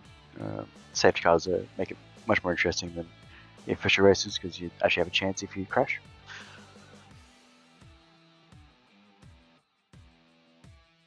Yeah, it's my first time doing the mech. First time doing a 6 hours, the longest enduro I've ever done. So it's nice to tick it off and get to the end, number P2, and yeah, definitely a check out, do some more races. Well, it sounds like for a couple of brothers might be a little newer to this kind of thing, these longer races. You guys did fantastic. Congratulations. I think you're going to come up a little bit short as well in the team of the day vote, but that's okay. You guys are on there. You guys represented well. Great job, both of you. Hang your hat high, and hopefully we'll see you again soon. Yeah, cheers. Thank you. Eric Fenson, Henry Fenson, great job by each of those brothers. And really, to hear that they're both relatively new to this kind of racing, Zach, that is huge. They did not drive like they were new, that's for sure. No, that's to be new to endurance racing and pretty much drive almost to a win. That's very, very impressive for a couple that are new out of what they said. So that's very, very impressive.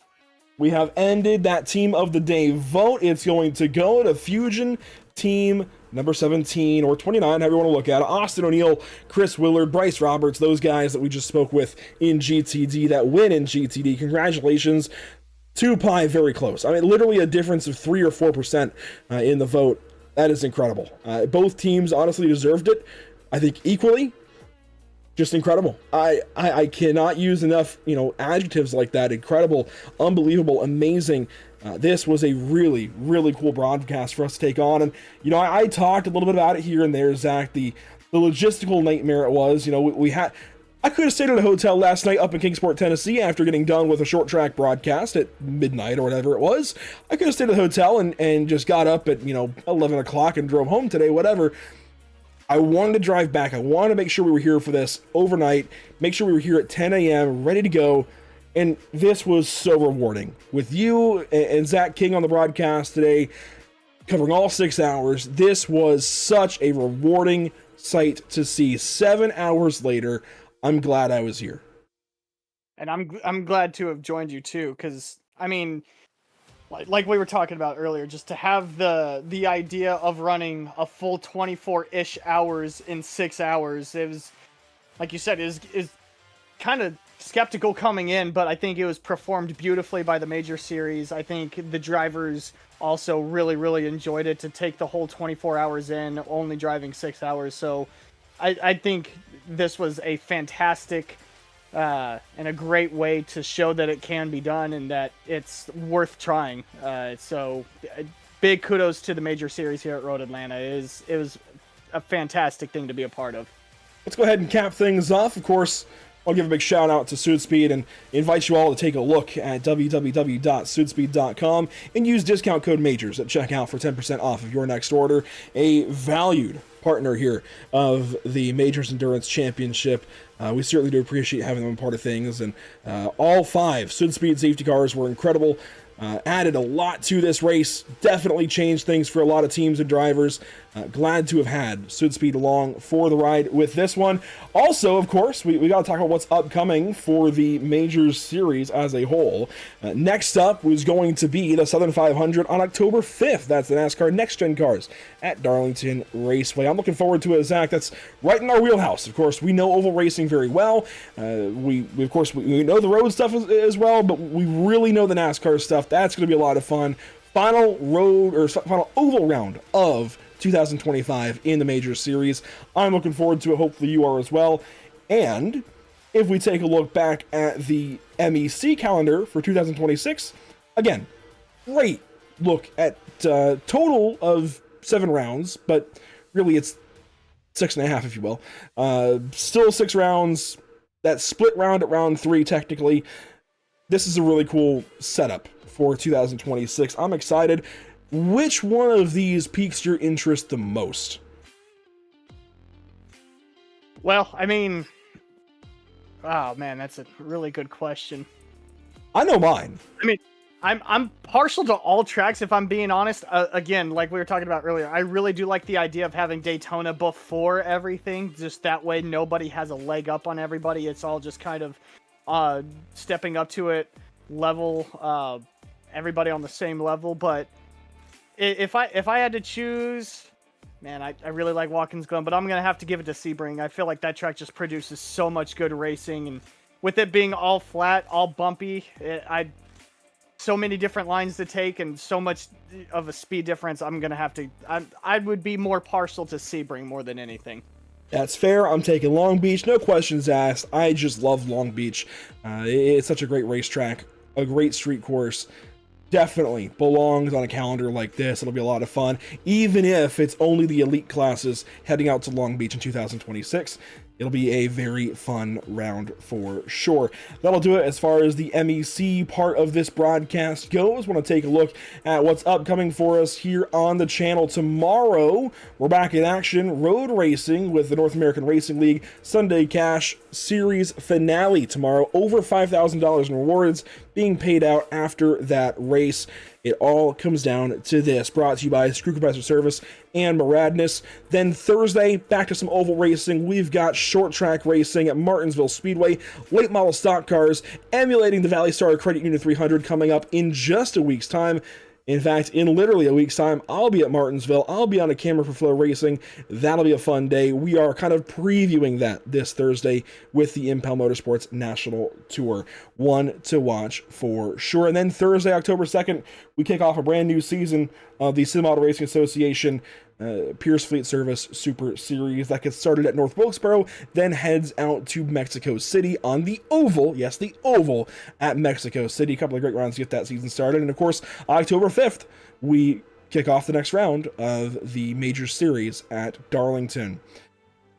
Zach, I know we don't have Zach King to ask, but I'll ask you any final thoughts here as we take a look at the social links that we can take a look at across Pit Stop TV. Any final thoughts from these 6 hours, the 24-ish hours of Road Atlanta?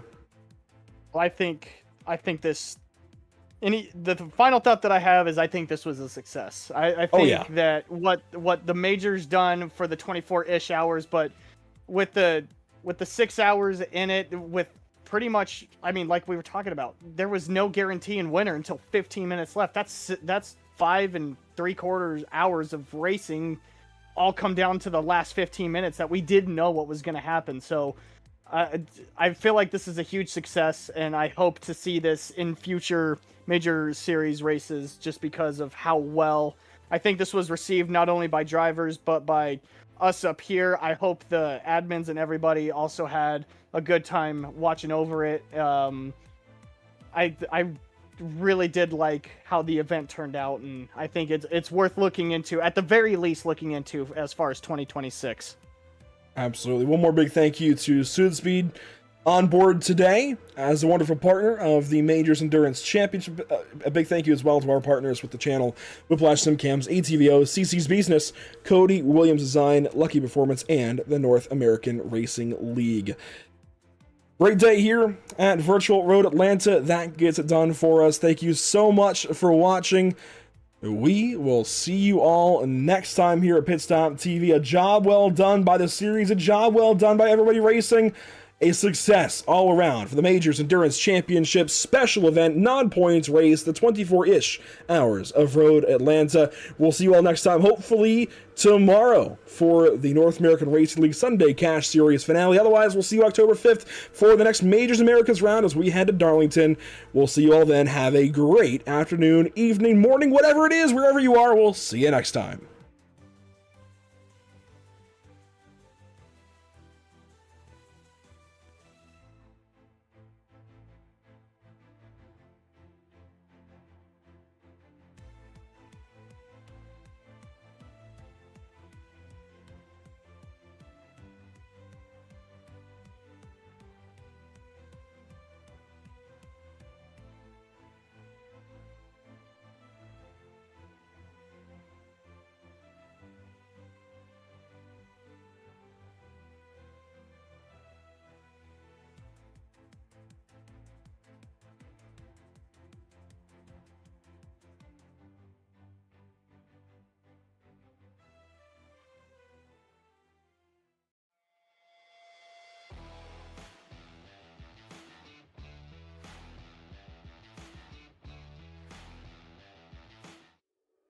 Hey, you know that guy who just before the green flag keys up his mic and asks, "Anybody got a setup?"